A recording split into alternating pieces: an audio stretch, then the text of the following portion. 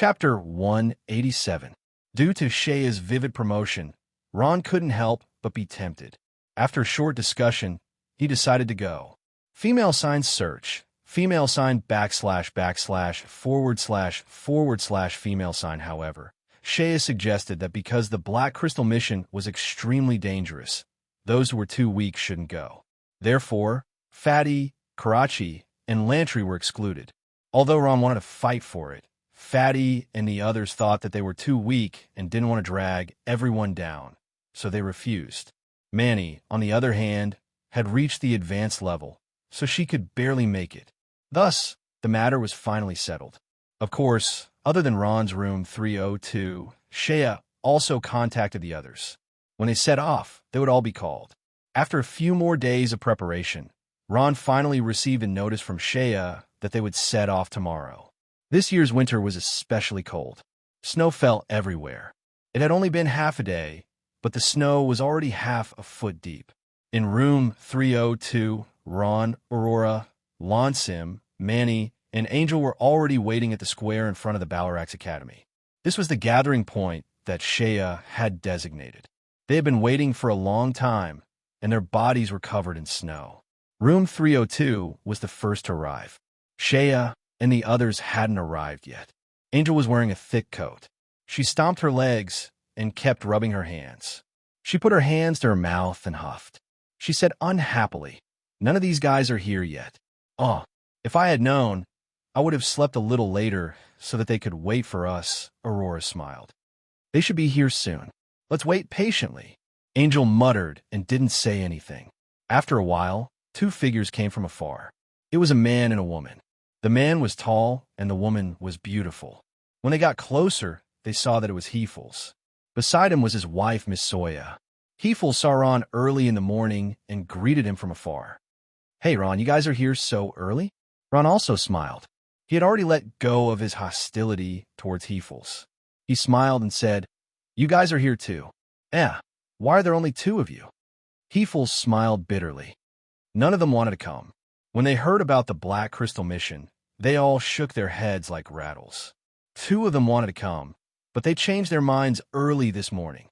Only now did everyone understand that this Black Crystal mission was more dangerous than they had imagined. Not everyone dared to come. Of course, the greater the danger, the greater the reward. Those who were adventurous would naturally not put the danger in their eyes. At this moment, Shea appeared with Kadena beside her. Of course, there was another person, Ifat, who had always been deeply in love with Shea. Ifat could feel Shea's coldness towards Mocklin. He thought that he would have a chance to get Shea, so he followed them. Shea teased as soon as she arrived. "Dorm 302 is amazing. There are actually 5 of you. I really don't know what to say. Are you guys fearless because you don't know anything? Or are you guys quite confident in your own strength?" Ron looked around. Sure enough, his dorm had the most people. Including him, there were 5 people. Hefels and his wife had come. However, the appearance of one person puzzled everyone. They saw Mocklin slowly walking over against the sky, full of snow. Everyone in dorm 302 tensed up. Their eyes revealed traces of murderous intent. Those murderous intents were directed at one person, Mocklin. Aurora's face darkened. "Shea, what is the meaning of this?" The entire Balrog's Academy knew that Mocklin and Ron were not on good terms. Mocklin had accepted the Holy See's order to assassinate Ron, but in the end, he failed. However, the relationship between the two was shrouded in a layer of shadow. It was only limited by the Academy's rules that they were not allowed to fight. If it were outside the Academy, Ron and Mocklin would definitely fight to the death. To be honest, Ron had always suspected that Mocklin was involved in the attack by the Holy See in the forest. Otherwise, it would not explain why the Holy See knew his whereabouts and just happened to appear here. When enemies met, their eyes would be exceptionally red. A trace of murderous intent appeared in Ron's eyes. He said coldly, "Shea, I think you owe me an explanation." Pornographic novels, the tense atmosphere between the two, made Shea feel a little awkward. She had made an appointment with Ron first, and Mocklin had pestered her to come along because he knew about it. Considering the grudge between Ron and Mocklin, Shea's initial attitude was to refuse. After all, putting two people with a grudge against each other in the same team would not be a good thing. If the two of them fought, then there was no point in doing anything. Shea did not want to get involved in the grudge between Ron and Mocklin. She chose not to help either side. However, Mocklin said something that Shea could not refuse. That was, he had already quit the Holy See and no longer accepted the mission to kill Ron. Therefore, Shea brought him along with her to give it a try. At this time, Mocklin took a step forward and said in a low voice, "Ron, I have something to tell you. Whether you believe it or not, I have already quit the Holy See." Mocklin did not say much, but everyone understood what he meant. Killing Ron was because of the Holy See's order. In addition, he was eager to perform meritorious deeds. Now that there was no such restriction, there was no such basis. Mocklin was telling the truth. He had indeed quit the Holy See. Perhaps it was the failure of the previous mission that caused Wharton's dissatisfaction. The matter of the Son of God was never mentioned again, and no one even took the initiative to contact him. Mocklin knew in his heart that he had been abandoned by the Holy See because he no longer had any value. So be it. If I don't become the Son of God, can I, Mocklin, stand out? In this world, there were many forces that one could rely on, but there was only one more Holy See.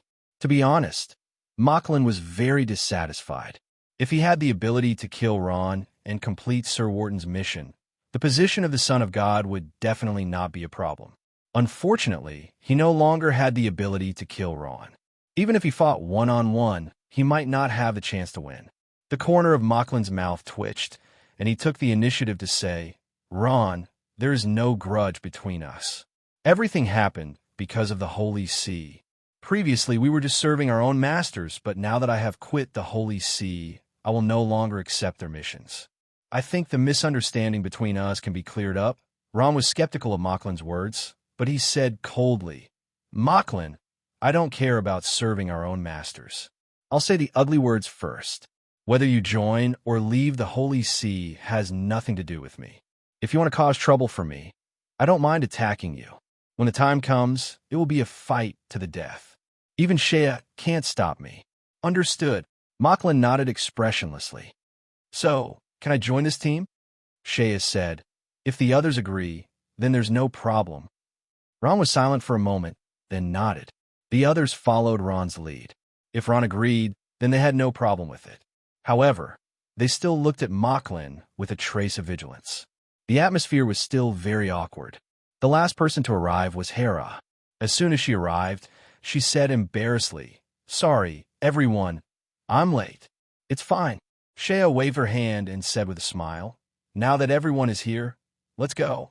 A group of 10 people left Ballarak's academy and set out for their destination. They were going to the Mercenary Union headquarters. No one was riding a horse or using any other means of transportation. For a professional mercenary, riding a vehicle was not a good habit. The places they were going to were inaccessible and extremely dangerous. Even a horse would not be able to cross over. The adventuring team thus set out on their journey. The Mercenary Union headquarters was very far away from Ballarak's. He thought it would take at least 10 days to half a month to get there, but they arrived in the afternoon of the same day. Shaya's method was also very simple. He went to a city not far from Ballarak's, found a mercenary station, and used the teleportation array in the mercenary station to directly teleport to the Mercenary Union headquarters. This was an eye-opener for Ron. He only had to close his eyes, and they would arrive at the Mercenary Union. It was inconceivably fast and convenient. However, although it was convenient, the price of using the space magic teleportation array was not cheap. According to the number of people, each person would have to pay 3,000 gold coins. The 10 of them had spent 30,000 gold coins in an instant, leaving Ron speechless. There was another way to get to the headquarters of the Mercenary Guild other than the spatial teleportation array, and that was to ride a trained giant eagle. The eagle trainer would take the eagle directly to the destination. As for the price, it was slightly cheaper, around 200 gold coins. The journey would take about 3 days and 3 nights. However, everyone here was rich and powerful. They were all elites participating in the top 4 of the Academy ranking tournament. These people wouldn't care about this small amount of money, and each of them paid for it themselves. As for Ron's dorm 302, he had won the championship and was filthy rich. There was no problem at all. Walking out of the teleportation hall of the Mercenary Guild headquarters, Ron was shocked by what he saw. The Mercenary Union headquarters was a super large city. It was 7 times larger than Balarax.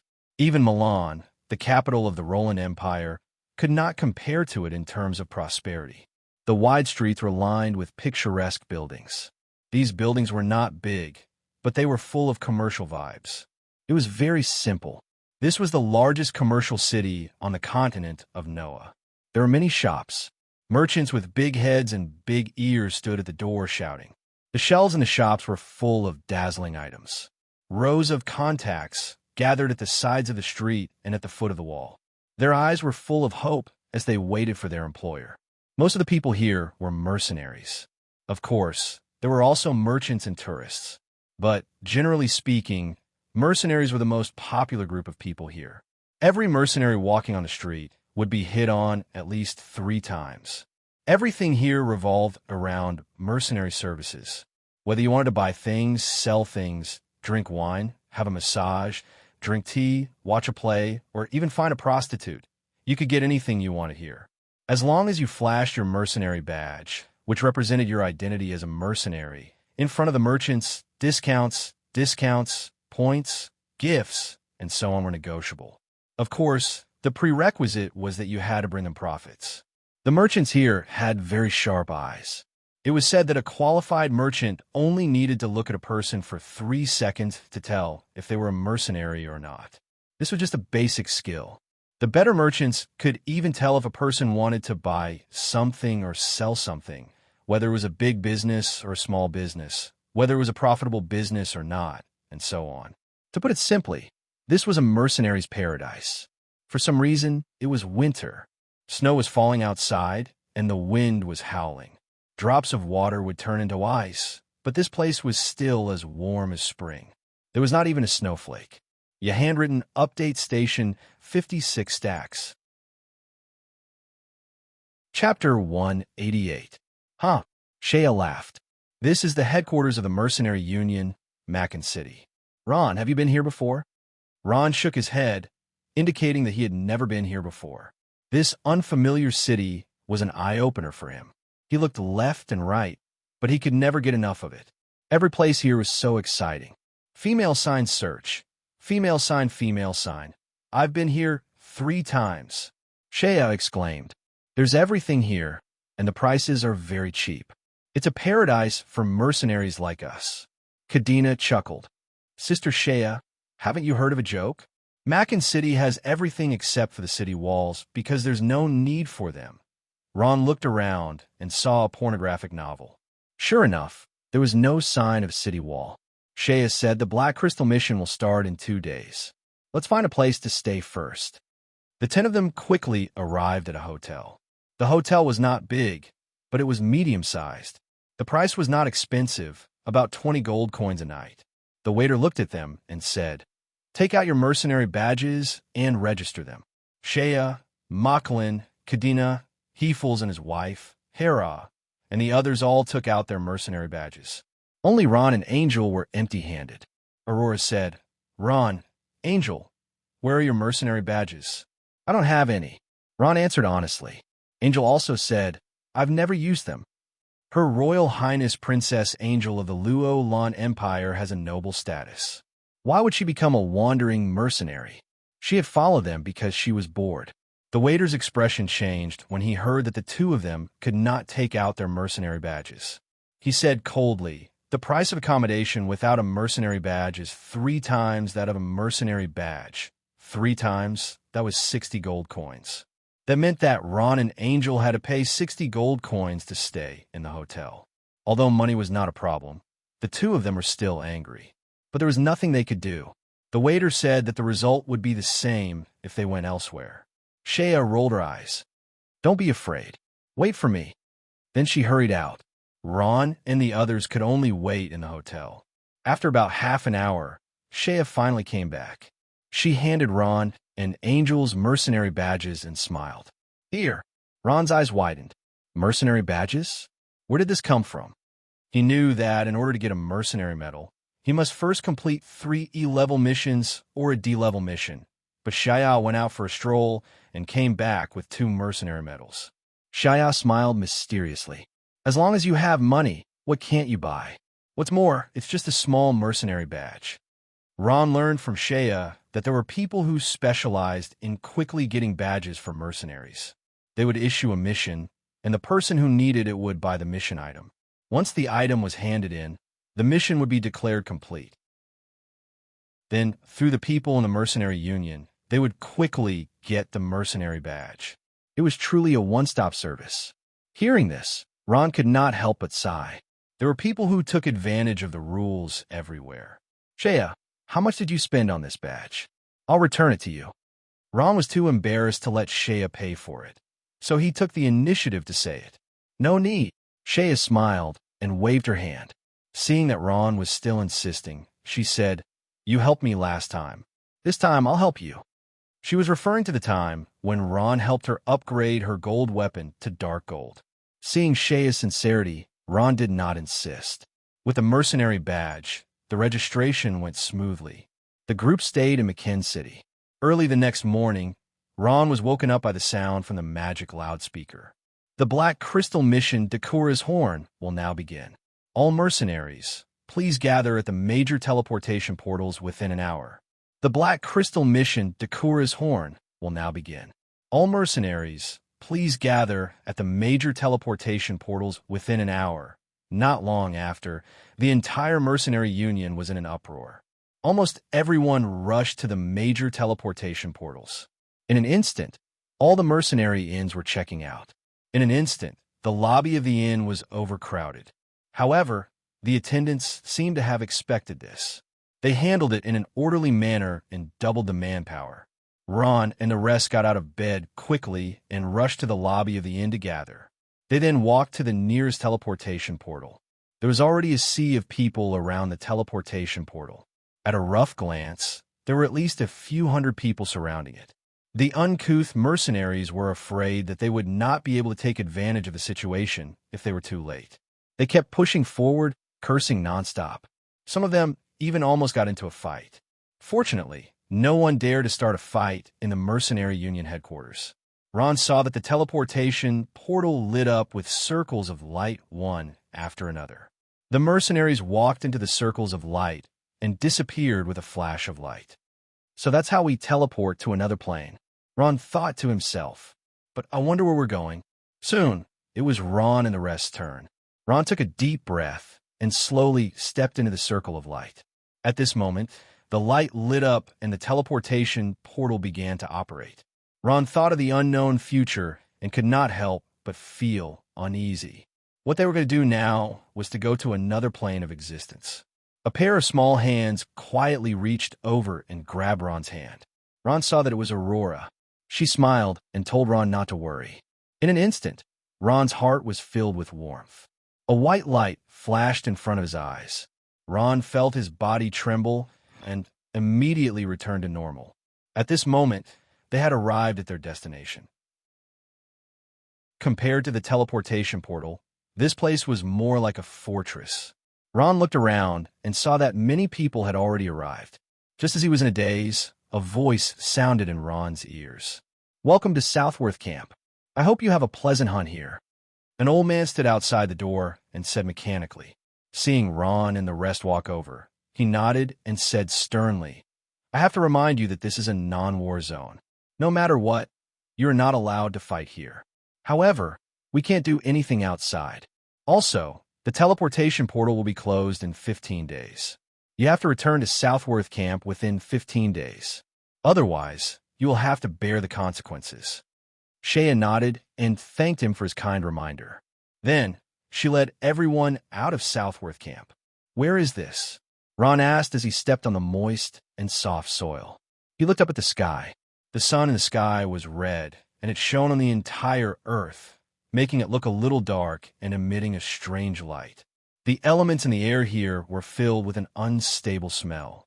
Moreover, Ron also felt a slight vibration from ground. Ron came to a conclusion immediately. This place is full of danger. Shea shook her head and said, "Who knows? This is a different plane of existence. I entered this world the last time as well. However, the place I appeared at was a huge wetland. The water was half a meter deep, and we had to step in the water all day. The sun was red in the sky, and the ground was gray. We were exhausted," Shea said with a bitter smile.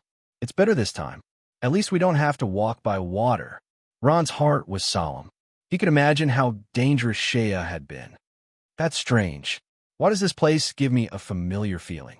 But this feeling, I can't describe it." Homelin's shadow appeared beside Ron and said with a frown. Ever since Homelin helped Ron defeat Sovereign, he had returned to the crystal coffin in the undead castle to sleep and recover his damaged soul force. He only knew what had happened after he woke up. Ron had almost walked through the gates of hell and was so scared that he broke out in cold sweat. At this moment, Mocklin muttered to himself, "Everyone, I have a suggestion. What do you think?" Everyone's eyes immediately turned to him. As you can see, this place is very dangerous. Not to mention the harsh environment. There are also ferocious beasts and powerful mercenaries. Our situation is very worrying," Mocklin said with a pained expression. "That's why I suggest that we need a leader to improve." Mocklin smiled and finally revealed his purpose. "TCH, I thought you were going to say something. Don't we already have a leader? It's Shea." Angel didn't like Mocklin at all. "Look at how Shea led us all the way here. She was overcautious and ran errands everywhere. She even got us mercenary badges. Other than her, who else can be the leader?" Mocklin seemed to have expected this.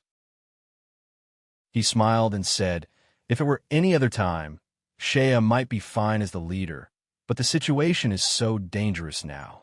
It's not very suitable for her to be the leader. After all, she doesn't have enough experience. Moreover, in Dormitory 787, I've always been the leader at the front." After saying that, Mocklin looked at Shea and said with a smile, "Isn't that right, Shea?" Shea's face was red, but she had to admit this fact. In the past, when the 787 squad went out to train together, it had always been Captain Merklin, and he had always done a good job. Hearing this, Kadena couldn't accept it. "Mocklin, what do you mean by that? Sister Shea is also a knight. She can also be the leader." The leader only needed to do two things. One was to stand in the front, and the other was to protect his teammates.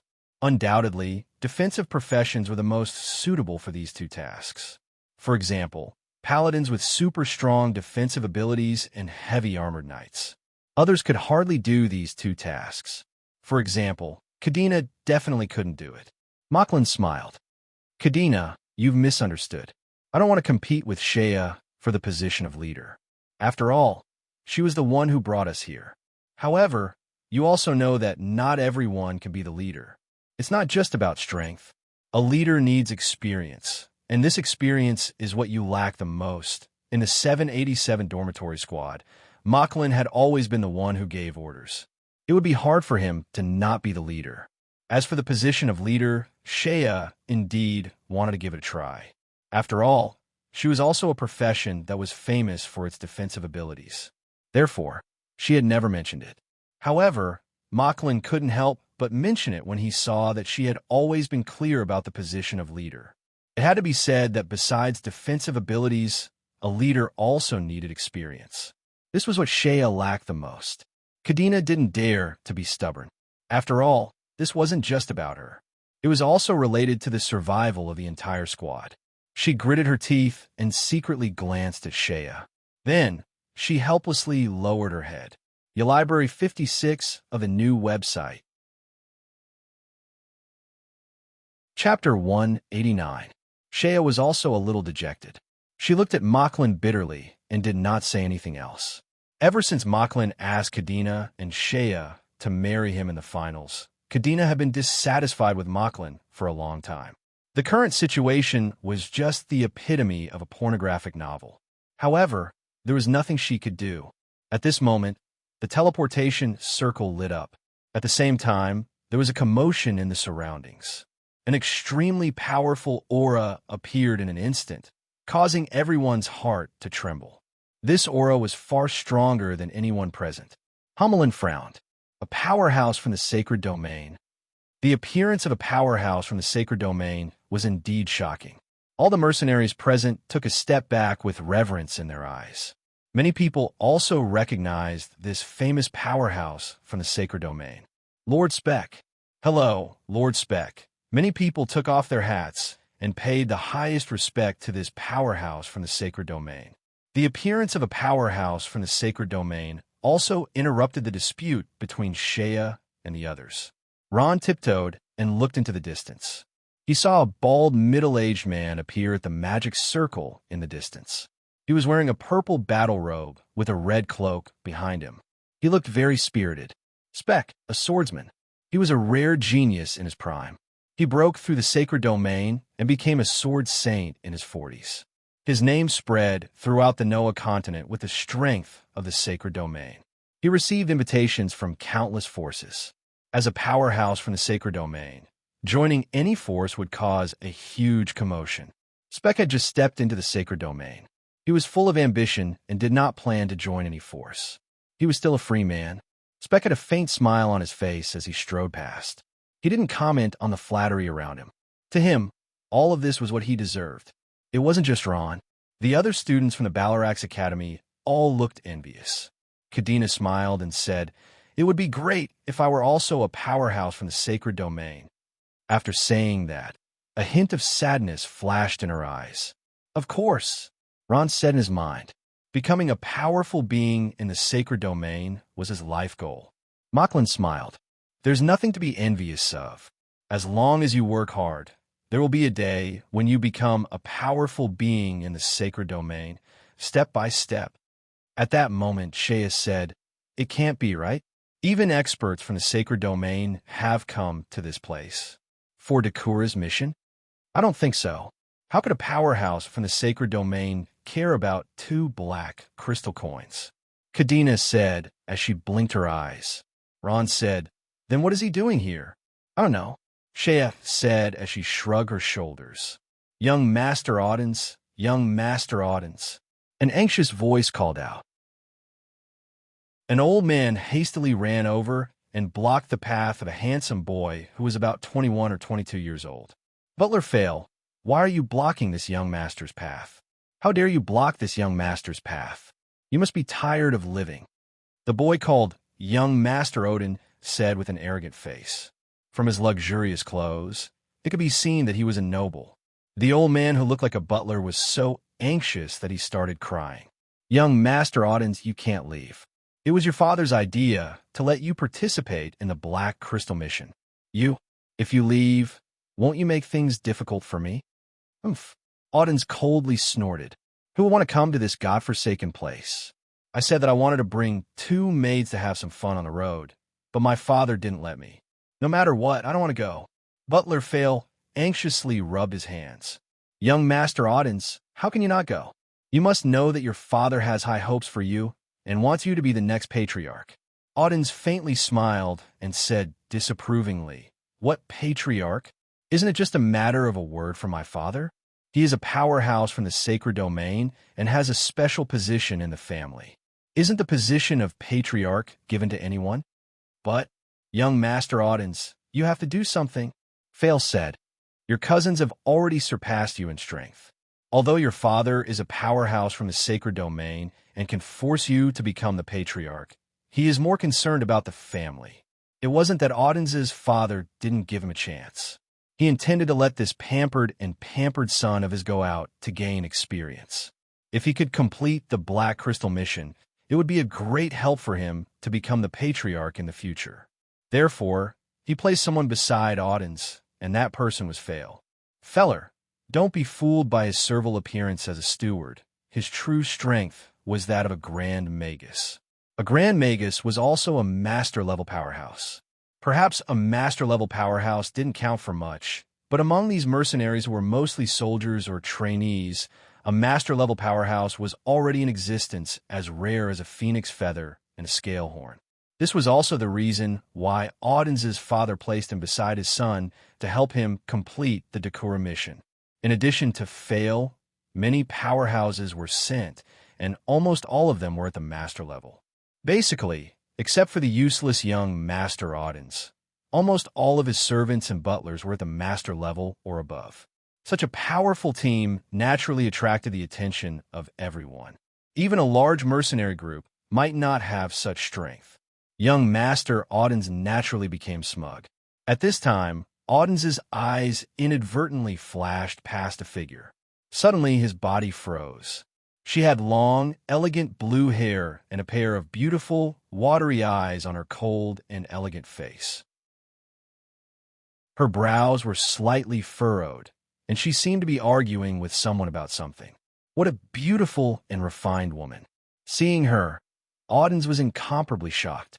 At this moment, even if the whole world was placed in front of him, he would disdain it because he was deeply captivated by that woman. That woman was Kadena. She didn't know that she was being watched, but she was defeated by Mocklin. Mocklin's eyes held a smile.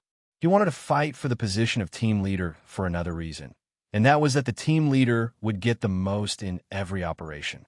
This was a rule that all mercenaries knew. After coming to this other plane, Mocklin knew that this time's harvest would not be small. He only needed to deal with Shea. Of course, he did not forget about the other person, Heefles. Heefles was also a knight. His mount was a tiger with long fangs. As a knight, he was also a suitable candidate to be the team leader. Mocklin smiled and said, "Heefles, what do you think? Me or you?" "It doesn't matter." Heefles cracked a smile. Ever since he lost to Ron, his personality had become much more restrained, and he no longer competed with others. After he calmed down, his strength had increased a little. He grabbed his wife's hand, and a trace of concern flashed in his eyes. "If you like it, then you can do it. I have no objections." Mocklin's face finally revealed a victorious smile. Among the three defense-type professions, he had once again taken the lead. The title of the Academy's #1 paladin seemed to have returned to him. At this time, he was a little smug and said in a clear voice, "Since no one has any objections, then this matter is settled." "Wait." Before Mocklin could finish speaking, Aurora's voice interrupted him. She slowly dragged out her words. A trace of anger flashed in Mocklin's eyes. He glared fiercely at Aurora and said indifferently, "Aurora, do you have any objections? Shea and Heefles have already given up on competing with me. Could it be that you, an archer, also want to be the team leader?" Mocklin's tone was full of ridicule. Aurora naturally could not be the team leader. At the very least, she did not have the ability to stand up for her teammates when they were injured. Moreover, as the team leader, she lacked some things, such as the paladin's provoke and the knight's taunt. These combat skills could attract the attention of strange beasts and make them give up on attacking their teammates. This was very important in a team battle. Aurora ignored Mocklin's ridicule and said with a smile, "Of course I can't be the team leader. However, you seem to have missed one person. Don't forget, he can also be the team leader." "Who?" everyone asked in unison. Not only Mocklin, but everyone else was interested. Who else could be the team leader? A priest? There were only 2 priests here. One was Rum, and the other was Heefles' wife, Miss Soya. Could it be them? Everyone could not help but look at the 2 of them and ponder. Who else could it be? Of course it's... Aurora smiled and slowly said name, Ron. This time, not only was everyone shocked, even Ron himself was shocked. He pointed at his nose and said, "Ah, me? Of course it's you, Ron. I think you're very suitable to be the team leader," Aurora said with a smile, her eyes full of encouragement. "Ha ha!" Mocklin suddenly laughed out loud. "Ron, who do you think you are? Yes, you're strong, but you can't be the team leader just because you're strong. Look at your small body. How many times do you think you can block the attacks of the exotic beasts? Ha ha! A necromancer as the team leader. I'm dying of laughter." Mocklin laughed a few times, but found that not many people laughed with him.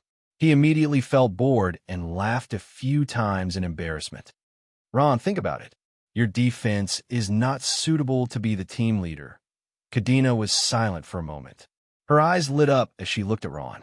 She muttered, "That's doable." "Gah." Mocklin was stunned for a moment. Then his face darkened. "You're not joking, right? This is an alternate plane. There are exotic beasts everywhere. It's impossible to not have an experienced team leader. When the time comes, will all be wiped out. Moclin's tone was full of intimidation. Aurora smiled mischievously and said, I think it's better for everyone to vote democratically. It'll be fair that way. I choose Ron to be the team leader. After saying that, she raised her hand high. Manny also raised her hand without hesitation.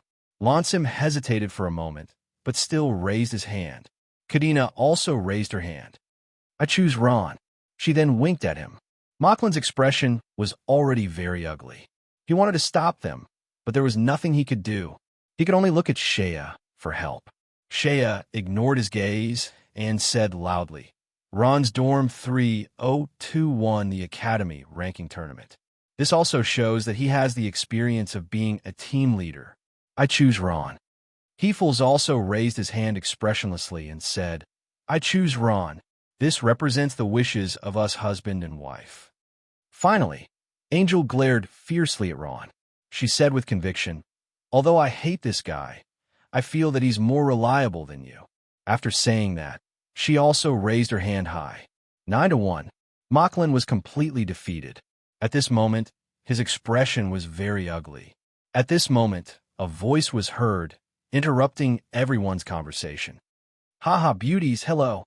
Library 56 of the mobile update station. Chapter 190. Everyone looked over and saw a luxuriously dressed young man. From his temperament, one could tell that he was a noble. Beside him stood a housekeeper. Search, Thetanet. However, this kind of young man was nothing in the eyes of those princesses. Noble, have you never seen one before? That young man's lecherous gaze made everyone uncomfortable. Angel rolled her eyes. Who are you? Don't I know you? That young man smiled, his eyes shooting out a lustful light. It doesn't matter if you don't know me. Don't you know me now? My name is Audens. You can also call me young Master Audens. How should I address all these beauties? He looked at the girls. Each one was more beautiful than the other, especially that girl with long blue hair. She was like a beautiful and pure angel that could not be profaned. Everyone understood when they saw that guy's lecherous look. This guy was hitting on the beauties, especially that Kadena. She was a femme fatale, so it was not surprising that she attracted this kind of crazy flirting. Moclin's face darkened. He scolded, Where did this bastard come from? Scram, this has nothing to do with you. When Audens heard this, he was unhappy. Who are you? How dare you speak to this young master like this? You must be tired of living. Fail also jumped out. Young Master Audens, do you want to kill this guy? When Moclin heard this, he flew into a rage. You old bastard, are you looking for death? After he finished speaking, he didn't even bother to greet them. Instead, he threw a punch straight at Feller.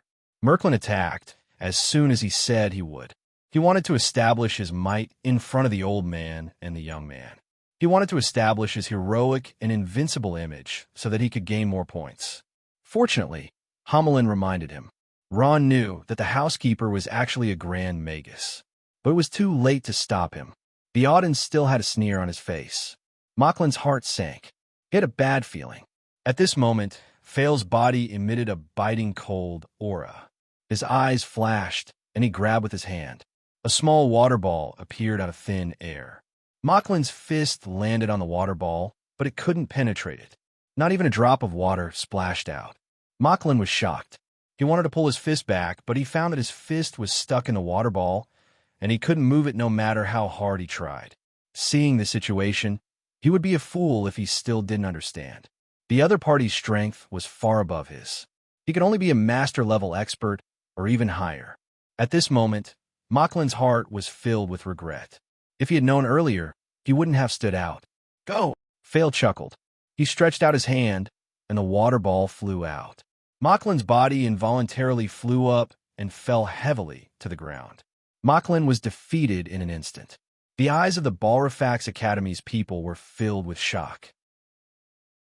They didn't think that a housekeeper would have such strength. Only a master-level expert could defeat Moclin so easily. At this moment, the Auden smiled. Fail, this guy spoke rudely. Teach him a lesson for me. Yes, young master. Fail nodded. He didn't seem to chant an incantation, but 3 ice bullets flew towards Moclin. Mocklin still hadn't recovered from his shock. He didn't have the consciousness to dodge. Just as the ice bullets were about to hit him, a black fog appeared in front of Mocklin. It waved its arm, and several beams of white light appeared. Boom, boom, boom. The ice bullets and the white light collided and turned into nothingness. This showed that this person had extremely high elemental control. The youth in the black robe slowly raised his black eyes and smiled. Master Fail, is there a need to be so ruthless to deal with a senior professional? The person who appeared in front of Mocklin and blocked the attack for him was Ron. At this moment, he calmly stood in front of Fail. His eyes were filled with confidence. He had seen through Fail's strength. Master, apart from Ron, everyone was shocked. A person with this title was naturally a Grand Magus. Mocklin couldn't hide the shock in his eyes. This unknown housekeeper was actually a master-level expert. A Water Grand Magus was actually a housekeeper of a family.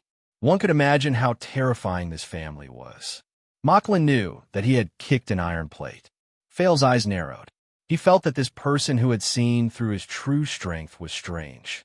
What was even stranger was that he couldn't see through the other's profession. This youth in the black robe looked like a magus, but it also didn't seem like one. He slowly opened his mouth. Interesting. You can see through my true strength. At this time, Ron's tone was cold. What do you two want? Auden's eyes swept over the beauties and stopped at Kadina's face. His eyes were full of naked desire. He smiled and said, Nothing. You 4 men can get lost. The women stay with this young master. Ha ha.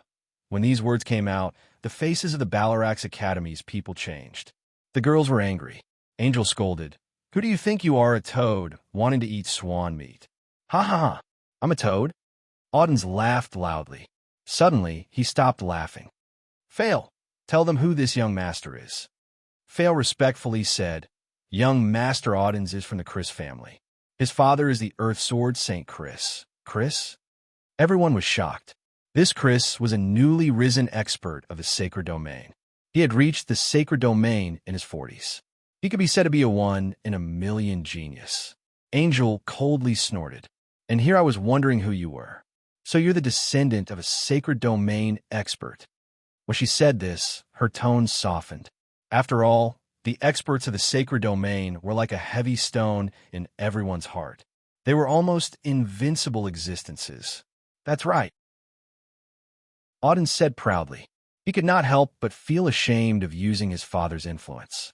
He chuckled and bowed. Beautiful ladies, I wonder if this Audens has the conditions to invite you to travel together. This young master is confident that he can protect your safety. Fail said indifferently, Ladies, I think you should obediently accompany young Master Audens here to train. He just said that if you are not willing to accompany him, he will go back. When these words came out, everyone was even more furious, especially when the other party's tone was filled with intimidation. The girls could not take this lying down, but they did not dare to do anything because of the other party's strength. Kadina coldly said, What if we say no? No. Fail raised his eyelids. He gently waved his hand, and several burly guards behind Auden surrounded the 10 people in the middle. He coldly said, Since you don't want to cooperate, then there's nothing more to say. Only then did everyone realize that the people wearing the guards' uniforms were actually masters. Seeing this scene, everyone sucked in a breath of cold air. In other words, any one of those guards could stand out and fight a group of people without blinking an eye. Now that they were surrounded, not to mention resisting, even escaping was a problem. Mocklin, Heefels, and Lonsim all lowered their heads, not daring to look at the eyes of those masters. The 5 girls' faces were full of fear. They realized the fate they might face in the future. This was a different plane world. Even if they cried for help, no one would pay attention to them. They regretted coming here. The atmosphere here was a little strange. Naturally, it attracted the attention of some passing mercenaries. However, when they saw those powerful masters, they all retreated. Auden's eyes narrowed into slits. He liked the feeling of having everything under control. Just when everyone lost the courage to resist, one person bravely stood out. Taking a deep breath, he held the bone staff in his hand. Black fog surrounded his body. His black eyes stared at everyone and said in an unquestionable tone, "You guys go first. I'll cover you." Everyone raised their heads and looked at Ron with astonishment.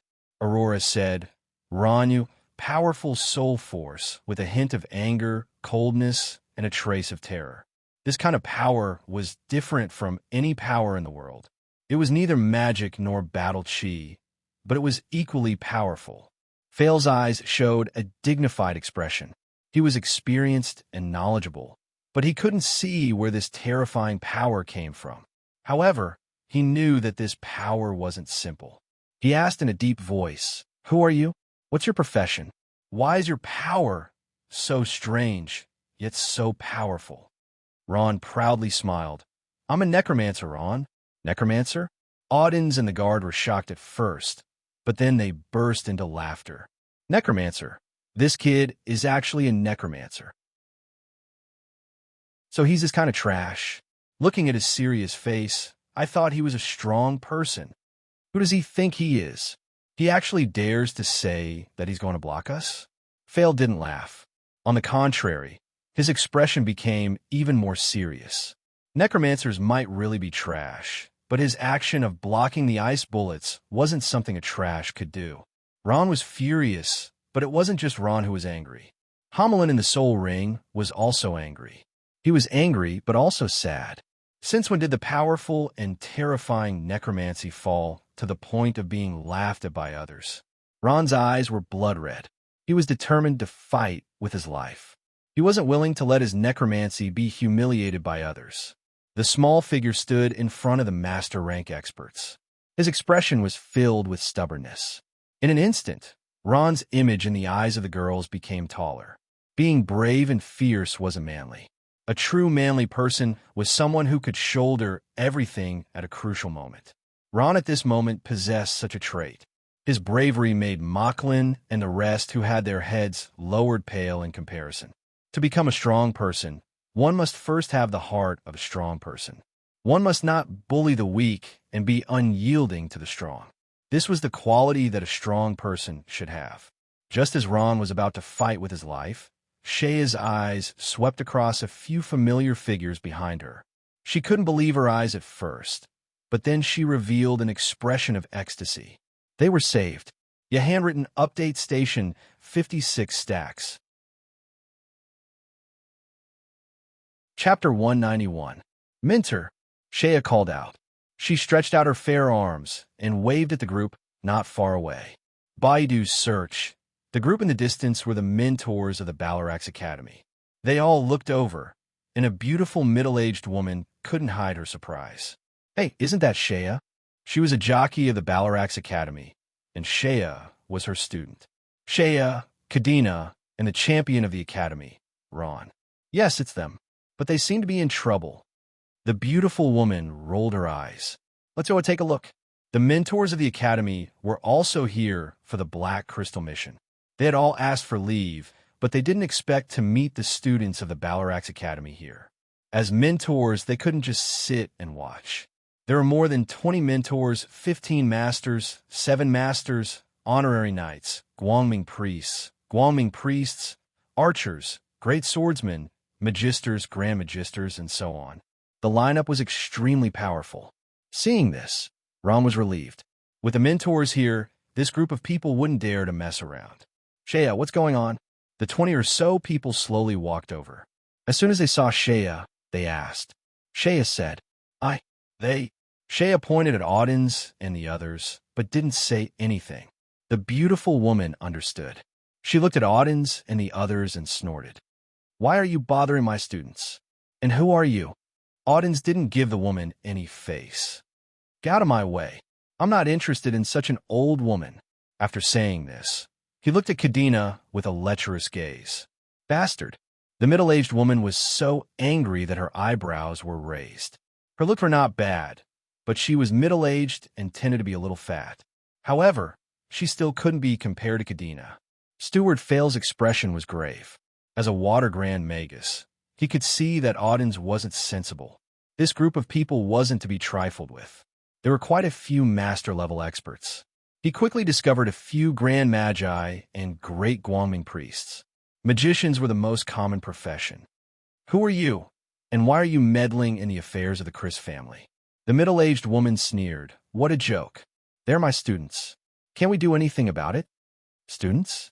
Fail's eyes flashed with astonishment. We are instructors from the Balarax Academy. The middle-aged woman directly revealed her identity, and, at the same time, fiercely glared at the young Master Audens who had spoken such malicious words.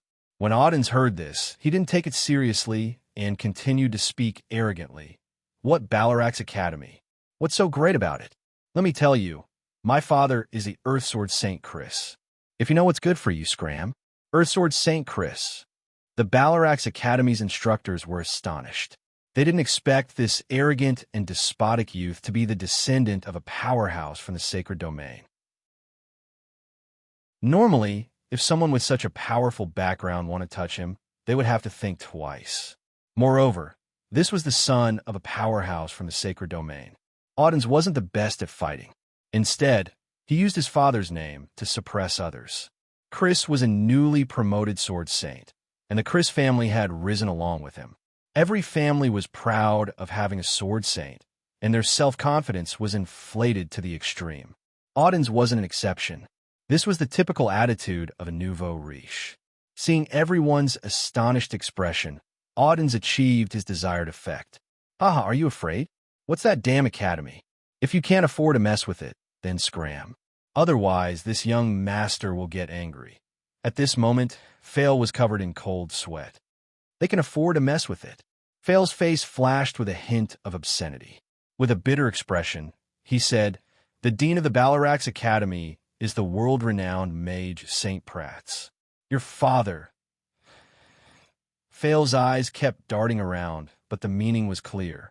His father wasn't a match for this person. He grabbed Audens' sleeve and said, Young Master Audens, don't say any more. Let's go. Audens was dumbfounded. He didn't expect his father's reputation to be so inferior. The middle-aged woman laughed. Oh, I was wondering who it was. So it's the son of Sword Saint Chris. I'll detain you now. Let's see if your father dares to go to the Balarax Academy and ask for you. The middle-aged woman dared to detain Audens, but she didn't dare to kill him. Her meaning was clear. It was fine to make a powerhouse from the sacred domain bow his head, but it wasn't good to make enemies. Sorry, huh? We have something to do. We'll leave first. Fail saw that the situation wasn't good and immediately wanted to retreat. He grabbed Audens and left, ignoring his struggles and cries. Audens came quickly and left quickly. Soon, there was no one left. Teachers, thank you. Shea sincerely thanked the teachers from the Balarax Academy. They were not only the students' guides, but also their protectors. If it wasn't for you, we wouldn't know what to do today, Kadena muttered. These people are too much. The middle-aged woman glanced at Kadena. If it wasn't for her charming face, there wouldn't be so much trouble. However, she didn't say it out loud. Instead, she smiled and asked Shea, Why are you here? Shea explained her purpose. They weren't here to participate in the Dakura mission. They were here purely to pick up scraps and train themselves. The silver-haired Grand Magus said, To be honest, you shouldn't have come for the Black Crystal mission. The silver-haired Grand Magus was telling the truth. With Shea's strength, he would only be able to complete a mission on the Noah continent and hunt an alien beast. Doing missions in other planes would be akin to courting death. Most of the people who came here were either powerful desperados or people with backgrounds like Odin's. There was a lot of money to be made here, and it was fast. 10 days to half a month might be the annual income of other mercenary groups, but they still had to think about whether they would have a life to spend it. However, seeing that Shea and the others were insistent, the silver-haired Grand Magus didn't stop them. It's good to have some experience. You will eventually walk the path of a powerhouse, but whether you can become one depends on how hard you train. I'll send you off for a while. Those guys might not give up yet. The silver-haired Grand Magus said slowly. Although his tone was indifferent, one could see that he cared about these students. Although he wasn't their mentor, he was still a member of the academy. The middle-aged woman said fiercely, If they dare to follow, we'll kill them. If we really fight, we're not afraid of them. Besides, they won't dare to do anything to the Balarax Academy. 15 master rank powerhouses and 7 master rank powerhouses. This kind of lineup filled the middle-aged woman's heart with confidence. Ron was very moved. The mentors of the academy were all good people. He bowed deeply and said, "Thank you, mentor." The silver-haired Grand Magus looked at Ron and smiled. "You must be Ron. I've seen your necromancy magic. It's very powerful. There's a reason why necromancy magic was so popular 100,000 years ago. Good luck." A simple sentence warmed Ron's heart. The mentors of the Balarax Academy quickly led Ron and the others away. On the way, they paid attention to whether or not the descendant of Sacred Swordsman Chris had followed them. In the end, they were very relieved. Faced with such a powerful group of mentors, they gave up on the idea of following them. This foreign plane was very strange. It was as if it had gone through a war. There were broken walls everywhere. Due to the erosion of time, many places had traces of weathering. Only an ancient wall would appear from time to time to show that this was once a bustling city. Everyone had a huge question mark in their hearts. Just what kind of place was this? When they arrived at a safe place, the silver-haired Grand Magus said, "All right, we'll split up here." Ron and the others looked at each other, thinking that they would only be a burden if they followed these mentors. What they wanted to do was different from what they wanted to do. They were here for Dakura's horn, while their goal was to pick up the scraps. "Yes, mentor." Everyone bowed deeply, showing their gratitude to the mentor for taking care of them along the way. The middle-aged woman looked at her student Shea with concern and nodded. "Be careful." Shea smiled. "Yes, mentor." Seeing the figures of the mentors slowly disappear into the darkness, everyone's eyes were filled with envy. When would they be able to have such strength? At this time, Mocklin said in a deep voice, "All right, now that we're safe, I think we should continue discussing the previous question. Who will be the leader?" Kadena rolled her eyes. "Didn't we vote democratically? Apart from you, all of us agreed that Ron is qualified to be our leader." Mocklin's gaze swept past Ron, and coincidentally, Ron's gaze swept over as well. Mocklin's heart trembled, but he still frowned and asked, "Ron, you have to think carefully. It's not that easy to be the leader. If you're not careful, the entire team might fall into eternal damnation." Ron's gaze slowly swept across everyone, and he said loudly, "To be honest, I don't know if I have the ability to be a good leader, but since everyone has chosen me, it means that everyone trusts me. I don't dare to say if I have the ability to defeat a strong enemy, but I can guarantee one thing. When danger comes, I won't abandon everyone and run away." Ron's words were powerful, and his eyes shone with strong confidence. For a moment, everyone fell silent. Clap, clap, clap. Someone started clapping. First, it was Aurora, then Manny, one after another. Kadena shouted, "Ron, good job. Ron, you can do it." Mocklin's face sank completely. He thought fiercely, "You can be proud now. Later, when the exotic beasts or other strong enemies come, you'll know that not every occupation is suitable to be a leader. Without a strong defense, you're just looking for death?" Ron smiled and waved his hand. He put down his hand and turned his gaze to Shea, asking, "Shea, where should we go now?" Handwritten update station 56 stacks. Chapter 192. Shea thought for a moment. "We don't have any fixed targets. Generally speaking, there are more exotic beasts in other planes.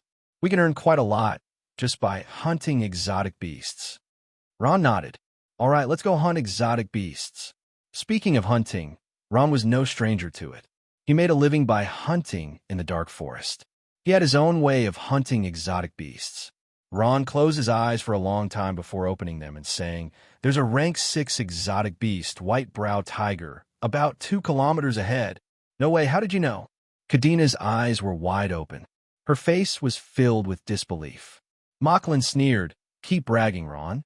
Look carefully. There's a large forest in front of us. There's nothing there. What white-browed tiger? Do you think your vision can penetrate it?" Everyone looked ahead. Indeed, The dense forest blocked their line of sight. They couldn't see what was ahead at all. I believe in Ron. If he says there's something, then there's definitely something. Aurora stood on his side firmly. At this moment, Ron frowned. It seems like that white-browed tiger smelled us. It's charging over. Quick, everyone get ready for battle. Ron ordered calmly. He took out the dark gold bone staff from his spatial bag. Except for Aurora, who obeyed the order and took out a weapon from the space bag, everyone stood there in a daze. Shaya said, Ron, do you have a fever? Where did this rank 6 white-browed tiger come from? Besides, how did you know? Kadena was also confused. Yeah, Ron, we haven't even seen the shadow of an exotic beast yet, and you're telling us to get ready for battle. Aren't you being a little too nervous? Angel curled her lips in disdain. I knew you liked to brag. Where did this exotic beast come from? Heful said, I believe in Ron. He won't say anything about this. He then took out his weapon, a dark gold grade mace. Ron muttered and waved his bone staff, causing the ground to tremble as a large number of skeleton warriors got up. Ron opened his eyes and said in a low voice, It's here. Roar. Following an earth-shattering roar, a 2-meter-tall, pitch-black tiger with eyes like copper bells appeared in everyone's line of sight. This strange beast's eyes were scarlet red, as if it had fallen into madness. It kept roaring as it approached. The most eye-catching thing was that this black tiger's forehead was snow white. This was where the name white-browed tiger came from. No way. There really is one? Everyone's eyes were wide open. At this moment, a rank 6 white-browed tiger was standing in front of them, but they couldn't help but believe it. Their eyes were filled with disbelief as they looked at Ron. A rank 6 exotic beast naturally wouldn't attract their attention. Everyone took out their weapons one after another. Kadena was surprised at first, but it soon turned into admiration. She asked with a smile, Ron, how did you know this guy was hiding in the forest? Let's deal with it first. We'll talk later, Ron said. He waved his bone staff and ordered the skeleton warriors to attack. At the same time, he held a bone spear in his hand and threw it out. Machlin's face was cold, but he was extremely sullen inside. He actually guessed correctly. Could it be that he had accidentally? Machlin wanted to rush forward and take advantage of the paladin's strong defense, but he was blocked by a group of skeletons ahead of him. The skeleton warriors were like a wall, surrounding the rank 6 white-browed tiger so tightly that not even a drop of water could pass through. The mages and archers in the back took advantage of this great opportunity to mercilessly bombard the white-browed tiger with spells. Kadena, Aurora, Angel, and Hera were all long-range attackers. At this moment, their spells and arrows were displayed to their greatest effect. They bombarded the white-browed tiger with spells, causing it to howl in pain. Ron was even more ruthless. He had summoned a group of skeleton mages at some point in time and was throwing spells at the white-browed tiger as if they were free. Lansim and Misoya stood quietly to the side, not participating in the battle. The only thing they needed to do was heal their injured teammates. The ones suffering the most were Machlin, Shea, Hefels, and Manny. As melee attackers, they couldn't intervene even if they wanted to. There was a group of skeletons in front of them, so they could only stand beside the mages and stare at each other. The white-browed tiger was a magical beast that had gone crazy. As soon as it arrived, it put its life on the line. Under the bombardment of spells, it didn't seem to feel any pain. It continued to roar and attack with its sharp teeth and long claws. From time to time, it would spit out powerful icicles. In the end, the rank 6 white-browed tiger was no match for the 8 advanced professionals. Finally, its injuries couldn't support its heavy body, and it fell to the ground with a thud. Phew! After the battle ended, everyone let out a long sigh of relief. The madness of this exotic beast still left them with lingering fear. Even though they were prepared, they still spent so much effort to kill this rank 6 white-browed tiger. It could be seen how powerful it was. A rank 6 white-browed tiger was very valuable. Not to mention the essence core in its head, even its fur, flesh, bones, and organs could be sold for a good price. They had just arrived in another plane not long ago, and they already had a good start. Everyone was very happy, but they felt even more strange. How did Ron discover this rank 6 white-browed tiger? After the battle, Shea asked casually, Ron, tell us honestly, how did you discover this fellow? Yeah, tell us. Don't be so mysterious, Kadena, Angel, Hera, and the other girls clamored, looking like they wouldn't give up until they got what they wanted. Inquiring about Ron's secrets had become their favorite hobby. Ugh. Ron's forehead was covered in cold sweat. These girls were too good at pestering people. Only Aurora was covering her mouth and laughing. All right, you guys watch. Ron nodded. He made a grabbing motion in the air, and soon, a black dot appeared in the distance. The black dot grew bigger and bigger, getting closer and closer. Only then did everyone see clearly that the black dot was a bird. That bird circled around Ron's head a few times before landing in Ron's palm, flapping its wings continuously. This bird doesn't seem like a real bird. Kadena opened her beautiful eyes wide, looking at it with interest. Ron nodded, gently stroking the bird's lifelike feathers. That's right, this is a scouting tool I summoned with my soul force. Its name is Crow, and it's my eyes. My soul force can connect to it in the sky, observing every movement on the ground. Oh, so that's how it is. Everyone's eyes were filled with amazement and envy. With this kind of magic, nothing on the ground could escape Ron's eyes. He will be the first to know anything. Necromancy magic is really amazing, Aurora said, looking at Ron with a smile. Yeah, Kadena said with a smile. Looks like choosing Ron as the team leader was the right choice. After saying that, she glanced at Mocklin proudly. Mocklin snorted coldly and turned his head away. He had to admit that with this scouting tool, they would have a great advantage in avoiding danger. If they encountered a weak exotic beast, they would kill it. If they encountered a strong one, they would quickly avoid it, ensuring the team's safety to the greatest extent. That's great. With Ron's tool, our chances of survival in other planes have increased by a lot. Shea said, clapping her hands. I don't need to fly in the sky to scout anymore. Ron smiled and raised his hand lightly. The crow flew up into the sky and pierced the clouds. All right, let's continue on our way. With Ron's crow scouting in the sky, hunting became much easier. They had the advantage of being the first to discover and take action. In just half a day, they killed another 3 rank 5 exotic beasts and 8 rank 4 exotic beasts. Compared to the Noah continent, there were indeed a lot of exotic beasts here. Encountering 1 or 2 of them was an exception. Most of them moved in groups of 3 to 5. It wasn't strange to see a large group of exotic beasts of the same species gathering together. Ron's group had encountered a large group of rank 4 giant wild boars and had no choice but to retreat. Such a large group of exotic beasts wasn't something they could handle with a few of them and their strength. Over the past few days, Ron's group had gained a lot. More than one spatial pouch was filled with the corpses of exotic beasts.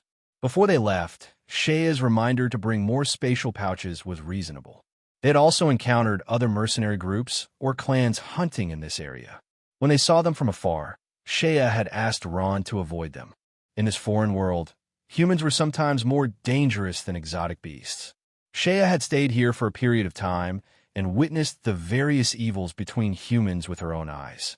The thoughts of humans were far more complicated than those of crazy exotic beasts. A few days passed very quickly. Ron's group arrived at an unfamiliar place. This place looked like an abandoned city. Traces of buildings could be vaguely seen among the broken brick pillars. The ground was covered in weeds, and in the sky, the fiery red sun was roasting the earth.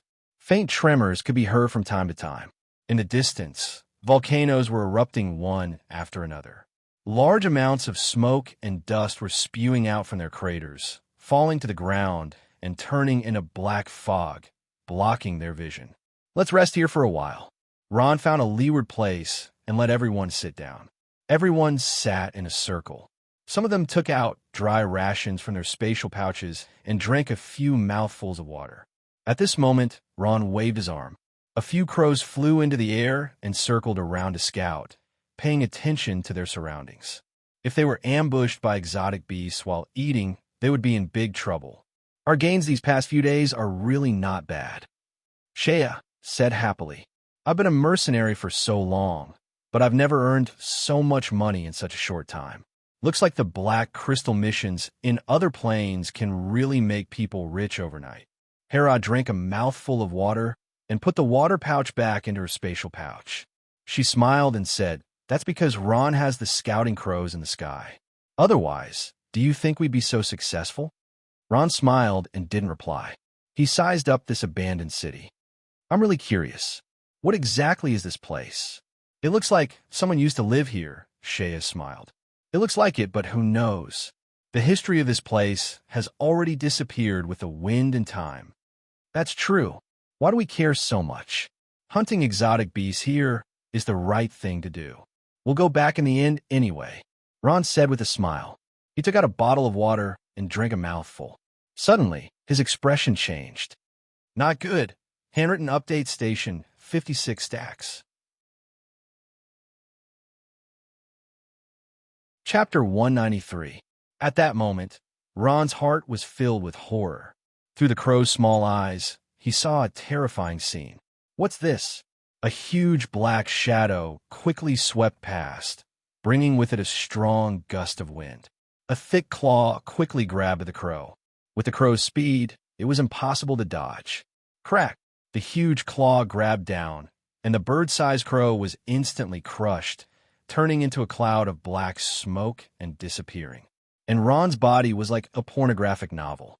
As soon as he moved, his eyes became pitch black, and he couldn't see anything. Ron was overwhelmed with shock. What kind of monster is this? What's with that terrifying aura? Ron's forehead was dripping with cold sweat. "Ron, what's wrong?" Aurora asked with concern. Ron suddenly stood up. "Not good. Let's hurry. Leave this place. What's wrong?" Kadina also stood up and asked. "Don't ask, hurry. It'll be too late if we're late." Ron hurriedly said to everyone as he quickly packed up the space bags that were thrown on the ground. Everyone looked at each other and chose to believe in Ron. They quickly stood up, packed up everything as fast as they could, and ran with Ron, quickly leaving the place. The monster in the sky roared angrily, as if it knew that it had been played. Just killing the scouting puppet was of no use. Ron led everyone to lie down on a pile of ruins, hiding behind a rock. He looked at the sky nervously and held his breath tightly. At that moment, a roar came from the sky. Immediately after, a huge black shadow broke through the clouds and quickly pounced on the ground. With a boom, a monster fell from the sky. The place where Ron was sitting and resting was already in a mess. The shattered ground spread out like a spider web. Everyone couldn't help but be overwhelmed with shock. If Ron hadn't brought them away from the place, just this alone would have taken everyone's lives. "Ron, this. Kadina was flabbergasted and speechless. Ron gritted his teeth. "It was this monster that destroyed my crow and followed its scent all the way here." The monster was emitting a terrifying aura. It was about 7 meters long and 4 meters tall. It was like a lion with 4 strong claws, a long tail, and a body covered in hard fur. There were 2 intimidating horns on its head that were like sharp swords, and there was a pair of fleshy wings on its back that were constantly flapping up and down. He looked a little like Griffin, but was much more terrifying than Griffin. From afar, he looked like a flying lion. Dakura, Shea's voice was trembling, and her teeth were chattering nonstop. Her pretty face was filled with fear. This was the legendary 10th level exotic beast, Dakura. The 2 sharp horns on the head of this giant beast were the item of this black crystal mission, the horns of Dakura. Facing such a terrifying exotic beast, it was already very good to be able to stand in front of it without trembling, let alone complete the mission.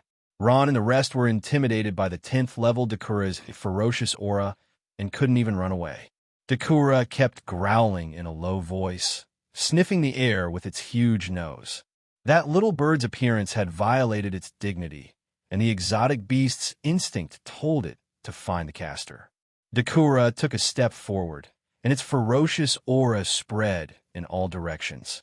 The 11 people hiding behind the rock broke out in cold sweat as Dakura got closer to them. Dakura sniffed to the east and to the west, slowly finding the right direction and approaching step by step. Ron was shocked. "Oh no, it's going to discover us." Shea gritted her teeth and said this. "Dakura's sense of smell is very strong. If this goes on, we'll be discovered sooner or later. Let's run. We can't escape." Ron shook his head. "Don't forget this guy can fly, and it's very fast. We can't outrun it." "Then what do we do now?" Kadena said in a trembling voice. At this moment, she felt that death was so close to her. "There's no other way." Ron gritted his teeth, and a trace of determination flashed in his eyes. "I'll do my best to delay it, and then you guys run. Don't hesitate. Run as fast as you can." "No." Aurora grabbed Ron's sleeve, her eyes red. "I can't let you take the risk." She knew very well what it meant for Ron to stay. Facing a fierce level 10 exotic beast, Ron was like an ant in front of it and would be easily squashed to death by Dakura. Ron said in a low voice, "This is better than all of us dying here. Even if I want to escape, I'm afraid I can." To be honest, Ron did not have much confidence in himself. He could only hope that Grandpa Homelin would be able to control his body and escape. However, Ron did not want Grandpa Homelin to worry about him until the very last moment. He knew that Grandpa Homelin's spiritual energy was very weak now. After every battle, his spiritual energy would be greatly depleted, and he would have to return to the crystal coffin to sleep again. Ugh! Kadena closed her eyes in despair and lay on the ground. "It's coming over!" Roar! Dakura finally discovered Ron and the others, and it let out a deafening roar. At this moment, a commotion was heard from afar. "Dakura is here! Kill!" A mercenary group suddenly appeared out of nowhere. This mercenary group was extremely powerful. Not only were there masters, but there were also quite a few masters. They launched an attack on Dakura. Dakura's horn was just that maddening. A huge fireball instantly blasted Dakura's body, causing it to howl in pain. It abruptly turned around, its blood-red eyes fixed on the weak humans. To it, these humans were indeed too weak. Roar! Although Dakura was unconscious, it was incomparably furious. It spread its huge wings and flapped them, rising into the air. Following that, it opened its mouth and fired fireballs one after another. Boom! Boom! Boom! Magic exploded in the mercenary group, and many of them were injured. At the same time, the mercenary group retaliated. The Grand Magi, Magisters, Archers, Shooters, and other ranged professions in the mercenary group began to display their prowess. Spells were released one after another, bombarding Dakura's body like raindrops. Were finally saved. It was as if they had escaped the torment of death. In just a few short seconds, it was as if they had experienced life and death. At this moment, Ron's back was drenched in cold sweat, and he was panting heavily as he flipped over and lay on the ground. Everyone had a look of relief after escaping death. If not for the mercenary group's timely arrival, none of them would be alive now. Battle Bear Mercenary Group, all of you charge. War Bear was considered famous in the Noah continent. Apart from the lack of sacred domain powerhouses in their group, they had plenty of masters. Their leader was a master, a radiant knight. He was a bald man in his 40s. He held a scepter in his hand and shouted loudly, commanding the War Bear to retaliate. At this moment, Dakura suddenly pounced and quickly closed the distance. Its huge claws stretched out, and a poor mage was instantly torn in half. Roar! At this moment, Dakura was completely enraged. It opened its mouth and picked up a swordsman. Its sharp teeth bit down, and the swordsman did not even have time to cry for help before half of his body was swallowed into its stomach. A swordsman, a master, could not even resist in front of a level 10 beast. The ferocity of the level 10 beast shocked everyone. Many of them showed extreme horror in their eyes. It was obvious that this beast was not so easy to deal with. The bald man saw that things were not going well. His expression was extremely ugly. The ranged professions were fine, but none of the melee professions could withstand a single attack from Dakura. If this continued, not to mention Dakura's horn, it was not impossible for the whole group to be wiped out. Who is the great Guangming priest? Bless me with divine protection. Bless me with haste. Heal me. The bald man gave a dozen orders in one breath. At this moment, the mercenaries buffed him one by one. His defense and attack power soared. The bald man took a deep breath and took out a bottle of wine from his space bag. He gulped down a few mouthfuls, then threw the bottle on the ground. Damn it, for 2 black crystal coins, I'll give it my all. After saying that, he let out a furious roar and raised a shield to charge at Dakura. Roar! Dakura let out a low growl and extended its huge, sharp claws to attack the bald man. Boom! An earth-shattering sound rang out. A powerful force exploded at the point of contact. White flames spread out violently, and smoke and dust rose into the air. A burly figure appeared under Dakura's huge claws. The bald man gritted his teeth and resisted Dakura's huge front claws. Everyone in the mercenary group was stunned. Even Ron and the rest who were watching from afar were stunned. No one expected someone to be able to withstand this beast's attack. At this moment, a loud cheer came from the mercenary group. All hail the leader! Good job, leader! Leader is too awesome. He actually blocked Dakura. Praises were endless. The bald man cursed fiercely and said angrily, "Damn it! Why are you still shouting here? If you don't save me, I'm going to die." Only then did the mercenaries come to a realization. In an instant, rays of white light lit up on the bald man's body. The great Guangming priest's healing skills were terrifying, and the bald man's injuries were healed in an instant. The attack began once more. Beautiful spells blasted at Dakura. The warriors, knights, paladins, and other close-range professions pounced on Dakura, surrounding it and slashing at it. Dakura's body was covered in wounds one after another. This is really too powerful. The scene of the Battle Bear mercenary group encircling and killing the level 10 exotic beast shocked Ron and the others. What was bravery? What was cooperation? What was hunting? These were all very well interpreted by the Battle Bear mercenary group. No matter how powerful a level 10 beast was, it could not withstand such torment. Dakura howled and spat out a pillar of fire from its mouth. The raging flames engulfed the surroundings and continued to spread outwards. "Quick! Quick, dodge!" The bald man anxiously shouted. "Priest, priest, quickly heal our injured brothers." The bald man shouted a little too late. The weaker mercenaries were instantly engulfed by the raging flames and turned into charcoal. The bald man was heartbroken. At this moment, Dakura shrieked and flapped its huge wings. Its body slowly rose into the air. With a tilt of its head, its body shot up like a rocket and disappeared into the air. Handwritten, Update Station, 56 stacks. Chapter 194. Dacula had escaped. Everyone in War Bear stared blankly at the sky. Dacula was nowhere to be seen. The bald man spat out a mouthful of saliva and cursed. "Damn it. Aren't all exotic beasts so crazy that they've lost their minds? That bastard actually ran away. What the hell?" Another mercenary said calmly. Gue said that some exotic beasts have a trace of consciousness due to their instincts. If that's the case, it wouldn't be strange for them to escape. Bah! The bald man cursed. "Damn it. We've been working for nothing for the past few days. We didn't even touch a hair of Dacula's." The mercenary asked, "Captain, should we give chase?" "Give chase?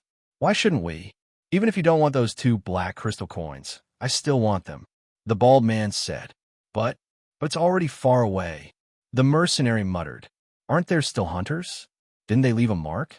"Oh, they did. Then what are we still talking about? Get ready to give chase." "Damn it. I'm going to break off that Dacula's horns." The bald man cursed.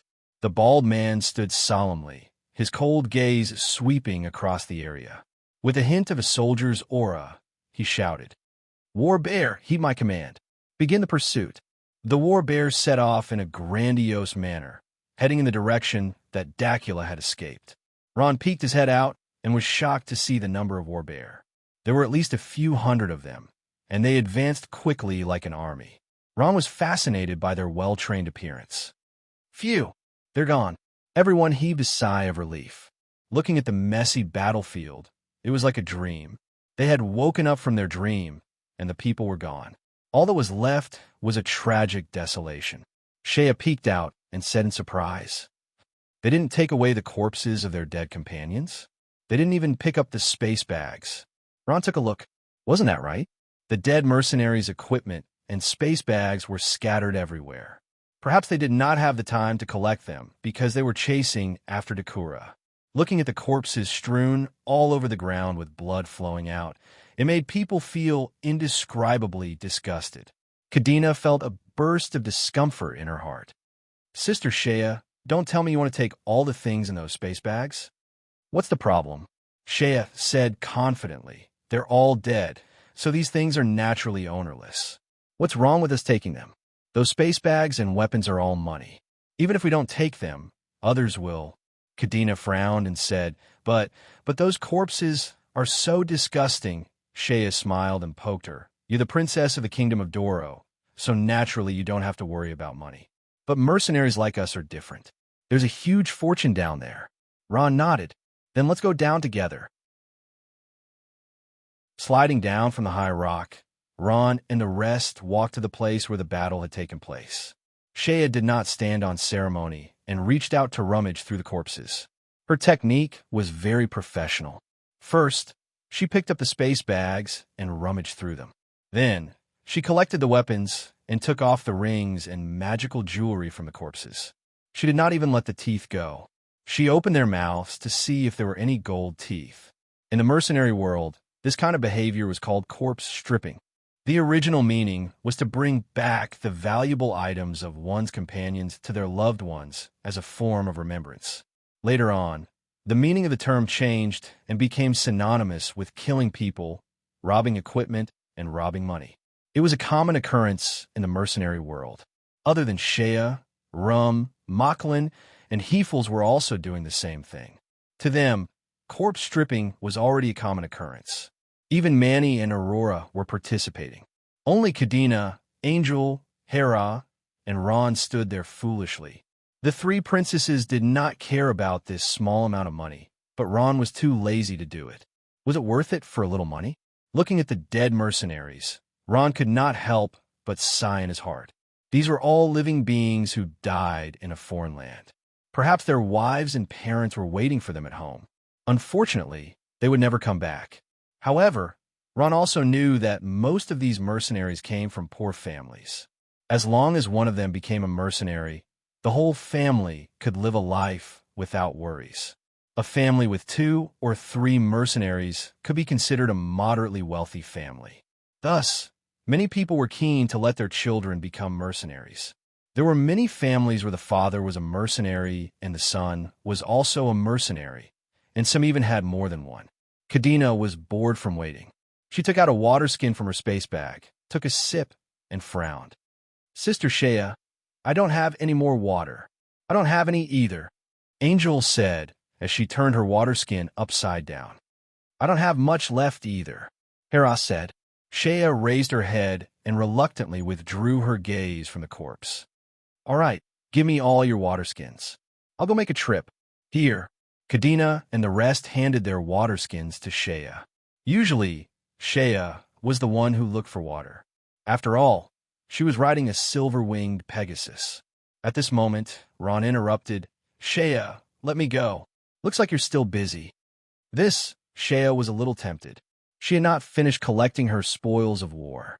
"I know where there's a water source." Ron had already taken the water skin from Shea with a smile. At the same time, he summoned a skeletal warrior and rode on it. "I'll be back in a while. I think you guys should be done by now." Shea nodded. "That's good too. Be careful." Ron nodded. Plop, plop, plop. The skeletal warrior's feet made a sound as it quickly went far away. The results were quickly counted. There was a large amount of equipment and jewelry taken from the War Bear mercenary group. However, there were less gold coins. It was said that when mercenaries went out on a mission, they wouldn't bring much gold coins. They would leave the gold coins at home or in the mercenary union, in case they died and left some for their families. The mercenary union had also introduced a rule. If a mercenary died on a mission or there was no record of him within 3 years, Then the money he saved would be sent to his home according to the original address. This was a very humane rule. The mercenary union was very considerate of the mercenaries. Naturally, this rule was supported by the mercenaries. Even the most rebellious mercenaries would not dare to cause trouble in the mercenary station. While they were talking, there was a sound of footsteps. A large group of people appeared in front of them. There were at least 50 to 60 people. They seemed to be well-trained and immediately surrounded them. "Be careful," Shea whispered as she signaled everyone with her eyes. Heefels frowned. At this moment, he felt that the other party had intentionally or unintentionally surrounded them. By the time he realized it, their escape route was already blocked. "Who are you?" Shea asked. At this moment, a man stepped out from the crowd. He was a lean, middle-aged man with a friendly look on his face. However, his slender eyes flashed with a cunning light from time to time. He slowly asked, "Who are you?" Shea took a deep breath and calmed herself down. "We're just mercenaries passing by." "Mercenaries passing by?" That lean, middle-aged man slightly narrowed his eyes. He sized up Shea's exquisite face and devilish figure. His eyes revealed a trace of surprise.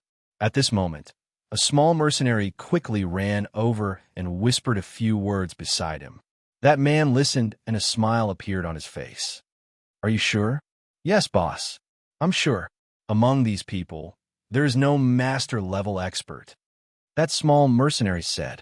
He giggled and revealed a trace of lustful light.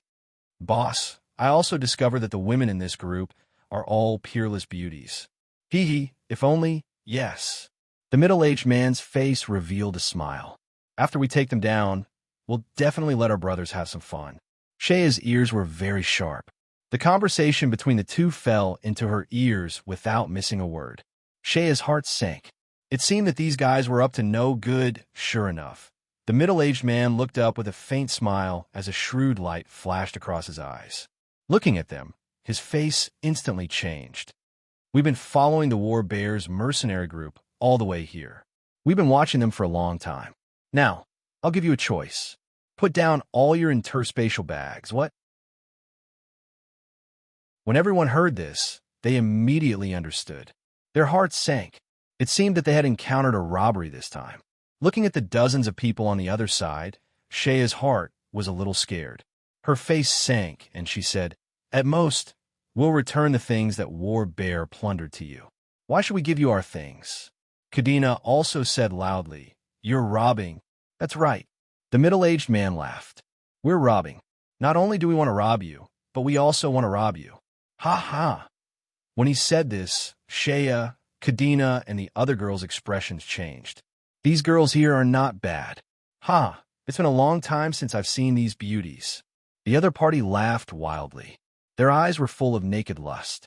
They couldn't wait to kiss these beauties in front of them. Shea was shocked and angry. "Are you still a mercenary group? How are you different from a bandit group?" The small mercenary beside her laughed and said proudly, "That's right, we're a bandit group. Maybe you haven't heard of our mercenary group. We're the Hyena Mercenary Group." The middle-aged man's eyes flashed fiercely. He slapped the small mercenary's face and scolded, "Shut the F***CK up." The small mercenary knew that he had said something wrong and exposed his identity. He covered his face and whimpered a few words. "Hyena Mercenary Group?" When Shea heard this, she was shocked. She had heard of the Hyena Mercenary Group before. It was a notorious mercenary group. They used to be a bandit group. Later on, they changed their name and became a mercenary group. A handwritten update station 56 stacks. Chapter 195. Unlike other mercenary bands, they didn't accept any missions. Instead, they figured out another way to make a fortune. Li Xiaoli said Li Lan Shi instead. They chose to target lone mercenaries or smaller bands. Once they had a clear target, they would swarm them, killing the men and raping the women. In short, they didn't leave anyone alive. Their actions had already caused public outrage, but they were swift and ruthless. After they were done, they would scatter like birds and beasts, pretending to be ordinary people or ordinary mercenaries to fool the public. They would only appear after the limelight had passed. leaving the other mercenary groups helpless. Thus, they were given the name Hyena. Over time, this became the name of the bandit group, and their leader was simply called the Hyena Mercenaries. The Hyena Mercenaries weren't strong, so they were extremely careful in their actions. They didn't even call their targets by their names, choosing to call them by their nicknames. They'd rather observe and probe their targets from afar than act rashly. But once they decided to act, they'd eliminate them with lightning speed. This was one of the reasons why they'd succeeded so many times. In fact, Ron's group had already been targeted by the Hyena Mercenaries when they were dissecting the corpses. They'd observed them for a long time, and only acted when they were certain there were no adepts. Their carefulness and patience far exceeded what most people could imagine. The Hyena Mercenaries had more than 20 high-ranked professionals, while the rest were mid-ranked professionals. In their eyes, this was enough to deal with the Balarax Academy. Don't waste time with them. Go kill them. The middle-aged man was the mysterious leader of the Hyena Mercenaries. He waved his hand impatiently, realizing that he'd spoken too much today and even exposed his identity. This had never happened before. When the battle was unavoidable, striking first to gain the upper hand became the only choice. Do it. Shea's almond-shaped eyes widened, a glimmer of light flashing in them. In the blink of an eye, powerful fiery impetus erupted from her body.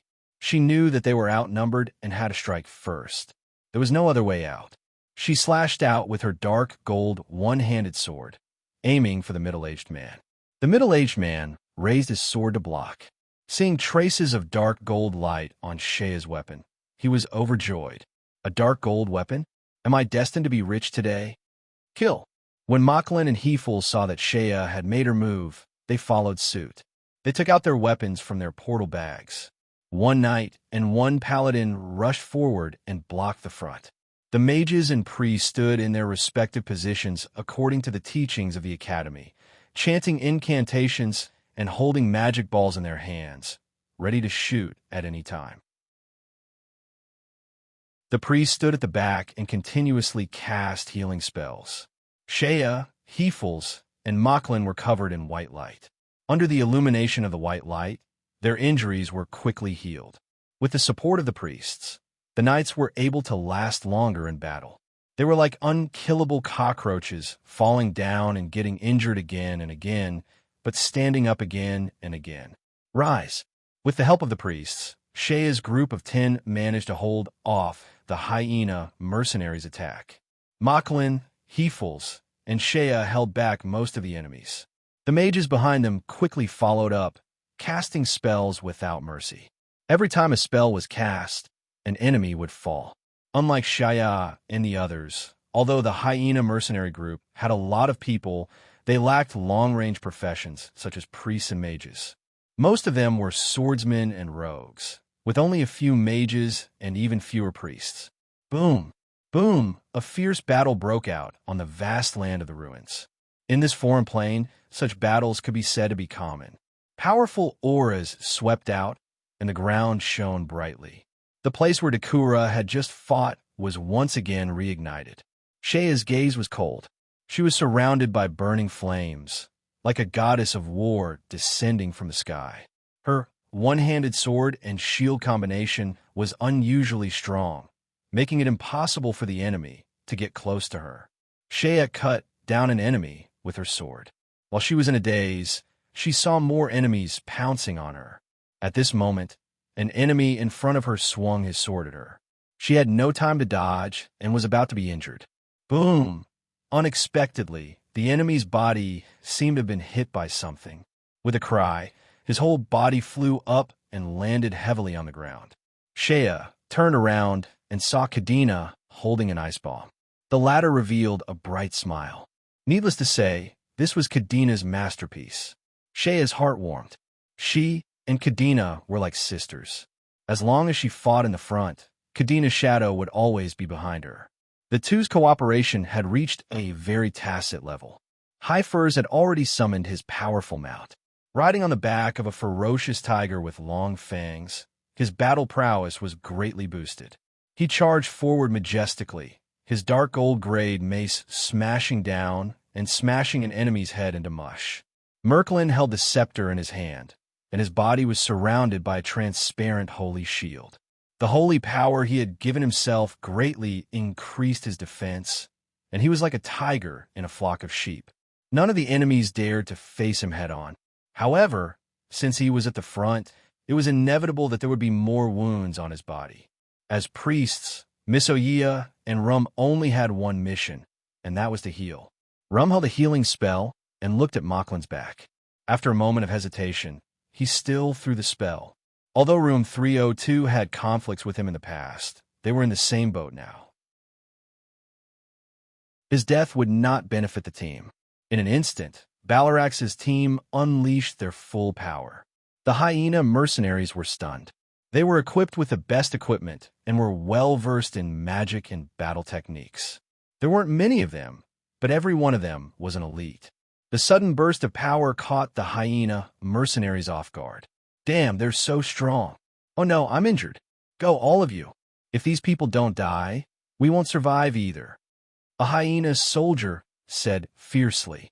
However, the leader of the hyena mercenaries was very cunning.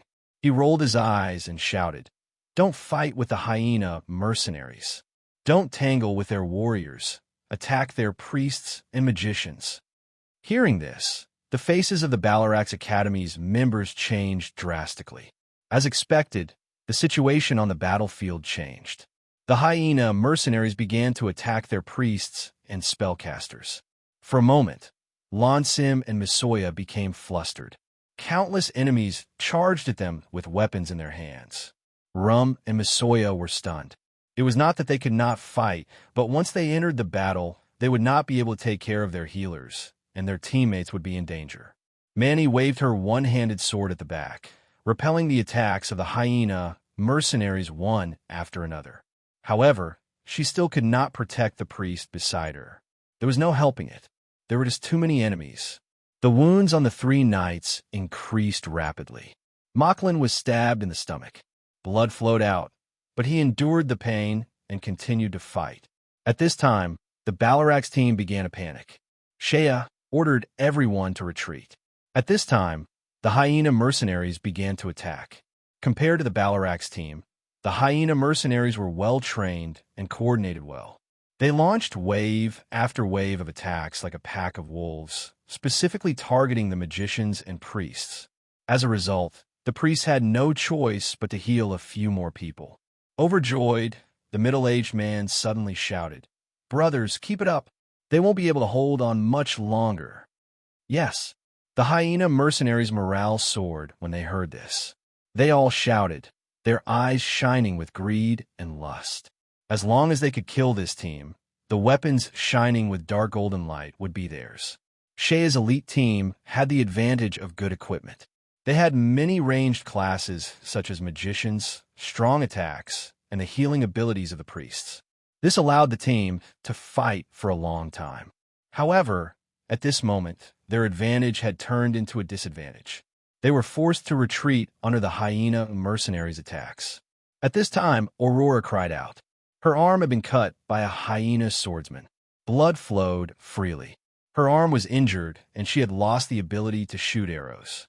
Worse, she was surrounded by the hyena mercenaries. The hyenas cooperated well with each other and surrounded her, their long swords slashing at her body. Aurora's wounds increased rapidly. She could only rely on her high agility to avoid being hit in the vitals. "Aurora!" Shaya cried out in alarm and brazenly rushed out, brandishing his long sword and chopping down the enemy beside Aurora. Risking his life, he pulled her back, but his body also had several new wounds. One of them was on her back, so deep that the bone could be seen. Shaya was in so much pain that he broke out in cold sweat. "Thank you, Shaya," Aurora said gratefully. At that moment, she felt like she was going to die. It was Shaya who pulled her back from the brink of death. "You're welcome." Shaya forced a smile and said to Aurora. At the same time, it affected the wound on her back, causing her to draw in a cold breath. "Shaya, what's wrong?" Aurora asked with concern. "It's nothing. My back was cut by a thief's sword." Shaya said faintly. "Is it okay?" "It's okay now, but it's hard to say later. Let Rum treat it. Aurora said. Forget it. Magicians have weak bodies. They need treatment more than I do. Shea looked at Rum, who was treating the magician, shook her head and sighed. Now, the situation is not good. Yes. Aurora's face was full of anxiety. Why isn't Ron back yet? He's been gone for so long. If he doesn't come back soon, we'll be finished. Shea nodded in agreement. If he was here, we wouldn't have been ambushed. With his crows scouting in the sky, it was not difficult to find the hyena mercenaries. This way, their safety was greatly increased. Chapter 196. Damn it, why are there so many of these things? Ron rode on the back of the skeleton warriors. As he fled, he released Bone's spears behind him.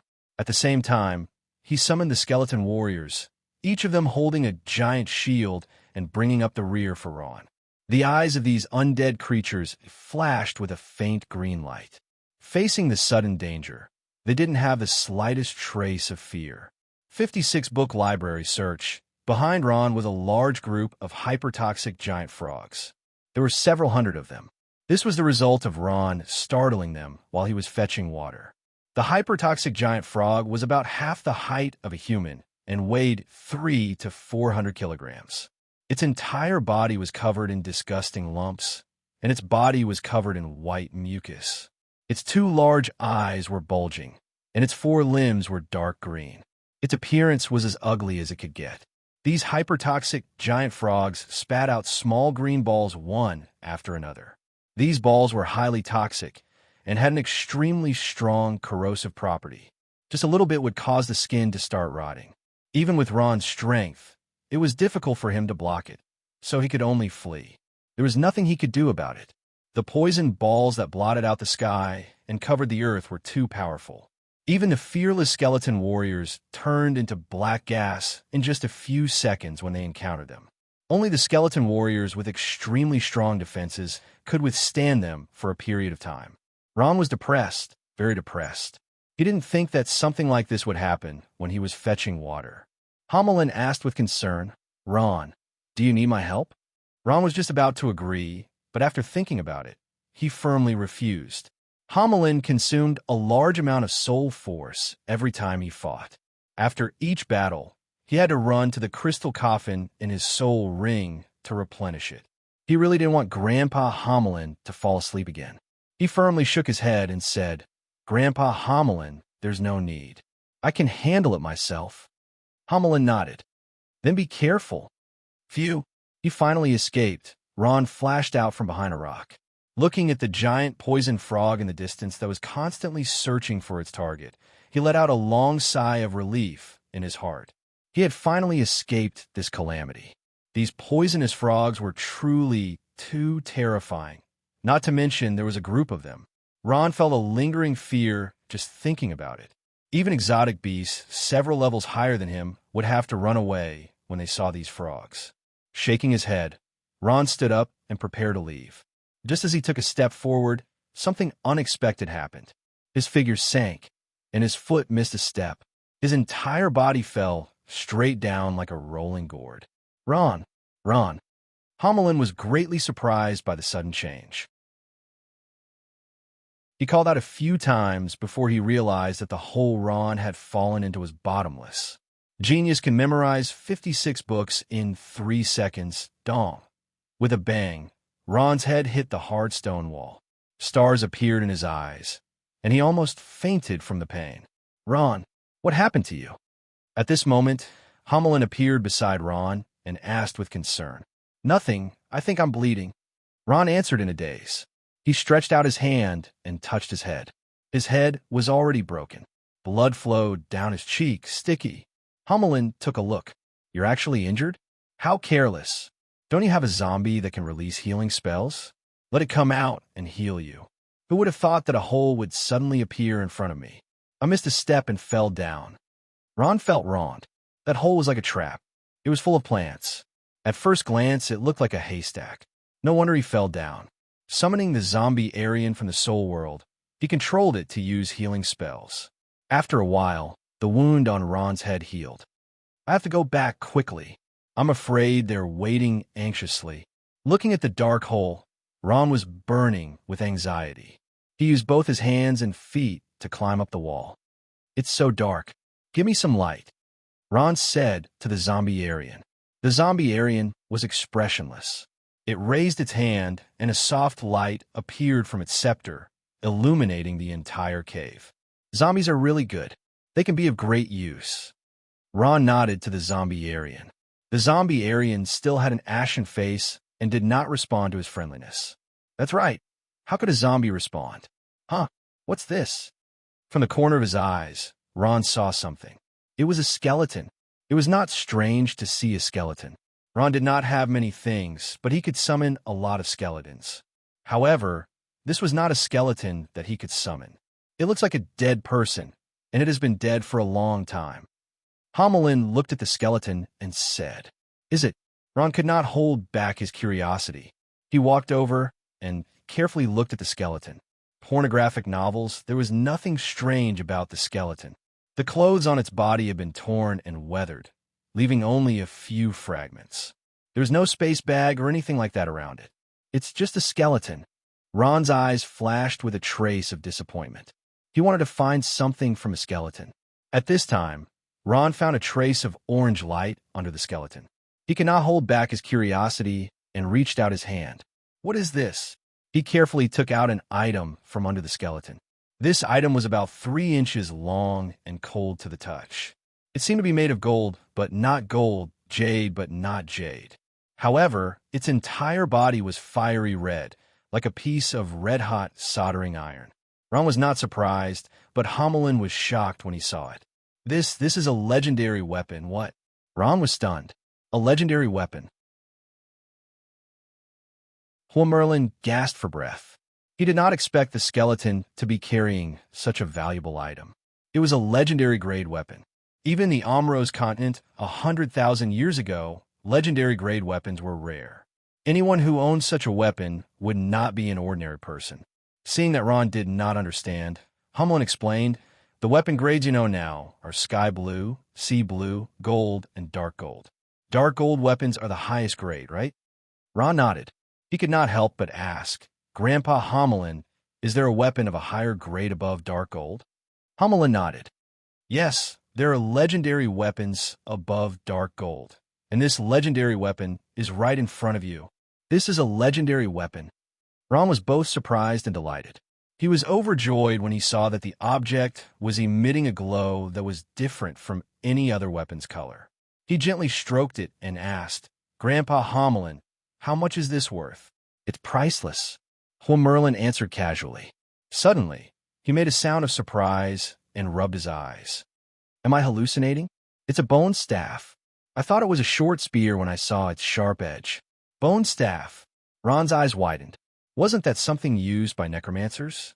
Could this skeleton be a necromancer? Blackwater staff.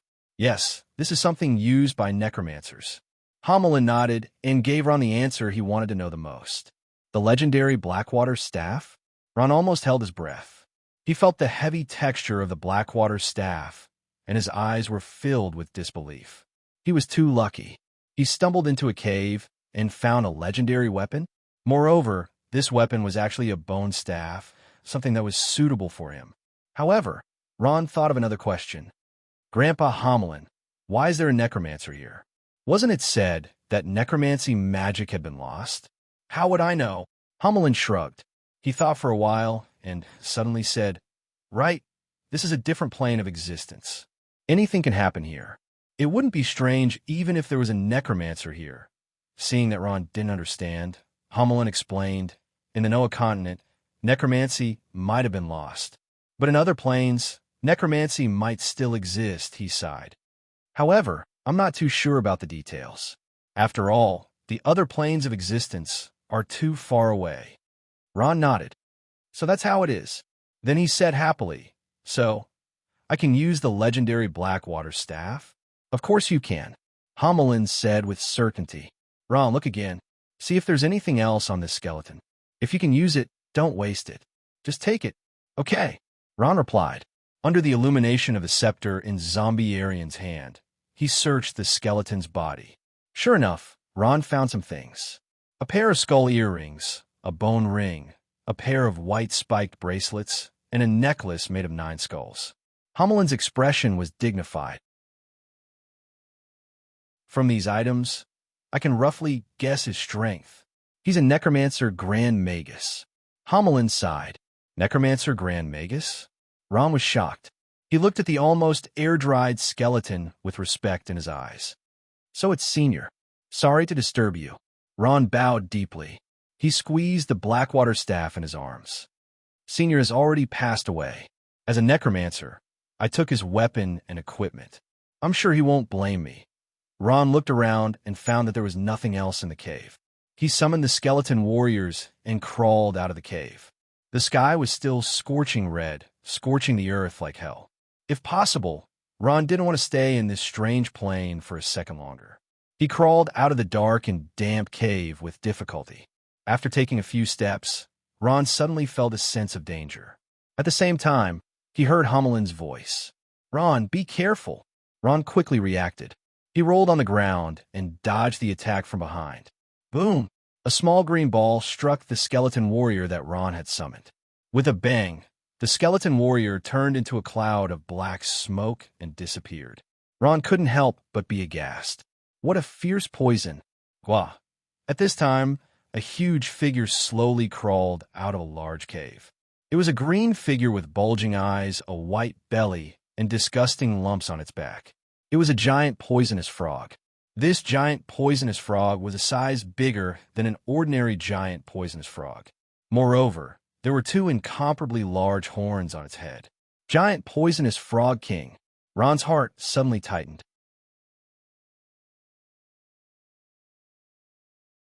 Chapter 197. Why are there so many? Ron's scalp went numb as he looked at the large group of hypertoxic giant frogs, especially that terrifying hypertoxic giant frog king. That was a terrifying rank 7 exotic beast, giving him a feeling of invincibility. 56 book vault. Search win Q coins. At this moment, Ron was surrounded by a dense swarm of hypertoxic giant frogs. He had nowhere to run at all. At this moment, the hypertoxic giant frog king let out a loud roar.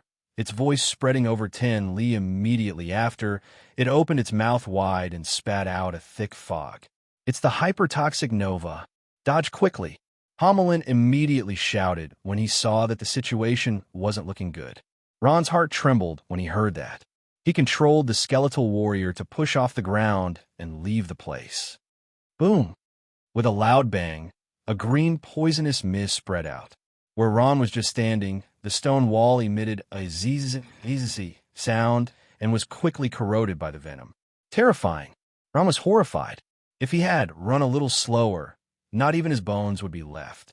The poison of these hypertoxic giant frogs was indeed terrifying. Pornographic novels, the hypertoxic giant frogs weren't strong, but the most frightening thing about them was the corrosive acidic poison on their bodies. It was extremely troublesome once they came into contact with it. Even powerful exotic beasts would have to retreat. Ron was now facing a group of hypertoxic giant frogs, and the strongest among them was the hypertoxic giant frog king. There's no other way, Ron. You've already been surrounded by these exotic beasts. You can only kill your way out. Homeland's voice rang out in Ron's mind. He already knew about Ron's current situation. Ron took a deep breath. Since that was the case, he might as well test out the might of the Darkwater staff and see how much this legendary weapon could increase his strength. Skeleton warriors. Ron chanted an incantation. In an instant, over 100 skeleton warriors scrambled to crawl out from the ground, holding a huge shield in one hand and a bone axe in the other, howling nonstop. At the same time, the hypertoxic giant frogs also started spitting out poison. Balls of poison flew towards Ron like raindrops. Shield up. At Ron's command, the skeleton warriors raised their shields in unison. Ah, ah, ah. The green venom splashed onto the skeleton hero's giant shield. The venom began to corrode the shield, causing it to emit green smoke. Just now, Ron had summoned the skeleton hero as well. However, even someone as strong as the skeleton hero couldn't resist the hypertoxic giant frog's venom and had been corroded. As for the skeleton warriors, Ron didn't have much hope. However, Ron didn't notice that the giant shields in the hands of the skeleton warriors were larger than before. The handles of the one-handed axes in their other hands had lengthened, and the front end had protruding spikes. Book 56. Library Genius only needs 3 seconds to memorize. At this time, the noise stopped and the smoke dispersed. The skeleton hero's shield was riddled with holes, but it still managed to block the attack. He actually blocked it? Ron couldn't believe his eyes. After using higher-level equipment, the skeleton warrior's attack and defense would become even more terrifying. However, Ron didn't expect it to be this terrifying. After all, just a moment ago, the skeleton warriors couldn't resist the hypertoxic giant frog's venom at all. For a moment, Ron's confidence was greatly boosted. He was going to show these strange beasts his power. Another spell flashed, and the skeleton magicians appeared out of thin air. They held long magic staffs in their hands, and their magic robes were no longer tattered. Instead, they were clean and tidy. From afar, they looked like human magicians. However, under the hood of their black cloaks, 2 black holes could be seen. At this time, Ron finally noticed that something was wrong. The short staffs in the skeleton magician's hands had become long staffs, and their magic robes had also changed. What's going on? Ron pointed at the skeleton magicians. Why are they like this? Hummelin smiled. That's because your strength has increased. Naturally, the skeletons you summon are different. Didn't you notice? The skeletons you summon now are completely different from the first time you summoned them. In terms of strength, agility, resistance, and appearance, they are all completely different. This is the result of your strength improvement. This is especially obvious on the skeleton warriors. Ron recalled that it was indeed not the case. The newly summoned skeleton warriors had more shoulder armor than before, and their speed was much faster than before. However, Ron was still confused. My strength has increased? Why don't I feel that way? Hummelin glanced at him and said, Are you stupid? Didn't you use the legendary Blackwater staff? This legendary weapon will naturally be of great help to your strength improvement.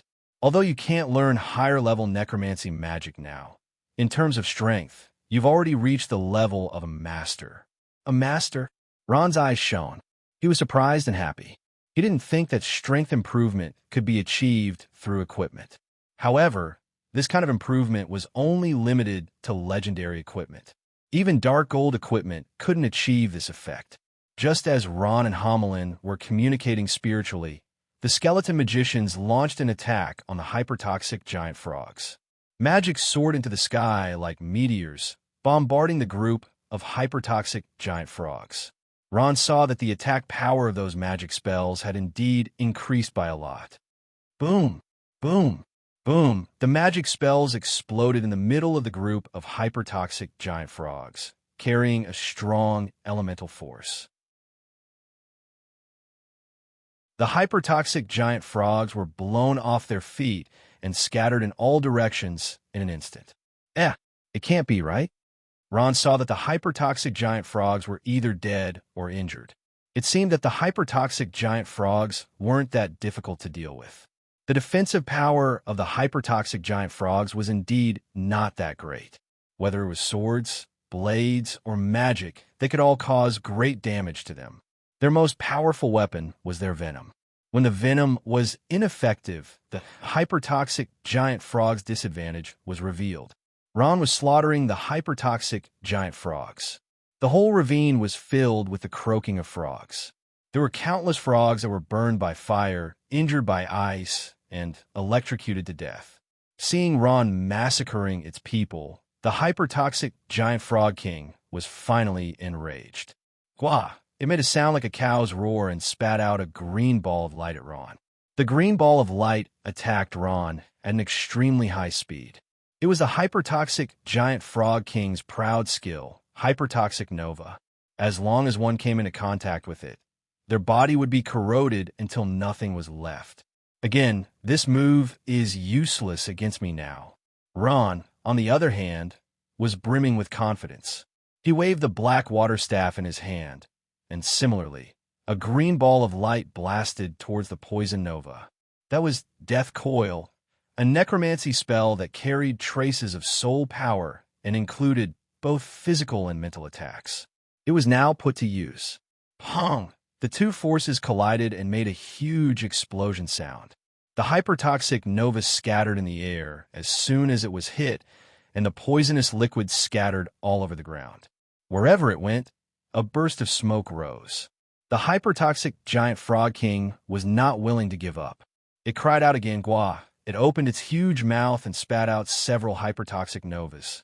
As if they had grown eyes, they split up and attacked Ron from different directions. Ron was not in a hurry as he released Death Coil. Boom! Boom! Boom! Several hypertoxic novas turned into nothingness. At this time, the hypertoxic giant frog king finally panicked. Besides spitting out poisonous liquid, it did not have any other means of attack. It cried out a few times and turned around to escape. "Where do you think you're going?" Ron would not let it go. He wanted to get water, but was chased by a group of hypertoxic giant frogs. There was almost no road to heaven and no door to hell. Now, no matter what, Ron had to vent his anger. Bone Spear. With a thought from Ron, a white bone spear appeared out of thin air. He grabbed it in his hand and threw it at the hypertoxic giant frog king with all his might. Pong! The bone spear hit its target. The hypertoxic giant frog king's head was penetrated by the bone spear. It struggled a few times before it stopped moving. What? Ron was also shocked by the might of the bone spear. A small bone spear actually directly penetrated the hypertoxic giant frog king's head. One must know that this was a rank 7 exotic beast. Could it be that the skull of a rank 7 exotic beast was made of paper? Squeezing the legendary dark water staff in his hand, Ron knew that this was all thanks to it. It was precisely because of this top-quality weapon that his strength directly jumped to a new level. Even if he encountered a master-rank powerhouse, he would still be able to put up a fight.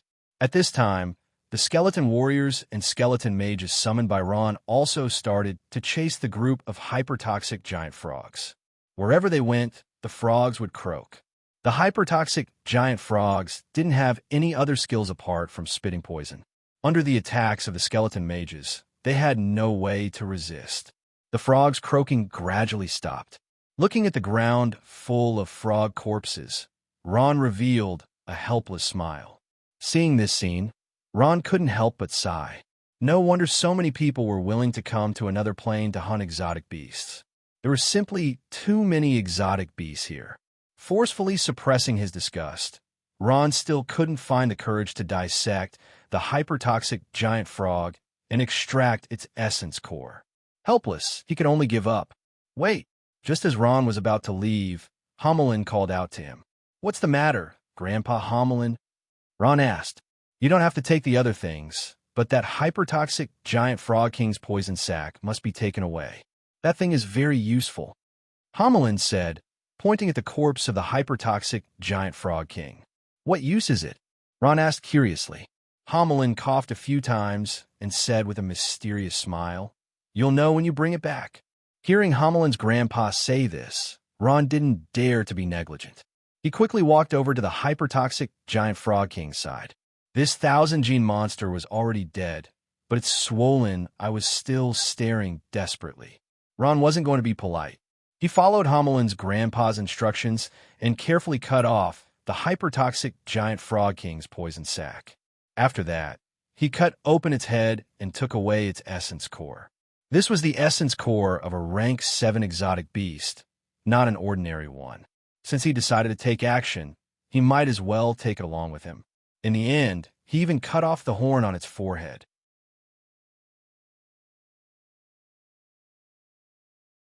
Chapter 198. One of the ancient city walls was broken and mottled. The weathered surface could no longer be seen as what it used to be. Search 56 books, library. The Ballarat squad had their backs against the wall. Everyone held their weapons in front of them, protecting the priests and magicians behind them. Aurora fell limply into Kadina's arms. She had fainted due to her severe injuries. At this time, all of them were injured. Even the priests and mages at the back were no exception. As priests, Lansim and Masoya did not cast any healing spells on them because their magic power had long been exhausted. The ground was littered with corpses. They were all members of the hyena mercenary squad.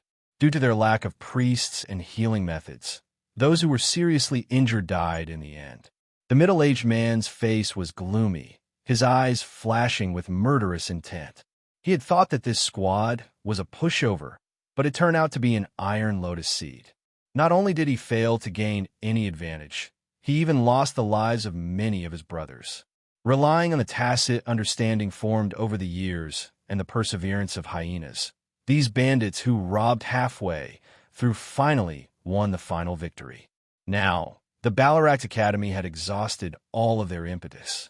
They were all seriously injured and had lost the ability to fight back. The hyena mercenary squad had also paid a heavy price. More than 30 of their members had died in battle, and more than half of the remaining were injured. The middle-aged man's face twisted with anger. "You bastards, you actually killed more than 30 of our brothers." He raised his voice and roared, "I want you to pay with your blood." Everyone in the Balarax Academy turned pale. They knew that their fate was in the hands of these bandits. Heefles gritted his teeth. He had no choice but to lower his noble head and ask, "What do you want?" "What we want." The middle-aged man laughed. "Of course we want to kill Rob, F***CK, but now the middle-aged man stopped laughing. "You killed so many of my brothers. I won't let you die so easily. Please, please let us go." Machlin's reaction was even worse than Heefles's. His face was pale, his limbs were trembling, and his lips were trembling. We have a lot of money. We can give it all to you. Please, please spare our lives." "Bah, spare you? On what basis?" The middle-aged man spat out a mouthful of water and pointed at Machlin. "After you die, all your money will be ours. Do we still need you to give it to us? What right do you have to raise conditions with us?" Aye. Machlin was at a loss for words. Search 1Q coins. 56 books library. The short mercenary beside the middle-aged man jumped out and waved his fist angrily. "Boss, they killed many of our brothers. We can't let any of them go." One of his legs was broken by Shea, and he walked with a limp. Naturally, he held a grudge. "Yes, we can't let him go. Kill them." The hyena mercenaries yelled. They were filled with righteous indignation, as if they had a deep grudge against them. They seemed to have forgotten that they were the ones who had robbed them first. The middle-aged man smiled sinisterly.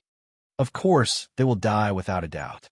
The only difference is how they die." Hearing this, everyone in the Balarax Academy felt a wave of despair. Before the middle-aged man could finish, there was a thud. Machlin suddenly knelt down in front of everyone. It wasn't just the hyena mercenaries who were stunned. Even the Balarax Academy's members were stunned. Shea said, "Machlin, why are you, my lord? I know I was wrong. Please spare my life, my lord. I'm still young, I don't want to die." Machlin actually started to cry. He crawled towards the middle-aged man on all fours. It wasn't just the Balarax Academy's members who looked at him with disdain. Even the hyena mercenaries looked at him with disdain. Who the hell was this guy? The middle-aged man snorted. "Who told you to kill so many of my brothers? Letting you die would be too easy for you." Machlin's eyes lit up at this. He wiped away his tears and said, "My lord, why don't I join you? You've all seen my strength. If I join you, I'll definitely be useful. I only want to live, my lord." Machlin's face was filled with tears and snot, and his expression was one of indescribable sadness. The middle-aged man purposely hesitated. At this time, Shea shrieked, "Machlin, you're shameless. How can you surrender to them? They're bandits who kill without batting an eye. What do you know?" Machlin stood up and roared, "Shea, if you want to go crazy by yourself. I'm not going to accompany you. I'm still young and have plenty of youth. I can't die like this, especially in this godforsaken world." He then pointed at Shea. It's all your fault. You brought us to this godforsaken place and put everyone in this predicament. You're the one who should take responsibility." Shea was so angry that her face turned red. After a long time, she choked out, "You're shameless. Enough." The middle-aged man saw that they were quarreling and said impatiently, "Stop acting. Don't think I don't know what you're thinking." He then stared at Mocklin and said in a low voice, "Is your surrender fake? Is it?" "No, no," Mocklin said in a low voice, "My lord, I've already used up all my fighting energy. Are you still worried that I'm playing tricks?" The middle-aged man and the small mercenary looked at each other and thought that it was true. They already had no strength to resist. The middle-aged man smiled and said, "Well, in order to show your sincerity, you can grab that girl and strip her naked in front of us. Then we'll believe you." He then pointed at Kadena, who was behind Shea. She was the most beautiful girl in the group, so it was difficult for her not to attract attention. Kadena's face was full of horror, and her petite body could not help but shrink back. Without waiting for Mocklin to agree, Shea screamed, "Mocklin, you dare? If you do this, I'll never let you go." Mocklin's expression was uncertain. Of course, his surrender to the hyena mercenary group was true, but his purpose was to save his life. Once the danger was over, he would leave. However, if he did this now, it would be tantamount to breaking ties with the Balarax Academy. Finally, the desire to survive defeated his rationality, and Mocklin suddenly strode toward Shea. "Mocklin, you—" Shea was flustered and exasperated. "Get out of my way." Mocklin pushed Shea to the side, and like an eagle catching a chick, he lifted up Kadena, who had already exhausted her magic power. Kadena struggled and screamed, "Mocklin, let go of me, you beast!" "Bastard Mocklin, are you still human?" Hefels cursed and pounced forward, but was hit by a mercenary group member beside him. He clutched his abdomen in pain and squatted on the ground. Seeing that the woman he once loved the most was about to fall into the hands of the devil, Mocklin made up his mind. "Don't blame me. No matter what, you won't be able to escape their ravages." With a crash, Kadena's blue magic robe was torn apart, revealing her snow-white shoulders. "We're finally here. Seems like it's here." Ron rode the skeleton warrior and set foot on a small hill. He wiped the sweat off his face with his hand. "I'm sorry for making them wait for so long. How am I going to explain this to them later?" Just as he was thinking, his gaze suddenly froze. Why are there so many people? No, they seem to have been attacked. Seeing the injuries on Shea and the others, as well as a large group of unfamiliar people holding weapons, Ron immediately understood most of the situation. His heart suddenly tightened. "Aha!" The middle-aged man laughed wantonly. He laughed very happily and happily. There was nothing more satisfying than seeing the scene in front of him. Pornographic novel following Kadena's cries, Mocklin tore her clothes apart. In order to save his life, he couldn't care less now. The small mercenary said, "Boss, the most beautiful woman in this team is yours to enjoy." "That's right." The middle-aged man's eyes were burning with lust. He couldn't wait to devour the weeping Kadena. He licked his lips with a smile. "This little girl looks like she's still a virgin. Let's see how I'll open her butt in front of everyone today, huh?" As he spoke, he took off his clothes with a lewd smile, revealing his strong muscles. "Boss is mighty. Boss is amazing." The minions around him shamelessly praised. They hoped that after their boss was done, they could have a share of the loot. After all, there was more than one beauty here. Just as these beasts were getting carried away, a bone spear appeared out of thin air. Bang! The bone spear pierced through the head of one of the hyena mercenaries. The mercenary still didn't know what was going on. His eyes widened with disbelief. He struggled a few times before lying on the ground, motionless. "Enemy attack!" The middle-aged man shouted and immediately pulled out a weapon from his space bag. At his command, the hyena mercenaries reacted quickly and immediately got into a battle stance. Since they often ambushed others, they were naturally afraid of being ambushed, so they were always on high alert. "Ron!" Seeing the bone spear appear, Shea and the others were surprised and happy. They were finally saved. Ron is back. Mocklin's heart jumped. Damn it. Why did he come back at this time? What do I do now? For a moment, Mocklin's mind raced, and he let go of Kadena. Kadena hurriedly ran back to the team crying. Who ambushed us?" The middle-aged man was flustered and exasperated. He looked around for traces of the ambusher. Finally, He found a small figure on a small hill not far away. "It's you." Seeing that the ambusher was young, the middle-aged man was relieved. He sneered. "I'm warning you. Don't meddle in other people's business. Otherwise, you won't even know how to write your death sentence." The young man in the black robe slowly raised his head. His eyes were the most unlikable black. Not only that, but his hair was also black. A trace of killing intent faintly revealed itself.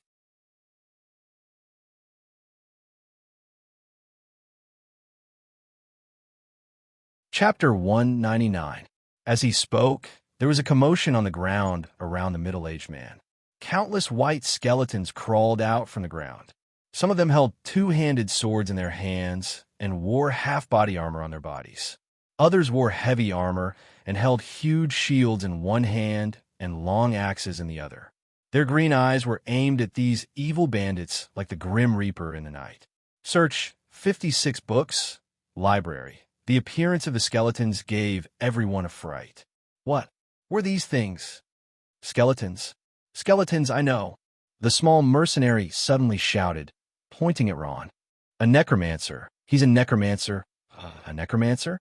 The middle-aged man stared at Ron's small figure, and the latter's eyes revealed a bone-chilling coldness. At this time, the middle-aged man laughed. "So it's a necromancer, and here I was wondering who it was. A useless profession dares to meddle in other people's business? Are you tired of living?" Everyone automatically ignored the fact that Ron had killed a person with a bone spear. In the minds of these people, necromancers were synonymous with trash. Kadina's eyes were filled with tears. Ron's return had given her hope.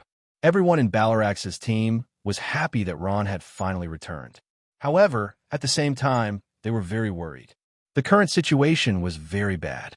Could Ron alone defeat so many enemies? They were no longer able to fight. The middle-aged man impatiently waved his hand.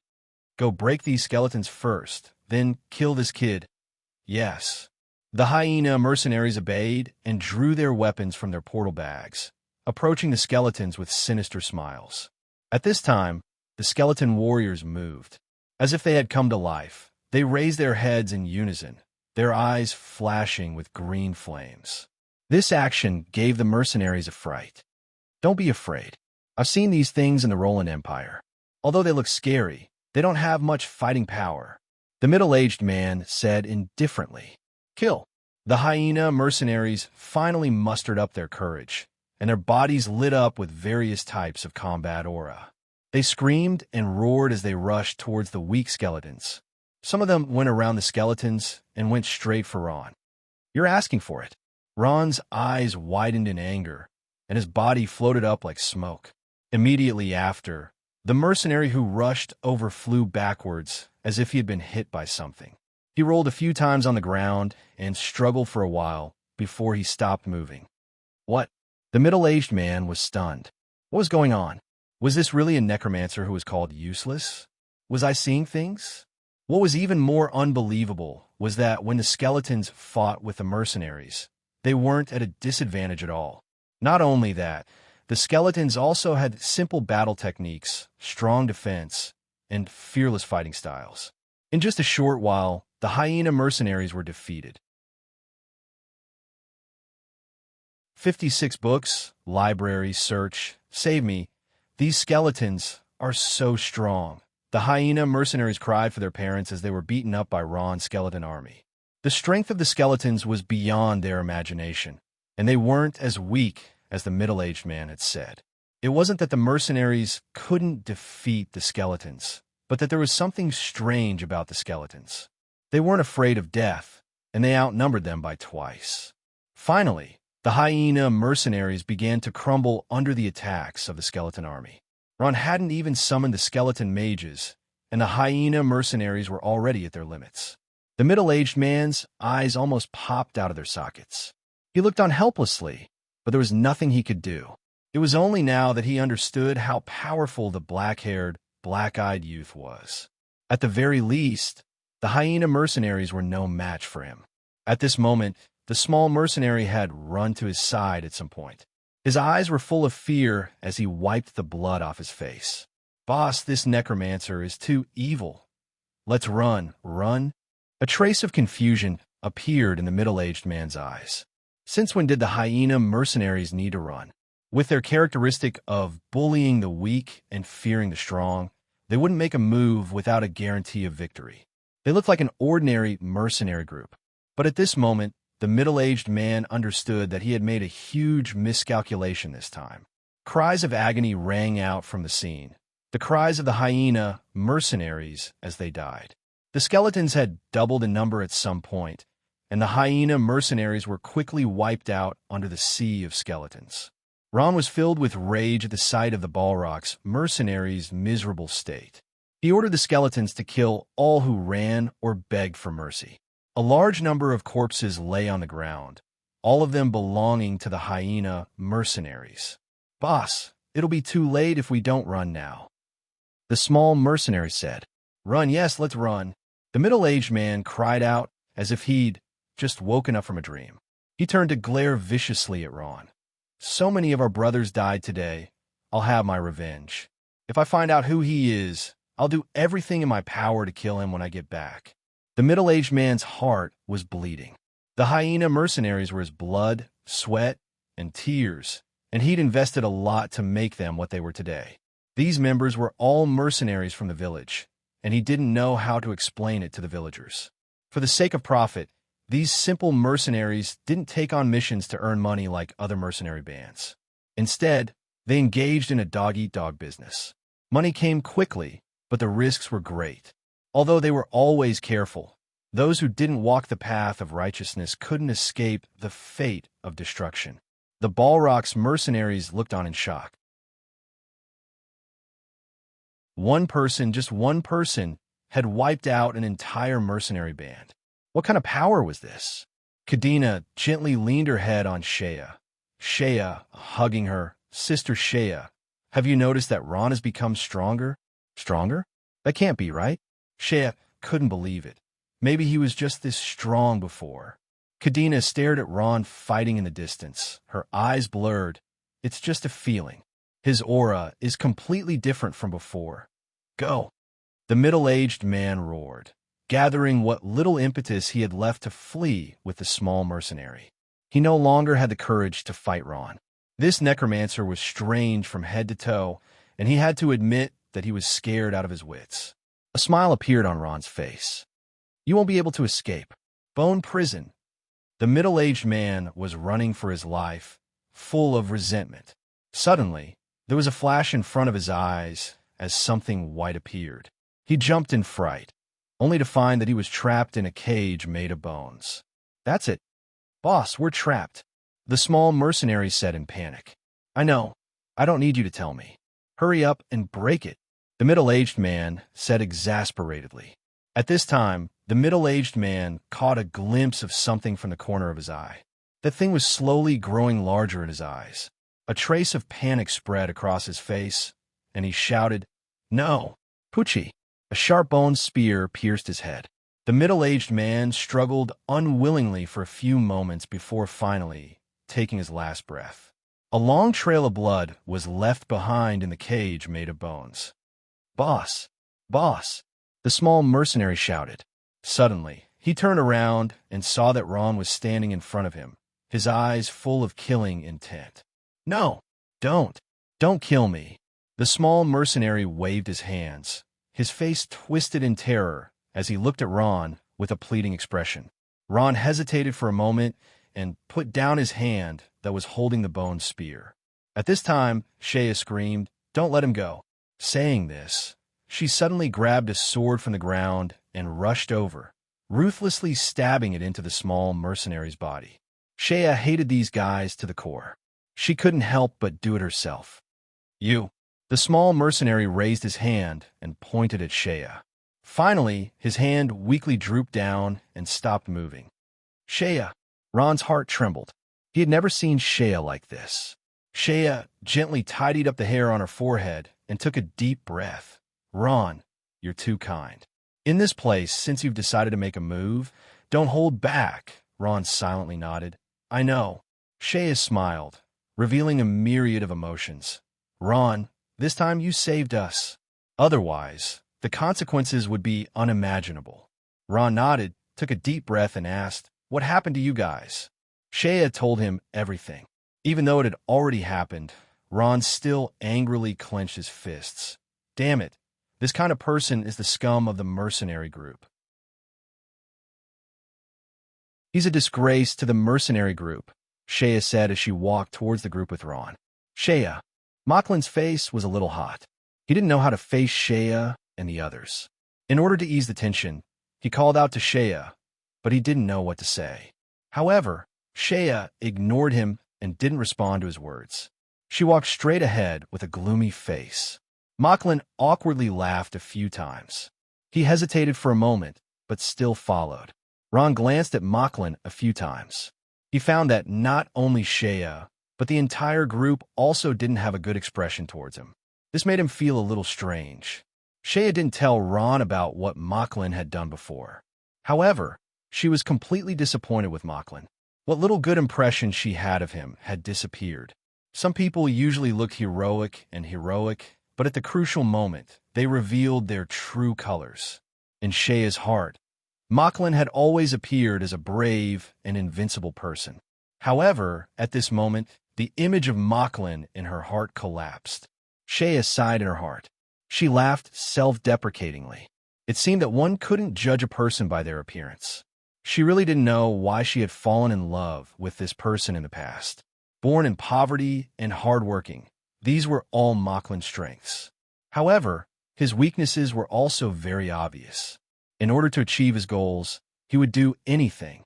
In order to save his life, he could kneel to his enemy and even lay his hands on the girl he liked. Such a person made Shea's heart turn cold. Shea's gaze drifted towards Ron. They were both born in poverty, but he was completely different from Moclin. Even in the face of a strong enemy, he didn't shrink back and fought to the end. He didn't have a strong physique, didn't have a handsome appearance, and even had a pair of black hair and black eyes that no one liked. However, this didn't affect Shea's impression of Ron at all.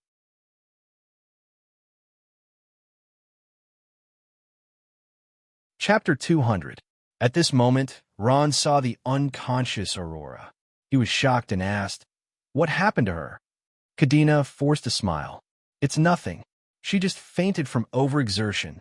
Ron went to check on Aurora. Although her breathing was weak, she was still alive. Only then did he feel relieved. Search 1Q coins, 56 books. At this moment, Shea said worriedly, "Ron, it's a little dangerous now. All of our chi is used up. Even the priests don't have any magic power. Now that we're all injured, if a strange beast or another mercenary group attacks us, we won't be able to resist at all." Manny said, "Isn't there still Ron?" Shea said, "Yes, there's still Ron. But what I mean is, should we move and find a secluded place to recuperate first? Then we can make plans." Angel's face was full of pain. She shook her head and said, "No, my leg is injured. I can't move at all." Shea's eyes swept around. Except for herself, everyone had suffered serious injuries of varying sizes, so it was simply unrealistic to act now. The priests were the key to healing their injuries. With a sigh, Shea said to Rum and Miss Soya, "How long will it take for you to recover your magic power?" Rum said in a low voice, "At least one night. We can heal everyone's injuries. But if we want to continue moving, we'll need at least one more day." Miss Soya did not speak. She nodded gently. Her strength was about the same as Rum's. "That means we'll have to stay here for the whole night," Shea said. She waved her hand. "Forget it. There's nothing we can do about it. Ron, we've used up all our strength. It's up to you now." "No problem. I'll do my best," Ron replied in a low voice. He thought for a while and said, Actually, I have another way." "You have a way?" Shea blinked twice and asked, "What way do you have?" The only solution Ron could think of was to release the zombie Aryan. However, he was afraid that this would cause uneasiness among the crowd. After all, in their eyes, refining the enemy's corpse into a weapon of war was an extremely evil act in the eyes of the moralist. Ron hesitated. Shea felt strange and asked, "Ron, what's wrong? If you have an idea, just say it." Only Kadena understood Ron's concerns. She smiled and said, "Ron, don't worry. I think everyone can accept it. Besides, there are no outsiders here. No one will tell anyone about you." As she spoke, she glanced at Mocklin. Mocklin blushed. Kadena meant that no one was an outsider except for him. Book 56. Library Genius only needs 3 seconds to memorize. Okay. Ron finally nodded in agreement. "I hope I didn't scare you." As he spoke, the soul ring on his hand flashed, and the zombie Aryan appeared in front of everyone. When a living corpse suddenly appeared in front of them, everyone was shocked. When zombie Aryan healed everyone one by one, there was only amazement in their eyes. Shea sighed. "Is this also necromancy? It's amazing. It can even revive a corpse. If you don't look carefully, you won't be able to tell that it's a corpse." Rum also said, "What's even more unexpected is that this corpse actually has the magic and skills from when it was alive. It should have been a priest when it was alive." "Yes." Ron nodded. Everyone was baptized by Ron's so-called evil magic. After all, Ron was full of mysteries in their eyes. As long as they had the strength, it did not matter whether the power they cultivated was evil or not. Only Mocklin snorted softly and turned his head away. With the addition of the zombie Aryan, everyone's injuries were quickly healed. Although their impetus and magic had yet to recover, they could at least move, which made them feel much more at ease. Under Ron's lead, the Balarax Academy team quickly moved. They no longer wanted to stay in this place full of corpses. Arriving at a small ravine, the Balarax Academy team chose a place that was sheltered from the wind and set up camp. Every adventurer had a tent in their spatial pouch in case of emergency, and Ron's group was no exception. Not long after, 11 tents were set up in the small ravine. The 11 tents were arranged in a circle around the campfire, making it easier for them to coordinate with each other in case of danger. This place was relatively secluded, but at the same time, they had to guard against attacks from strange beasts. Ron's tent was located at the outermost perimeter for the sake of guarding. Of the entire team, only Ron still had the ability to fight. The campfire, the fragrant smell of cooked meat, and the low alcohol content of ale formed the happiest paradise for adventurers. Only at times like this would they be able to relax slightly. After fighting for an entire day, everyone was exhausted. They ate hastily and went back to their tents. Only by resting could they recover their strength faster. Mocklin was still with the team, unexpectedly silent. What surprised Ron was that it seemed as if everyone in the team did not want to see him. Even Shea and Kadena from their dormitory didn't look at him. However, Ron didn't take it to heart. The night in the other plane was so quiet. The red sun in the sky had already set, and in its place was a blue moon. The sky blue moon hung high in the sky, casting a cold light on the earth.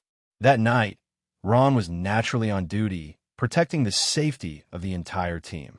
At present, he was the only one who could do this job. 8 crows were coiled up in the air, squatting on the treetops. Their 16 little eyes were quietly watching every movement on the ground. Not even the slightest movement on the ground could escape their eyes.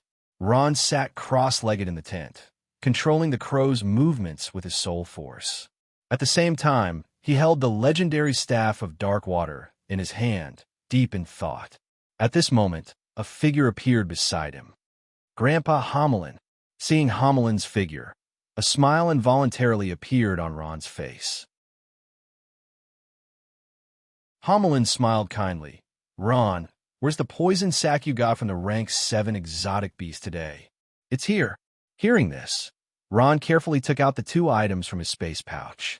The poison sack of the poisonous giant frog king looked like a tumor. It was dark green in color, and its surface was covered in a sticky mucus. "Grandpa Homelin, what's the use of this thing?" Ron asked excitedly, thinking that this poison sack would come in handy. Refining it into a poison sphere, Homelin said with a smile, "This is a necromancer's magical accessory. Its purpose is to strengthen the attack power of poison. After wearing this poison sphere, any non-summoning necromancer's attack will carry poison damage. Any non-summoning necromancer's attack will carry poison damage?" Ron's eyes lit up when he heard this. He was overjoyed. "There's such a thing?" Homelin smiled. "This is just an ordinary toy." "That's great. Grandpa Homelin, quickly teach me how to make it. Ron was a little impatient. After fiddling around in the tent for half a day, Ron finally managed to create the poison sphere under Homelin's guidance. Just as Homelin said, this was a magical accessory. The main material needed was the poison sac of the rank 7 poisonous giant frog king. Ron was a little surprised when the poison sphere was created. This thing was just an ordinary bracelet, but after putting it on, a green sphere gently rotated around his wrist, looking incomparably strange. This is the poison sphere? Ron was a little stunned. How does it work? Summon a bone spur, and let's see, Homelin said with a smile. A small bone spur appeared in Ron's palm. He gently grasped it, and the small bone spur turned green. According to Homelin's instructions, he lightly drew a line on the ground. A puff of white smoke rose into the air, accompanied by a strong, pungent smell. Ron couldn't help but furrow his brows. At this moment, Ron discovered to his surprise that the ground where the bone spur had drawn across had deep traces of corrosion. Ron was astonished. It can't be. It's actually so miraculous. He blinked his eyes, asking in confusion, Grandpa Homelin, isn't this the same as the poison bone dagger ? It's not the same. Homelin waved his hand. The poison bone dagger is only a necromancy spell. It has its limitations, such as its range. However, this poison sphere can automatically add poison to all your non-summoning necromancy spells. Your strength has imperceptibly increased by a large step. Ron was overjoyed. That means my strength has increased again. Homelin smiled. You can say that. At this moment, Homelin's expression suddenly changed. He furrowed his brows and slowly raised his head, looking into the distance. At this moment, there was a slight tremor from the ground. Grandpa Homelin, what's the matter? What happened? Ron's heart flashed with a trace of unease. He immediately stood up and asked. Homelin raised his finger slightly, his eyes shining. There seems to be two extremely powerful forces fighting over there, but the distance is too far. I can't be sure. Ron was astonished. Extremely powerful forces? Could it be a powerhouse from a sacred domain? Homelin nodded. It's highly possible. However, the distance is too far. I can't be sure. At this moment, the tremor from the ground was getting stronger and stronger to the point where it could be felt standing. Not good. Homelin's expression changed. The disaster brought about by this force is coming. Disaster? Ron quickly walked out of the tent. At this moment, he saw a volcano erupting in the distance, letting out an earth-shattering sound. Immediately after, a pillar of fire shot directly into the sky. The monstrous flames continued to spurt outwards. At the same time, a large amount of smoke and dust from the volcanic eruption quickly spread out, covering the entire sky. The burning flames carried rocks, constantly smashing downwards. Mountains were collapsing, the ground was cracking, trees were burning, and large amounts of magma rushed down from the hillside along with scalding hot soil.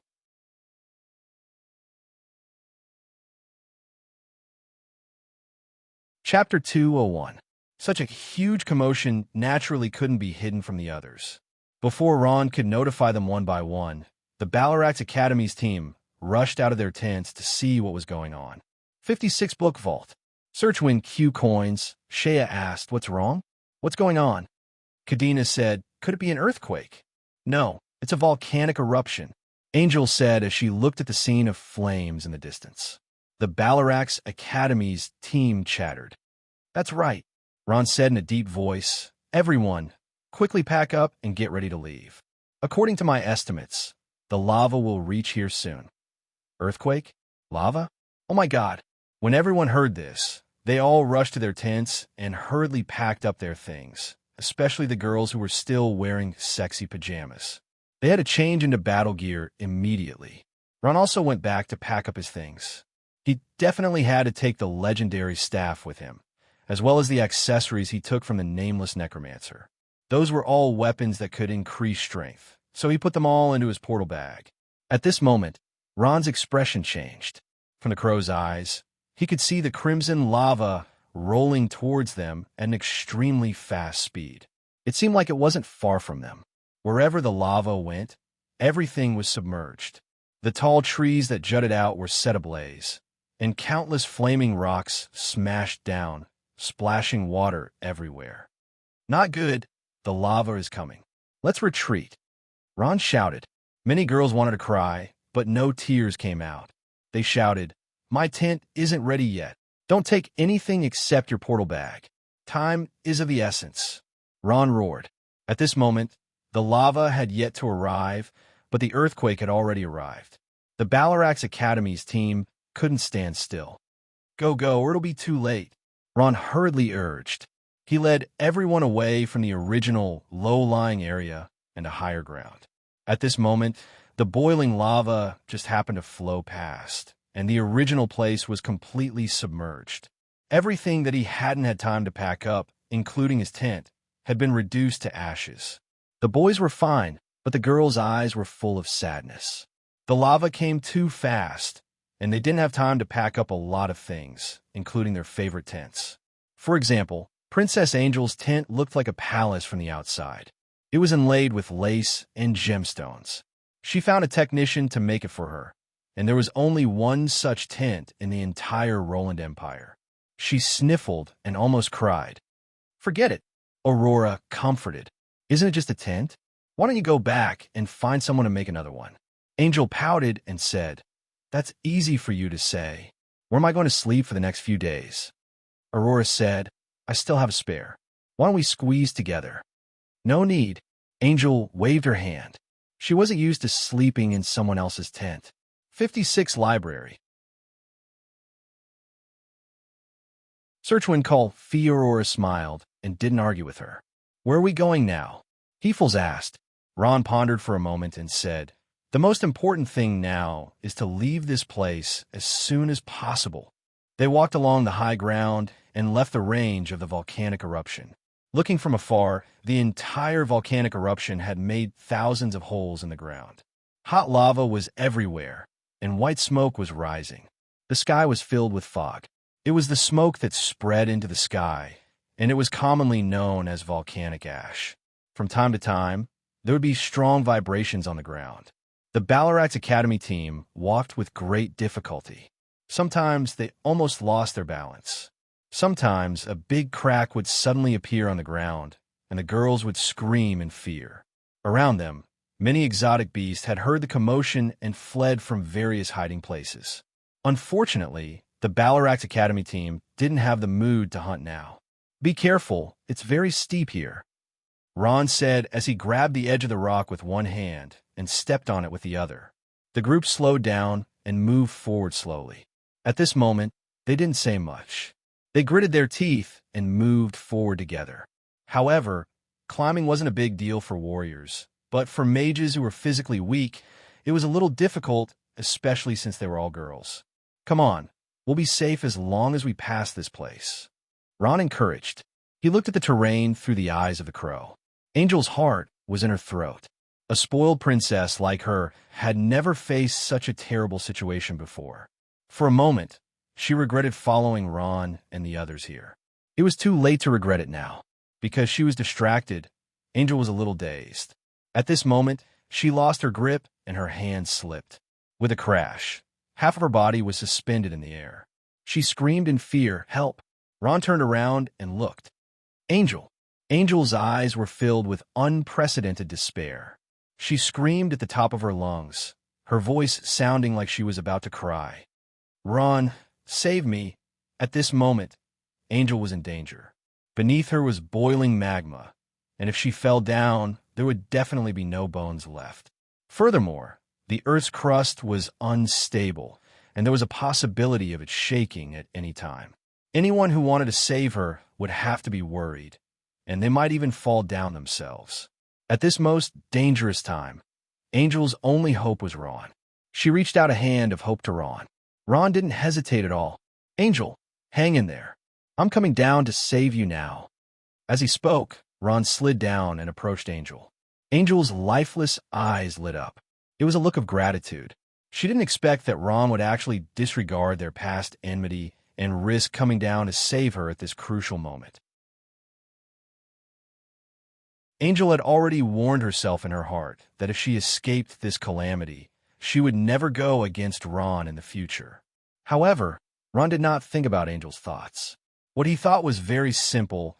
He could not just watch Angel, this flower-like girl, die in front of him like this. "Ron, be careful!" Aurora cried out in alarm, her face filled with worry. "Come, I'll pull you." Ron extended one hand towards Angel.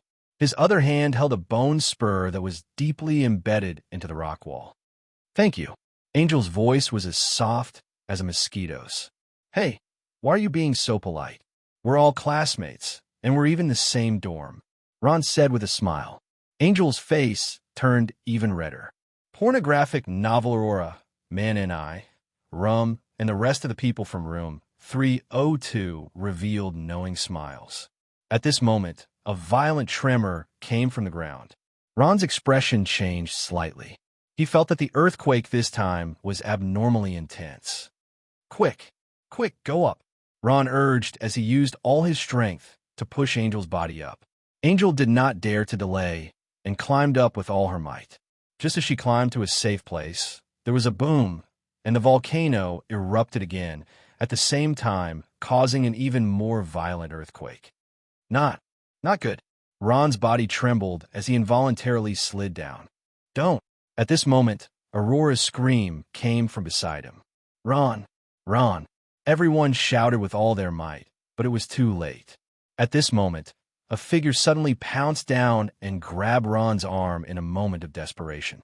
Ron raised his head in shock, only to see a pretty face filled with concern. It was Shea.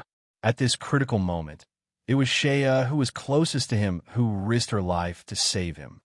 "Thank you," Ron sincerely said. When he was good to others, he did not expect others to treat him the same way. But when others were good to him, he would remember it for the rest of his life. Shea's face revealed a trace of smile. The people on the top of the rock saw that Ron was safe and gently breathed a sigh of relief. Suddenly, Hummelin's grandfather's voice came from beside his ear. "Ron, be careful." At this moment, Ron's eyes saw a terrifying scene. A stream of magma was rolling over. His expression finally changed.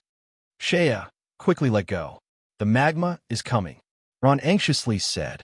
Shea was also shocked, but she gritted her teeth and said, "What nonsense are you talking about? Do you want me to let go? I can't do that." Seeing the magma getting closer and closer, Ron roared, "You silly woman, why aren't you letting go? If you let go now, you still have a chance to survive. Do you want us to die here together?" "No, I won't let go." Shea's head shook like a rattledrum. At this moment, the ground shook violently. Ron heard Aurora's anxious voice. He saw that Shea's eyes were full of tears, but she was determined not to let go. At this moment, the ground suddenly split open and a huge crack appeared. Ron and Shea's body both slid into the crack. At this moment, Aurora gritted her teeth and pounced on Ron. "Be careful." Kadena behind her cried out in alarm. Aurora looked up and saw a huge burning rock smashing toward her. Boom! Kadena shot out an ice bomb and shattered the burning rock that was smashing towards Aurora. However, she was one step too late to save Ron. Ron and Shea's body directly slid down. "Big Sister Shea, Ron!" Two voices shouted at the same time. The one in front was Kadena, and the one behind was Aurora. They could only watch as the two of them were swallowed by the ground, but there was nothing they could do. At this moment, a burst of hot magma came and separated the two of them. Soon, Shea and Ron disappeared without a trace. The earthquake finally stopped, and the active volcano stopped erupting. Everything returned to calm.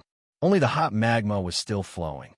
The sky was pitch black, and that was the volcanic smoke that didn't dissipate for a long time. It floated in the air and kept rolling. Aurora knelt on the ground and stared blankly below. For a long time, she didn't see the two of them emerge from below. Her eyes gradually became disappointed and then turned gray. The hot magma flowed like a surging river. Everyone stood on the shore, silent.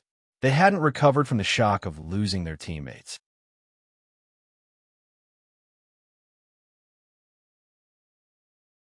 Chapter 202. Everyone in the Balarax Academy team had sorrowful looks in their eyes. Manny, Angel, Hera, and the others couldn't help but cry. 56 Book Vault. Search for Q coins. Please use. Could it be that dying in a foreign place was the final destination of mercenaries? Wait, they might not be dead. Kadena looked at her wrist and hesitated for a moment before speaking. Not dead? Everyone looked up in shock. Aurora wiped away the tears on her face and said in a trembling voice, "Is this news true?" "Kadena, how did you know?" Kadena rolled up her sleeves and revealed a delicate and smooth arm. She pointed to a black band on her wrist and said, "This is a concentric knot. Sister Shea also has one. If Sister Shea is dead, then the concentric knot will also break, including the one on my wrist." Kadena continued, "It hasn't broken yet, which means that Sister Shea isn't dead. She must still be alive." As for Ron, Kadena bit her lip. He's much stronger than Sister Shea. If they're together and Sister Shea is still alive, he should be fine. Katina spoke tirelessly, her voice crisp and clear, making everyone feel much more at ease. Aurora's eyes were red, but under Manny's persuasion, her mood improved a little. However, the concentric knot was an accessory that only lovers would wear, symbolizing their unswerving love. But at this moment, the concentric knot was worn on Cardina and Shaya's hands. Everyone looked at Cardina with a somewhat peculiar gaze, and many girls revealed a mischievous smile on their faces. Cardina was embarrassed.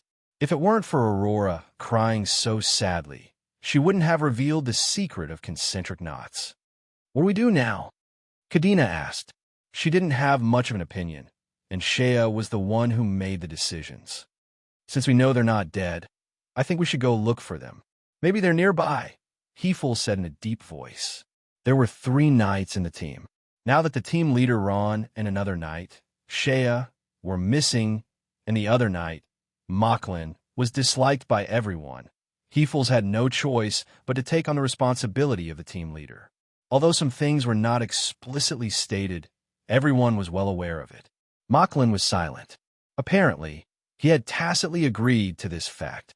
The volcanic eruption stopped, and the magma did not erupt again. The earthquake also weakened a lot. Although there were still some occasional aftershocks, it was much better than the previous earthquake. However, the black smoke did not disperse. It still covered the sky densely. Under the illumination of the dark red sun, it appeared even darker. Hefels led the Balarax team to search the area, but they still couldn't find Ron and Shea. 56 Book Library search. After a long time, the Balarax team finally got tired and collapsed on the ground. "I'm so tired," Hera said, then turned to Hefels. "I'm afraid we won't be able to find them, even if we search like this for the rest of our lives." Indeed, Hefels nodded in agreement. "The environment here is terrible, and the sky is so dark. It won't be easy to find them." Angel looked up. "Are we just going to let them go? Are we going to leave them here?" "Well," Hefels scratched his head and glanced at everyone. "What do you think?" Kadena raised the concentric knot on her wrist. "I'm sure Sister Shea is not dead, so they must be alive." Aurora made up her mind. "I don't care. If I don't find Ron, I won't go back." Although he knew that Shea and Ron were likely to be alive, Hefels felt a headache coming on since they couldn't find them and couldn't go back. Hera thought for a moment and said, "We can't just look around like headless flies. Since they're not dead, I think they'll eventually return to a place, a teleportation point." Although Hera didn't say it out loud, everyone understood what she meant. Manny sighed. "It seems like this is our only choice." Aurora and Kadena thought that there was no better way, so they nodded in agreement. Shea and Ron were indeed not dead, but they weren't having a good time. Due to the tectonic shift caused by the earthquake, Ron and Shea were swallowed by a large amount of soil. Ron's entire body was sprawled on top of Shea. Both of them were covered in water and mud, and they looked indescribably pathetic. Ron didn't mind being pinned down by beauty, but Shea's face was flushed red. She said weakly, "Well, Ron, can you move your hands a little?" "What?" Ron looked down and was shocked. Ron's hands were right on top her full breasts, but he didn't realize it. The warm and soft touch there made Ron unable to stop. Ah, I'm sorry. Ron quickly withdrew his hands from Shea's body, and his face was full of embarrassment. Well, I'm sorry, I didn't mean to. Shea nodded. She had a good impression of Ron, and she could understand that Ron's actions were unintentional. But at this time, her face was already red to the tips of her ears. When they crawled out of the soil with difficulty, they were already at the peak of a small mountain. Shea, how are you? Ron calmed his embarrassment, wiped the black mud off his face, and asked with concern. I'm not dead yet. Shea frowned. She stood up with difficulty, but at this time, a piercing pain came from her leg, and she immediately sat down again. My leg seems to be broken. Ah. Ron looked at Shea's painful expression, and for a moment, he was at a loss. Then what should we do? Shea endured the pain and took off her boots. After a while, she shook her head and said, This injury, there's no way. It's impossible to walk again without 10 days to half a month. She bit her lips. Unless there's a priest now. Priest? Ah, yes, I have a priest. At this time, Ron suddenly came to his senses. He patted his head and said with an embarrassed smile, I was confused by the muddy water. I didn't think of such a method. You mean it? Shea understood, but she didn't know how to call the corpse, so she could only use it instead. Ron smiled and took out the zombie Aryan from the soul ring. He controlled it to heal Shea's injury. After a while, Shea's broken leg was healed. From the outside, there was no trace of injury at all. It's done. Shea stood up happily and jumped a few times like a little girl.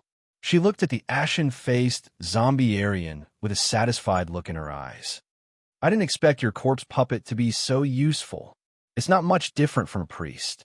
It's a priest. Ron smiled embarrassedly. As long as you don't think of it as evil undead magic. Huh? Shea smiled disapprovingly. So what if it's evil magic? Isn't it useful now? I think that as long as it's useful to humans, it's good magic, regardless of whether it's good or evil.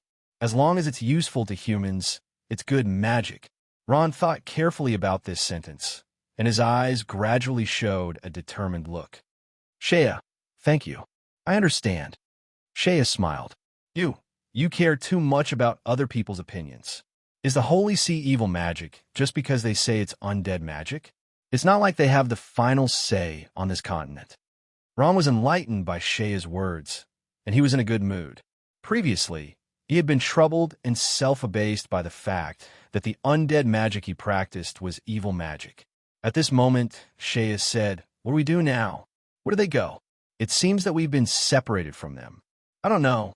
Ron shook his head. I think they're very far away, but I can try to find them. Ron was about to release the crows when Shea stopped him. You're too slow. Let me do it. Speaking of pornographic novels, after that, she chanted a spell, and in a short while, a beautiful silver-winged Pegasus appeared in front of Ron. Shea mounted it like a valiant female knight. She was indescribably heroic, and her face was brimming with confidence. She smiled and extended a finger to Ron, beckoning him. Ron, come up here. You said, come up. Ron was stunned. The two of us are sharing a Pegasus? Of course. I only have one silver-winged Pegasus. Am I going to leave you here alone? Shea said with a glare. All right. Ron was perturbed. He hesitated for a moment, but still mounted the silver-winged Pegasus. Half of Ron's body climbed up. Unfortunately, he climbed up from the back of the silver-winged Pegasus. At that moment, the silver-winged Pegasus twisted uneasily, its wings flapping nonstop, raising a large cloud of dust. This horse is disobedient.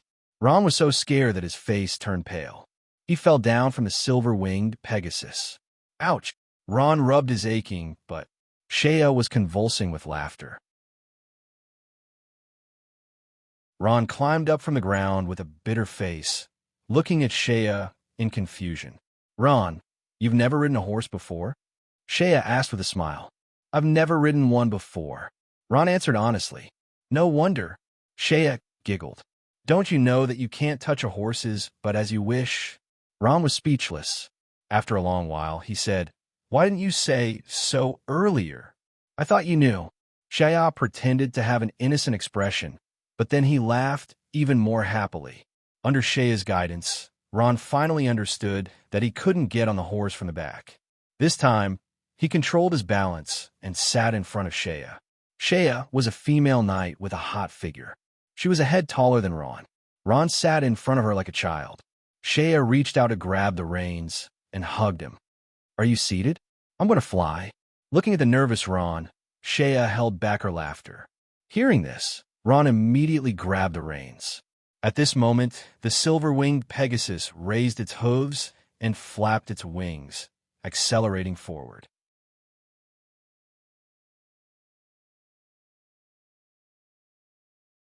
Chapter 203. In the sky, smoke and dust from the volcanic eruption filled the air. Even riding a silver-winged Pegasus, the view wasn't that good. 56 books. Library, search, please use. Ron gripped the horse's back tightly. He was a little nervous since it was his first time riding a horse. Shaya looked at him and wanted to laugh. In her mind, this powerful little man also had such a cute side. But Shaya soon stopped laughing. Ron was sitting in front of her, his back pressed against her chest. Ron's two soft mounds just happened to be pressed against his back. She had to grip the reins tightly and couldn't free her hands. She could only watch as Ron took advantage of her. Shaya was embarrassed. Her face turned red all the way to her ears. If she had known this would happen, she wouldn't have let Ron sit in front of her. Looking at the nervous little man in front of her, Shaya gnashed her teeth. This stinking brat. How dare you take advantage of this lady? I'll teach you a lesson later. However, although Shaya thought about it, he didn't say out loud. Otherwise, everyone would be embarrassed. Ron, who was still nervous, didn't think about it from this aspect. His heart was now beating nonstop. Thump, thump. The silver-winged Pegasus flapped its wings nonstop, shuttling through the dark sky, looking for traces of the Ballarak's Academy team. At the same time, the two's bodies kept bumping into each other, sparks flying between their young hearts. After a long time, Ron finally noticed something strange on his back. He blushed and leaned forward a little. At the same time, he said, I'm sorry, be good and sit still. Don't move. Shaya wasn't happy. She said with conviction, We're in the sky now. If you move, you'll fall. Oh, Ron replied and moved closer to Shaya. Shaya was almost angered to death. At that moment, a cold aura locked onto the two in the sky. Ron, who had a keen sense of touch, was the first to notice it. A huge figure flew towards the two, bringing with it a gust of wind. Careful, Ron cried out. At that moment, the terrifying figure had already reached them. Bone shield, defensive stance. The two reacted quickly and immediately released their defensive measures. Ron summoned a huge white bone shield, while Shaya raised her knight's shield to meet the attack. Boom! A powerful force struck and shattered Ron's bone shield. Shaya's shield was also sent flying. The huge impact caused the two of them and the horse to fall down like a kite with its string cut. At that moment, Ron finally saw the attacking figure. Level 10 beast Dacula. It had the body of a lion, long horns like a bull for powerful claws, and two huge black wings. This was a level 10 beast and also the target of this black crystal mission, Dakura. Geniuses only need 3 seconds to memorize 56 books. If it were the War Bear or other large mercenary groups, they would definitely be overjoyed to see this beast. But to Ron, Dacula's arrival represented the arrival of death. Up, 2 people and 1 horse fell to the ground like a meteor. Ron grabbed Shaya and rolled a few times to reduce the momentum of the fall. The silver-winged Pegasus was heavily injured and could no longer get up. At that moment, Ron felt as if he had walked a circle between life and death. His back was already drenched in cold sweat. Are you all right? Ron asked as he reached out to support Shaya. Shaya said anxiously, My horse. My horse. At this time, Shaya was burning with anxiety. As a knight, without a horse, her strength would be greatly reduced. I'll go save it now, Ron said through gritted teeth. At that moment, a huge bull's roar came from the sky. Dacula flapped its huge wings and swooped down from the sky. The huge figure landed on the ground, emitting an awe-inspiring aura. Dakura howled wildly and picked up Shaya's silver-winged Pegasus, tore it into two halves, and swallowed it while it cried out in grief. Shaya was stunned. Looking at the corpse of the silver-winged Pegasus, tears fell from her eyes. Ron was also stunned, but he quickly recovered and pulled Shaya. Shaya, let's go. We are no match for it. No, I won't go. Shaya's eyes were about to spit fire. She screamed, I want to avenge it, no. Ron reached out to stop her, but Shaya had already rushed out. Surrounded by flames, Shaya's eyes were wide open. She raised her one-handed knight's sword and pushed her combat aura to the limit. Shaya had already thrown caution to the wind. She watched helplessly as her beloved silver-winged Pegasus was eaten by Dakura. She was so angry that she lost her head. Facing a powerful level 10 beast, she was determined to fight with her life on the line, and Ron was too late to stop her. Die! Sword of Flames. A lithe figure turned into a streak of light and pounced straight at the rank 10 beast Dacula. Dacula was eating with its head lowered, completely unaware of the approaching danger. Perhaps it had a certain degree of confidence that such a weak existence would not find trouble with it. Boom! Unexpectedly, Shaya's sword of flames easily cut into Dacula's body. A ghastly wound appeared on its face, and its flesh was torn apart. Coupled with the burning of the flames, Dacula cried out in pain. This attack had used up all of Shaya's strength, and she felt exhausted. At this moment, Dacula came to its senses and stared at Shaya with its blood-red eyes. For a moment, Shaya's heart felt like it had fallen into an ice cellar. Only then did she wake up from her anger. What kind of existence had she provoked? A rank 10 beast was undoubtedly an insurmountable existence for Shaya, who was only rank 6. Roar! Dakura howled and opened its big mouth, spitting out a terrifying pillar of fire with blazing heat toward Shaya. Shaya! Ron sensed danger and shouted. However, Shaya's expression was completely blank. Her mouth was wide open and she was motionless, as if she was frightened. The flames descended, and her beautiful eyes were filled with despair. Damn it, Ron growled, and his body turned into a mass of black mist. In an instant, he appeared beside Shaya. The black mist rolled up, and Shaya's entire body was swept up, instantly flying far away. Roar! Dacula was infuriated when it saw its enemy being rescued. It spread its wings and chased after Ron. Dacula's body was huge, and the airflow it created when it flew blew the surrounding trees. It was so fast that it caught up with Ron in an instant. At this moment, a few tiny specks of light appeared on the ground below. Dakura instinctively sensed danger. While he was stunned, the colorful specks of light grew larger and larger. Magic bullets. Almost 100 magic bullets rose into the air, and their target was the rank 10 beast, Dacula. Boom! Boom! Boom! Gorgeous magic bullets exploded in the air. Caught off guard, Dacula's flesh was torn apart by the magic bullets. The ones who released the spell were the skeleton mages that Ron had summoned. These skeleton mages held long staffs in their hands, and without chanting, they directly condensed various elements and released magic bullets, one after another, bombarding Dakura in the air. Due to the legendary effect of the Staff of Dark Water, the skeleton mage's magic attacks were much stronger than before.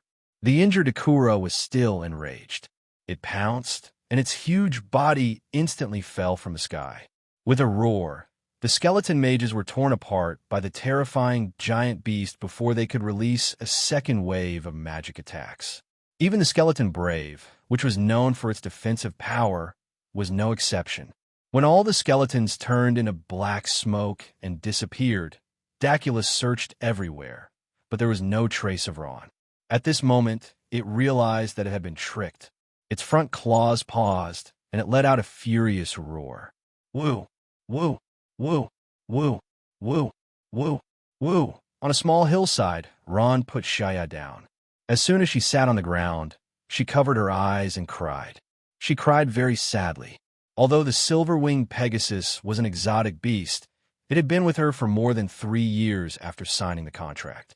How could she not be sad when it was suddenly eaten by Dacula? Ron squatted by the side and waited silently. He understood how Shaya was feeling. He knew that Shaya needed to cry to vent her feelings. Other than that, he had no other choice. Although his strength had increased by a lot, it was still not enough to go against the level 10 exotic beast Dacula. Don't cry. Ron saw that Shaya was crying sadly and couldn't help but say. He walked over and comforted her gently. Wah! Shaya cried even louder. She was like a child who had lost her favorite toy, snot and tears running down her face. Ron sat beside Shaya, flustered. He didn't know how to comfort a girl. At this moment, Shaya threw herself into his arms and sobbed, her shoulders trembling slightly. Shaya, ugh. Ron was stunned by the soft and fragrant body in his arms. A young girl's fragrance seeped into his nostrils. Ron had no choice but to pat Shaya's shoulder and comfort her gently. Don't cry. The Pegasus is already dead. It's already good enough that we managed to escape with our lives from Dacula. Shaya was still crying. Her head kept moving in his arms like a child who had been wronged. Ron didn't know how to comfort her. At this moment, he had an idea and said softly, How about this, Shaya? I promise to help you find a good mount. Will that do? Hearing this, Shaya stopped crying and lifted her teary eyes from his arms. Really? Really? I'm a puppy if I lie to you. Seeing that Shaya had calmed down, Ron smiled and said, You're the puppy. Shaya finally smiled through her tears and pushed him away. At the same time, she gently wiped away the tears at the corner of her eyes. The corners of her eyes were still red and swollen. Her forced smile was still laced with tears. Ron's heart skipped a beat when he saw her tear-stained face. At this moment, Shaya had shed her strong career woman and looked so lovely and moving. Ron had the urge to pull her into his arms. Shaya playfully blinked her eyes. Ron, you said that you'll find me a mount. You weren't just saying that to comfort me, right? How could he lose face in front of beauty? Ron patted his chest and said heroically, I'll keep my word. Okay. Shaya laughed. Then I want a flying mount.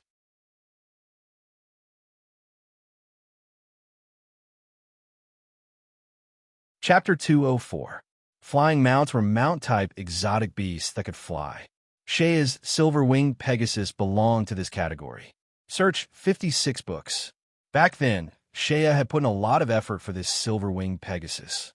When she first saw it, she was captivated. A snow-white body, a pair of beautiful silver wings.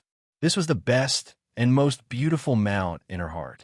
Shaya made up her mind and threw in all her money, wanting to buy it at all costs. Pornographic novels.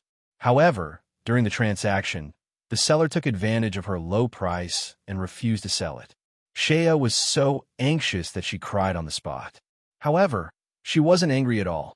The next day, she went to the seller again and pestered him, but the seller still wouldn't budge.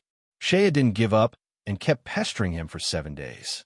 After 7 days, the seller finally couldn't take it anymore. At the same time, he was moved by Shaya's sincerity and sold it to her at a price lower than the market price. Over the past 3 years, the silver-winged Pegasus had accompanied Shaya through life and death many times, escaping from exotic beasts and enemies. Although the silver-winged Pegasus attack power wasn't as strong as Hefels's long-fanged tiger, its speed and flying ability were incomparable. Generally speaking, a flying mount of the same level was 30% more expensive than a mount that couldn't fly. It was no wonder Shaya cried so sadly. After losing the silver-winged Pegasus, not only did her strength as a rider drop, she also lost the ability to fly. She couldn't accept it immediately. The silver-winged Pegasus was a rare item now.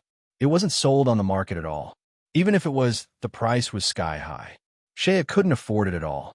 At this moment, Ron looked at the sky and furrowed his brows. It looks like it's getting dark. We have to find a place to set up camp immediately Shea nodded. After a while, Ron and Shea finally found a place to set up camp. It was against the wind and the water, dark, but not humid. A small stream flowed quietly by the side, rolling happily. Due to the volcano, there were hot springs of various sizes here, emitting milky white steam that floated into the air. There was soft grass by the stream. This was simply the best natural place to set up camp. Ron found some hay and spread it on the ground. He then took out a tent from his spatial bag. Soon, a small hill-like thing was erected by the stream. Shaya rummaged in his space bag a few times, and a trace of astonishment appeared on his face. Then, his face turned bitter. "What's wrong?" Astron asked. "I don't have a tent." Shaya sighed. It was washed away by the magma when the volcano erupted. Ron was taken aback.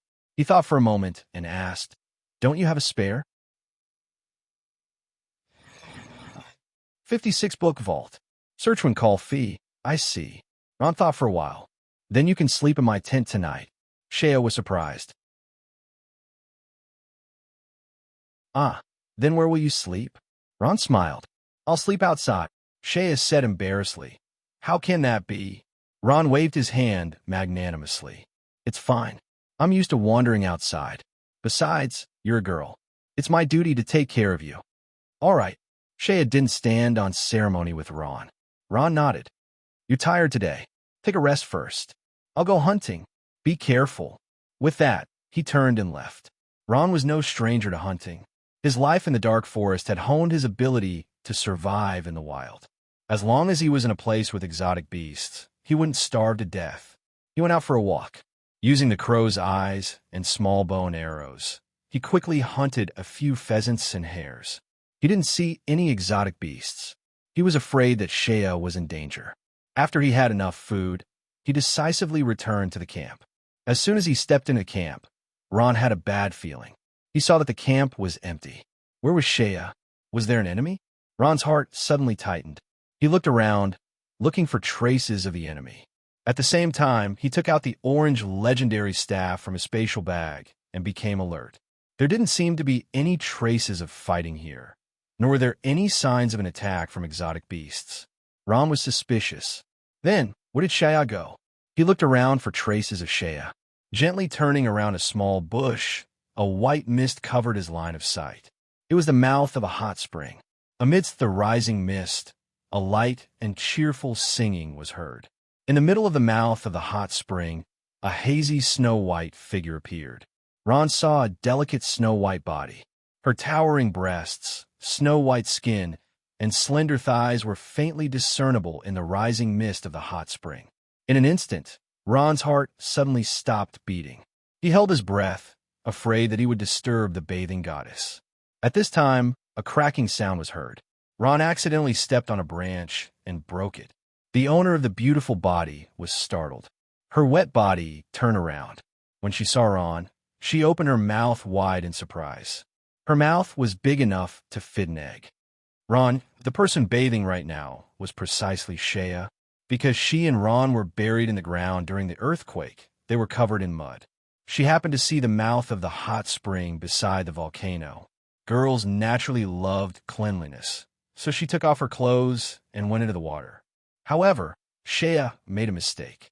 She forgot to tell Ron. "It wasn't me." Ron panicked. He covered his eyes with one hand and waved his other hand. "Ugh, no. I didn't see anything." Shea's face turned red. Shock, shame, humiliation, all kinds of negative emotions gnawed at her heart. She wanted to cry, but no tears came out. The body that she had treasured for so many years was actually seen naked by a man several years younger than her. How could Shea accept this? Tears instantly flowed out of her eyes. "Ugh, I'm sorry. I thought something happened to you. Sorry for disturbing you. I'll leave now." Ron was so nervous that he couldn't speak properly. He couldn't care about anything else and was completely naked. "Ron, you bastard, you big bastard." Shea's shameful and angry roar could be heard from afar. Sigh, why didn't I think of this? Girls love to be beautiful. Shea isn't at the campsite. She must have gone to take a bath. Ron hit his head in annoyance. It's over, it's over. This time I must have thoroughly offended Shea. Thinking of Shaya's expression that was so angry that he wanted to kill people, Ron shuddered. After a while, Shea finally returned to the campsite slowly. Ron was sitting beside the fire. He had already started the fire and was roasting the pheasant that he had hunted. The pheasant was already 90% cooked. The fat and tender skin oozed out and dripped on the fire drop by drop. Ron secretly raised his head and observed Shea's expression. He saw that her pretty face was frosty. She didn't say a word and didn't have any expression on her face. She didn't even look at Ron. Ron immediately lowered his head and complained to his heart. It's over, it's over. She must be angry with me. I've seen her body. I don't know how she will deal with me. Will she scold me? Is this considered good? Or will she directly beat me half to death? Forget it. If Shea really wants it, then let her vent. I won't retaliate. Ron's thoughts were running wild. At this time, Shea came back. She was wearing a long bathrobe, and her hair was still wet. She sat down beside him and brushed her hair away from her forehead.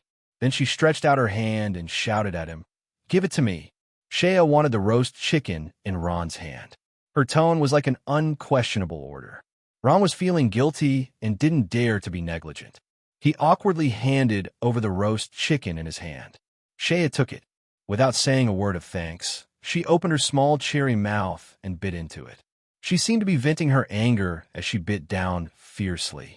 That expression made it seem like she was biting Ron's flesh. Ron's heart trembled as he watched. Shea finished the roast chicken in a few bites. She glared at Ron, who was secretly looking at her expression, and shouted, "Give it to me." Ron immediately handed over the roast rabbit in his hand. Shea seemed to have a good appetite today. She ate 2 roast chickens and 1 roast rabbit.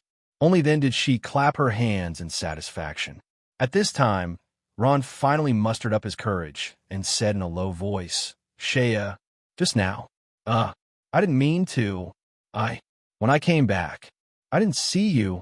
I thought something had happened to you. I'm sorry." Ron spoke intermittently, but the general meaning was clearly expressed. He also apologized to Shea. But Shea's reaction was very strange. She acted as if she didn't hear anything. She stood up and directly left, ignoring Ron's words. She came to Ron's tent, opened the door, and went in, leaving Ron alone outside. Ron had thought of 1,000 ways to deal with it, but they were all useless. Looking at Shea's back, he could only helplessly smile. No matter what, he was in the wrong first. Even if he was young, he understood that a girl's most precious body is not for others to see. Shea ignored Ron, and Ron didn't dare to disturb Shea. The two of them were silent, as if nothing had happened. Ron's husband, the monk, was puzzled. Ron was dumbfounded and stood there. It didn't seem like Shea was angry, but it seemed impossible that she wasn't angry. Shea didn't say anything, and Ron didn't understand what she meant. He could only shake his head and smile bitterly. Sigh. Women.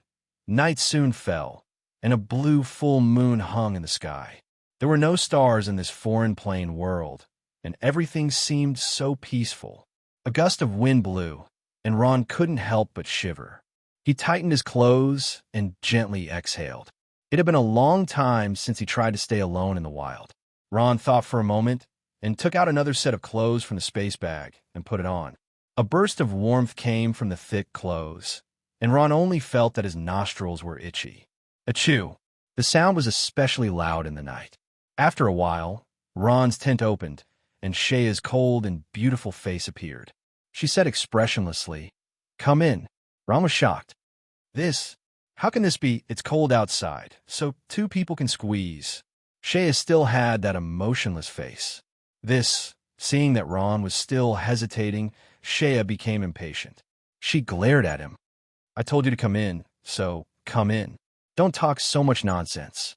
You didn't look so timid when you saw my body today." Hearing her mention this, Ron's face turned red, and he couldn't say anything.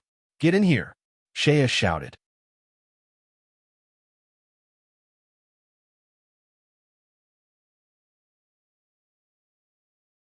Chapter 205. Seeing Ron come in, Shea fiercely glared at him, ignored him, and directly lay down with her back facing Ron. "Search 56 books. Library. Ron was embarrassed. He could only take off his clothes and lie down beside Shea. The soft hay, the warm tent, he had to say, this was much more comfortable than outside. Shea was only wearing thin pajamas, revealing her curvaceous body. Ron lay beside Shea. Suddenly, he had an idea. At this time, he was leaning against Shea's plump and mature body. His face was flushed red, and his heart became irritable. He tossed and turned, but couldn't fall asleep. Ron, in the dark, Shea said, I'm a little cold. Ron immediately got up and reached for the space bag. I seem to have a quilt. Wait, I don't want your quilt. Shea, with her back facing Ron, said in a cold voice without a trace of emotion, as if she was ordering him. Then, she softened her tone. Hug me. I won't be cold if you hug me. Ron couldn't refuse. His trembling hand reached out to Shea's body. Shea's pajamas were very thin, and he could touch her hot skin. At the same time, he felt Shea's body was also trembling. Ron's abdomen was filled with an unknown, evil fire. Suddenly, he let out a beast-like roar, and that roar was full of naked desire. Not knowing where he got the strength, Ron turned Shea over and pressed on her body, desperately kissing her. Shea was a little panicked at first, but then her eyes softened and her body gradually relaxed. Ron didn't seem to know what he was doing. His hand had already reached into Shea's clothes, wantonly groping. His trembling hand slid over every inch of Shea's skin. It was as if there was a demonic fire in his body, like a suppressed volcano, constantly struggling to find an outlet to vent. At this time, Shea let out a delicate moan. Her body was as straight as a prawn, and her voice was filled with a trace of seductive pleasure. Ron moved instinctively like a beast. Shea was pressed onto Ron's body. Her eyes were like silk, and her breath was like orchids. Her trembling hand reached up and hugged the little boy lying on her body, and from time to time, let out a faint moan. In the quiet night, the sky was blue, and from time to time, one or two strange beast roars could be heard. In the small tent by the stream, it was gently shaking. Early the next morning, a ray of blood-colored sunlight penetrated the tent. Ron opened his eyes and stretched out his hand to touch the side, but he touched nothing. Shea. He was shocked and immediately sat up. There was no sign of Shea in the tent, only the place where she had slept last night. There was still a trace of warmth left, which meant that she had just left. Search 56 books, library. Where did she go? Ron had a question mark in his heart. At this time, he lowered his head and was clearly stunned. He saw a striking patch of red, which made his heart beat wildly. This is... Could it be that? I really did that with Shea last night? Ron had a vague impression of what had happened last night. At that time, he seemed to have lost his mind and desperately asked Shea for more. In the end, he lay on the ground exhausted, too lazy to even move a finger, and fell into a deep sleep. Looking at the patch of red left in the tent, Ron felt ashamed. He was no longer a child who didn't know anything. Under the influence of his second brother, who was an expert at picking up girls and the best bad friend, he had learned many things. Naturally, he knew what this was. Ron's heart was filled with self-blame. He felt that he had let down Shea and Aurora. This was also Ron's first time. At this time, the tent was suddenly pulled open by someone, and Shea's beautiful face peeked out from outside. Seeing him, she was obviously stunned, and then a smile appeared on her face. You woke up. Ron lowered his head and answered weakly. Looking at the place where Ron's hand was touching, Shea's face turned red like a ripe apple. Sorry. Suddenly, Ron said stutteringly. A trace of melancholy rose in Shea's heart. She forced a smile and said, Sorry for what? I did this to you last night, and I feel sorry for you, and also sorry for Aurora. Ron's face was red. He gathered his courage and looked into Shea's clear eyes. I will take responsibility. A trace of disappointment flashed across Shea's face.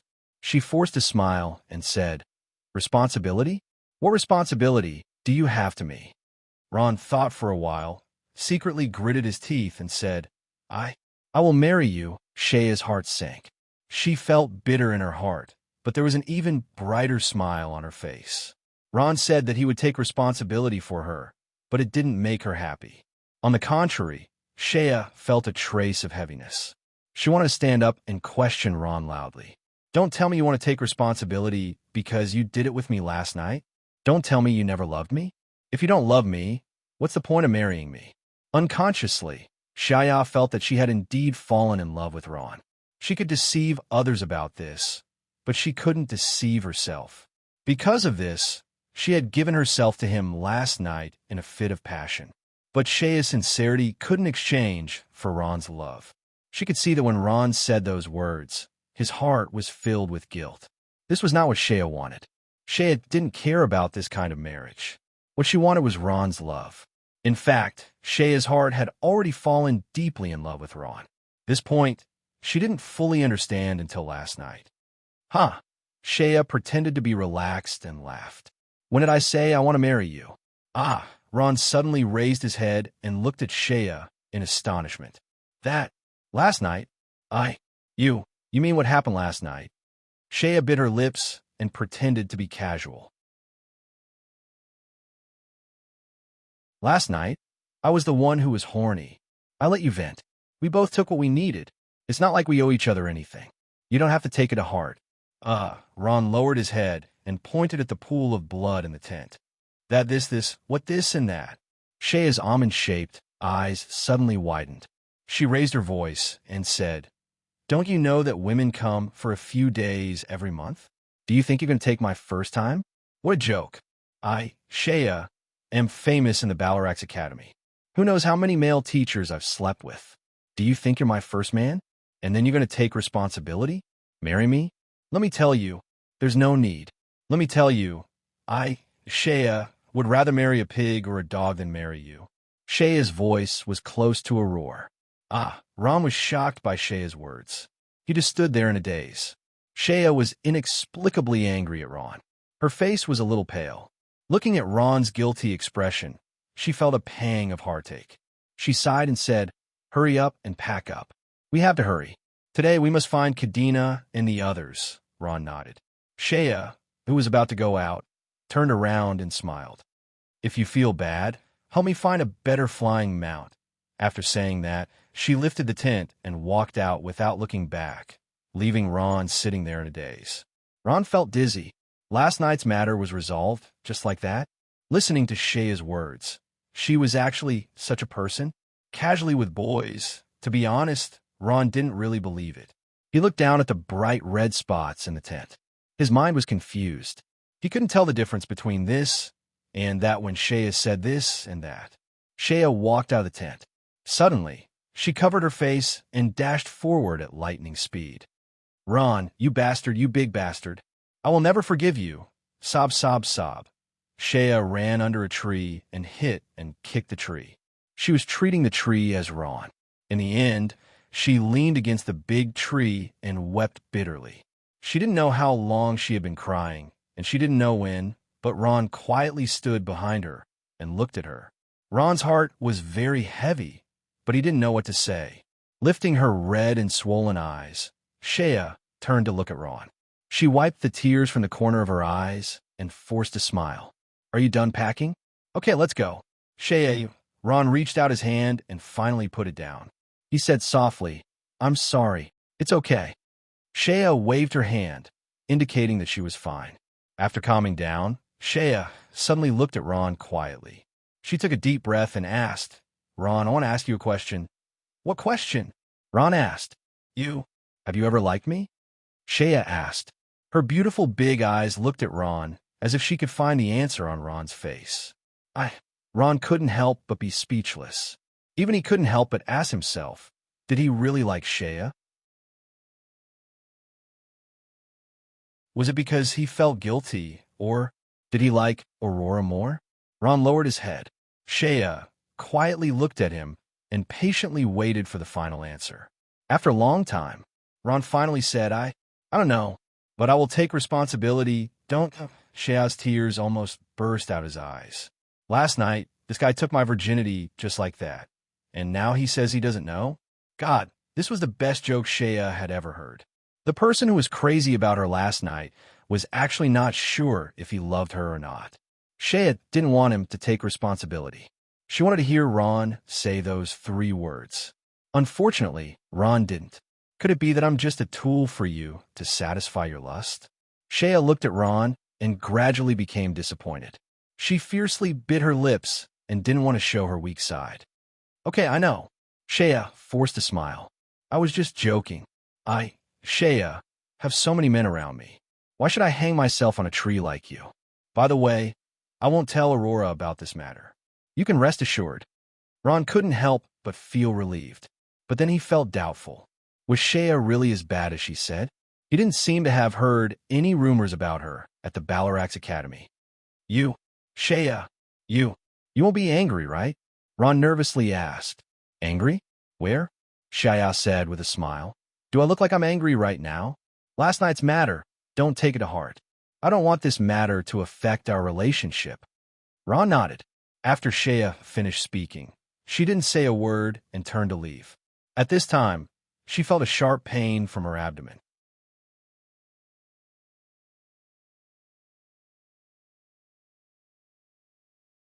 Chapter 206. Shea and Ron quickly left the valley and continued to search for the Balarax Academy's team.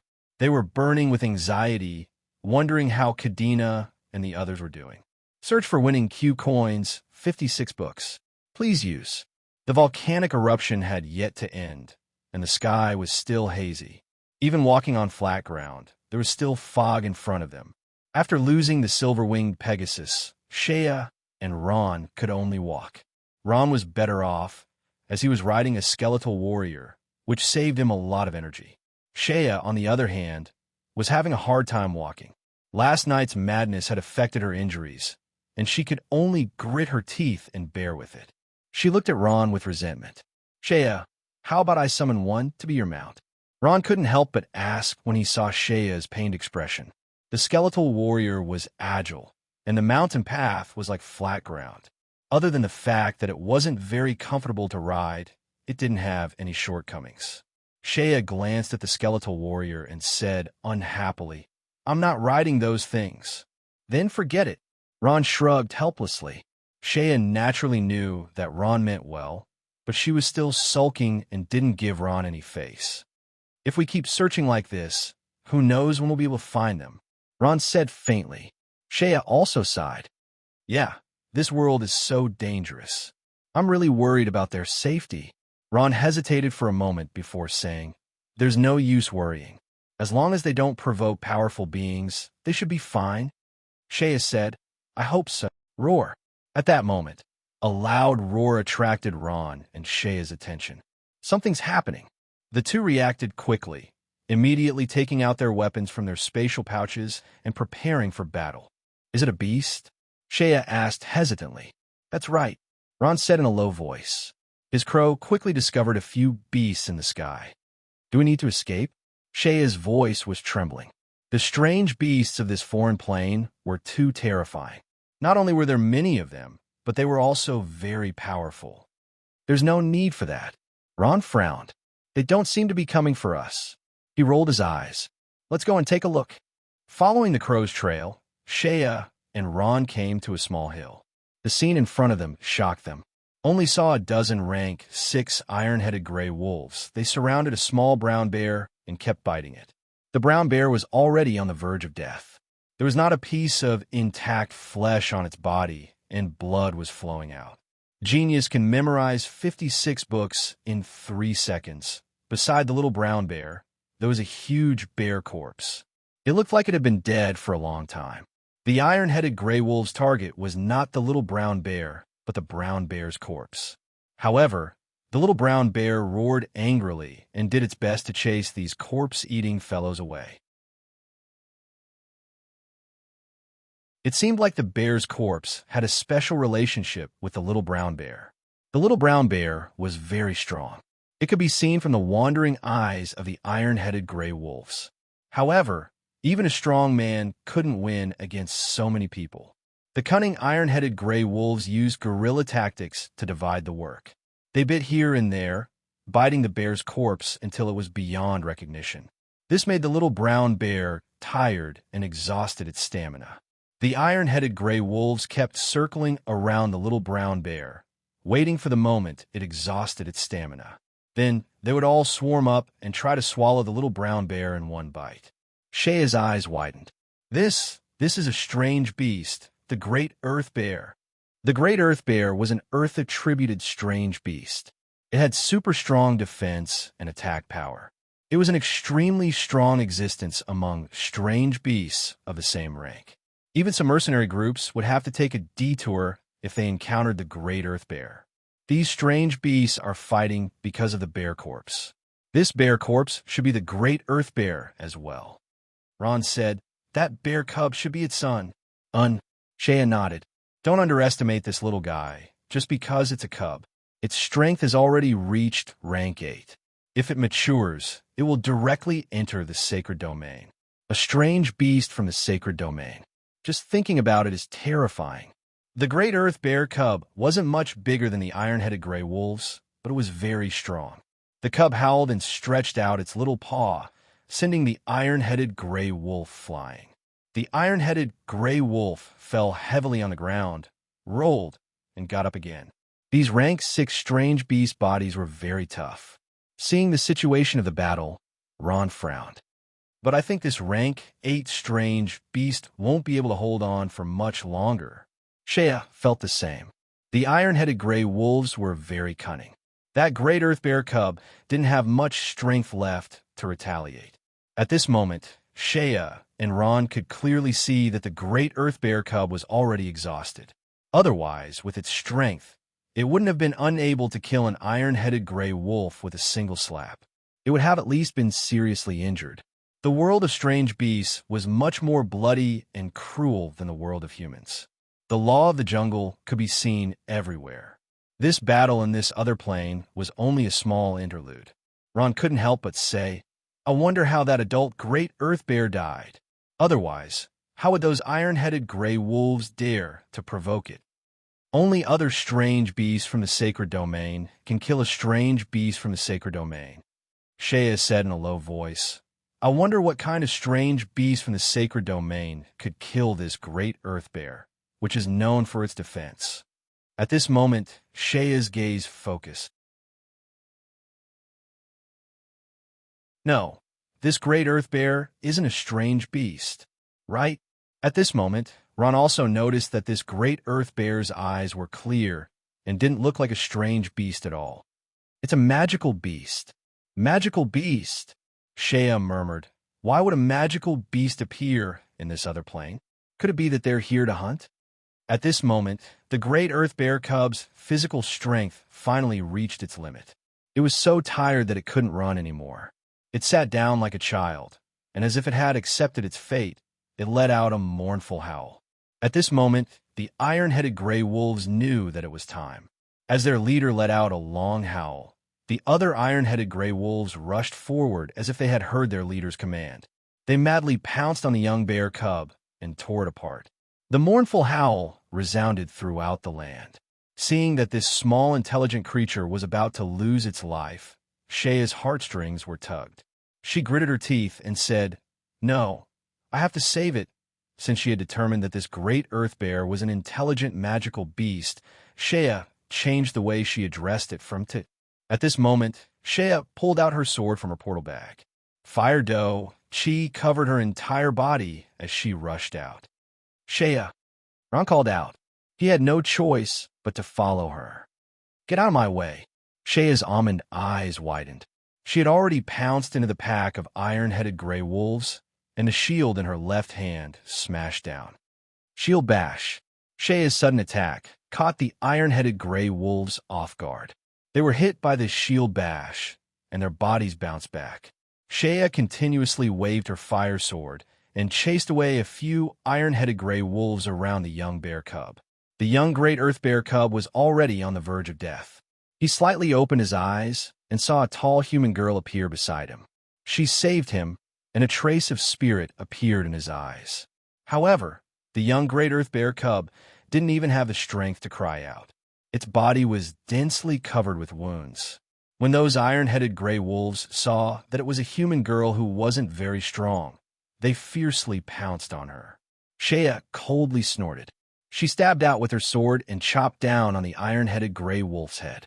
However, the tip of the sword slid past the wolf's head and couldn't pierce through. How can this be? Shea was shocked.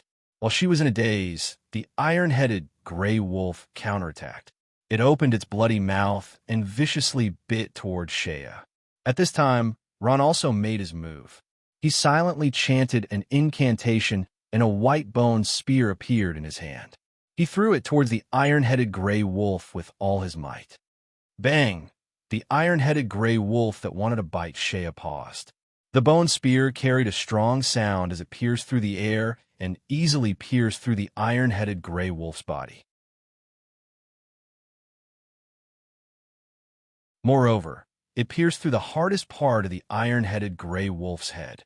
The iron-headed gray wolf's brain burst open and it died on the spot.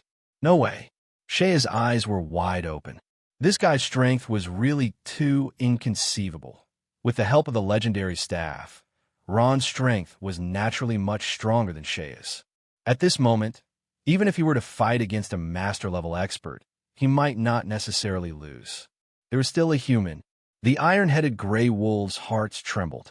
They instinctively felt a trace of danger from Ron's soul power. At this time, the iron-headed gray wolf howled, and the dozen or so iron-headed gray wolves began to retreat. Where do you think you're going? Ron used the legendary staff and summoned the bone prison. However, it only trapped 5 iron-headed gray wolves. He used the bone spear to kill 2 more, and the remaining 3 broke free from the bone prison.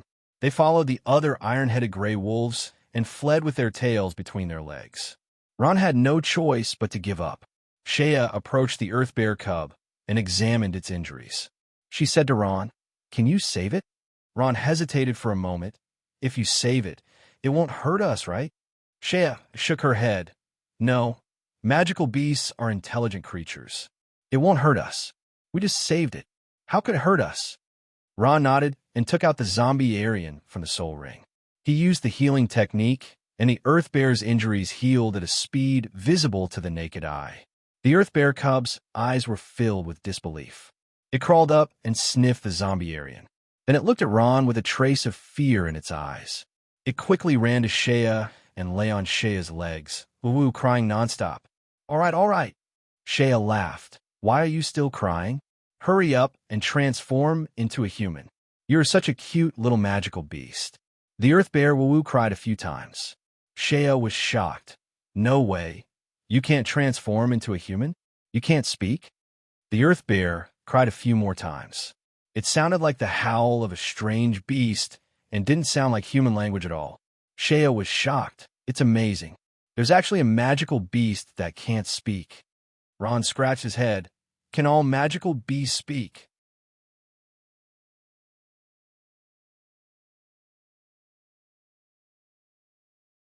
Chapter 207. Ron shrugged his shoulders. It seems that he really doesn't know how to do it. "Are you sure you didn't save a strange beast?" The earth bear cub roared angrily at Ron, as if it was protesting, meaning that he shouldn't be compared with these lunatics. 56 book. Genius only needs 3 seconds to remember at this time. Ron suddenly had a bold idea in his mind. Could it be that this earth bear didn't come from the Noah continent, but grew up in this other dimension? The earth bear cub became excited when it heard this and roared a few more times. "No way. I guessed it right." Ron looked at this earth bear in disbelief. "There are magical beasts in this other dimension. How amazing." As he spoke, he reached out his hand to touch the earth bear. This earth bear was like a cat whose tail had been stepped on. When it saw Ron's hand reaching out, it suddenly became vigilant and shrank behind Shea. At the same time, it bared its teeth and growled in a low voice, its eyes full of hostility. Shea saw this and laughed. "It seems that it likes me more." Ron shrugged his shoulders helplessly. "How boring. I saved it just now. This stinky bear is so ungrateful." Seeing Ron choked, Shea was very happy. "Ron, you're a good person.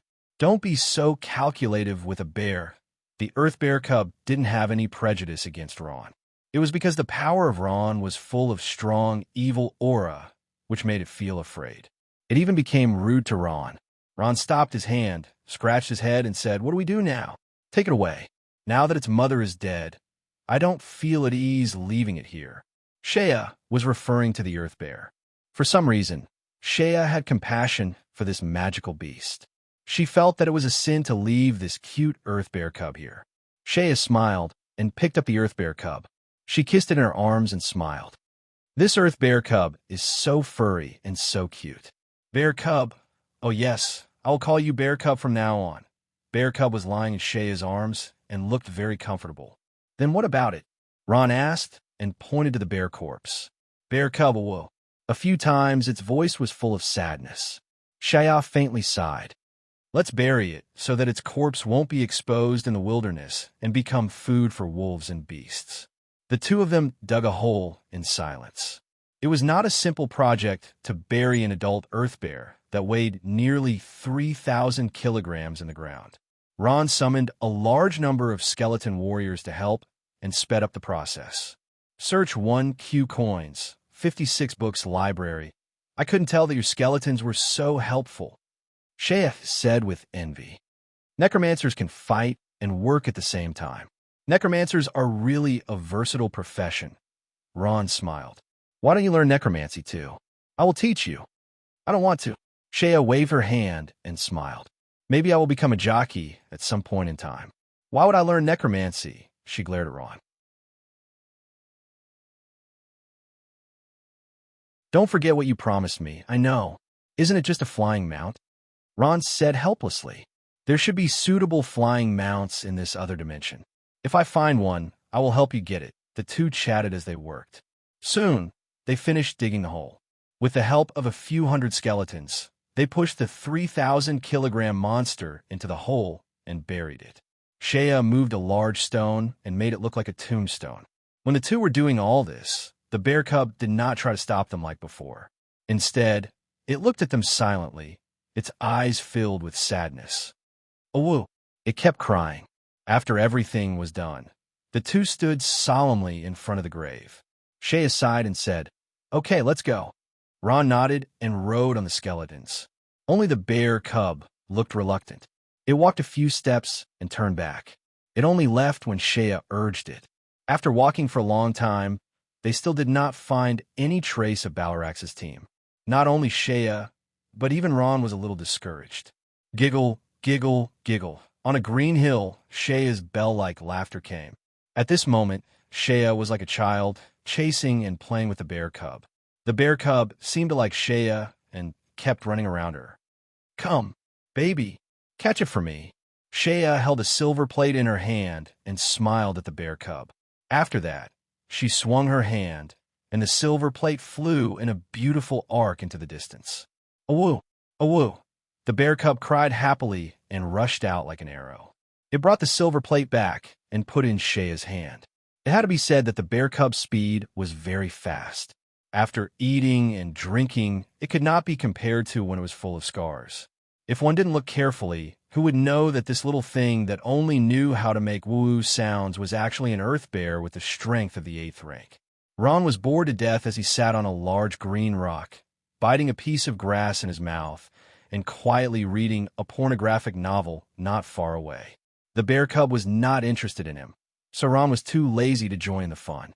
He muttered to himself, "This bear is really... I can't tell that it's a high-level magical beast at all. It looks like a dog. Black bear, black bear. No wonder bears have such a name. It's so appropriate." The bear cub eagerly brought the silver plate over and put it in Shea's hand. Shea smiled and reached out to touch its head. "Yes, good cub." The bear cub cried happily, its voice full of joy. Shea walked over with a smile and wiped the fragrant sweat on her forehead. She smiled at Ron and said, "How is it? Have you rested enough? Let's continue on our way. I've been waiting for you for a long time." Ron stood up and patted his clothes. "Wait." At this time, his heart suddenly tightened and a feeling of extreme palpitation spread from his head. At this time, his heart was as cold as winter.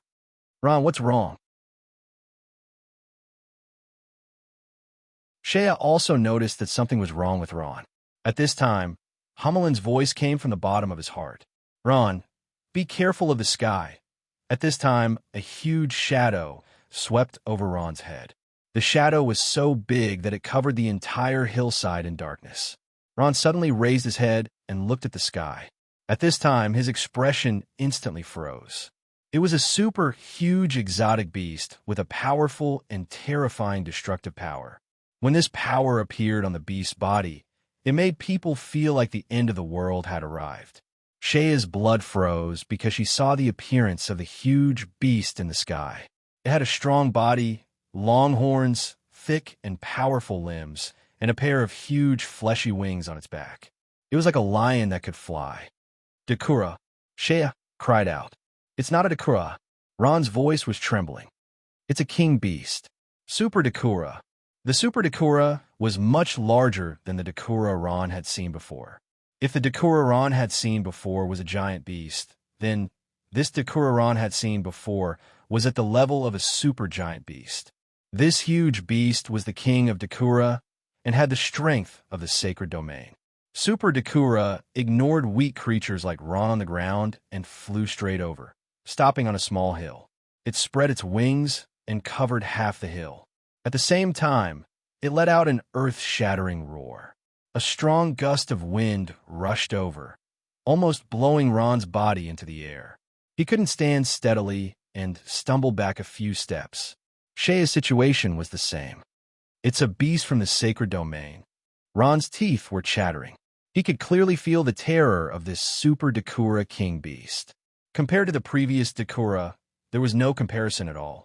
Shaya was almost unable to open her eyes because of the gust of wind. Her eyes were filled with horror. This sacred domain beast is too terrifying. Only the bear cub whimpered and gritted its teeth. Its dark eyes were filled with anger. However, the strength of this sacred domain beast was too terrifying. Although Bear Cub wanted to rush up and tear it apart, it was frightened by its aura and did not dare to move. Ron's heart skipped a beat. Could it be that Bear Cub's mother, the Earth Bear, died in the hands of this Super Dakura King Beast? Shaya's expression was grave as she nodded. It seems like it. Only this terrifying sacred domain beast can kill the Earth Bear, which is also a sacred domain beast. But it seems that this fellow is also injured. Shaya's eyes were sharp. She saw that the King Dracula beast body was riddled with scars, and there were several holes in its huge wings. Shaya shook her head and touched Bear Cub's head. She said helplessly, Bear Cub, although I want to avenge you, this sacred domain beast is too powerful. Although Bear Cub could not speak human language, it could understand Shaya's meaning. It lowered its head and growled a few times before falling silent. The Super Dakura King Beast stood on the small mountain peak with its 4 limbs, emitting a monstrous, murderous aura. This murderous aura was naturally not directed at Ron, who was only a warrior, but someone else. That person stood high in the sky. His angular face was like a stone carving, and his big bald head was very eye-catching. His face was tense, and traces of murderous aura were transmitted through the air. It's him. At this time, Ron also recognized this person. This person was the Sacred Domain powerhouse he saw at the Mercenary Union headquarters, Earth's Sacred Swordmaster Spec. He was wearing a purple battle robe with a red cloak fluttering in the wind, looking very murderous. Earth's Sacred Swordmaster Spec stood proudly in the air, coldly confronting the Super Dakura King Beast. Facing such a terrifying beast from the Sacred Domain, there was no fear in his eyes, as expected of a Super Dakura King Beast. Even after being seriously injured in the battle with the Sacred Domain Beast, the Earth Bear, it still has such strength that you're tuning in to the Warrior Lore YouTube channel. Don't forget to subscribe and join us on this journey to catch the most captivating stories.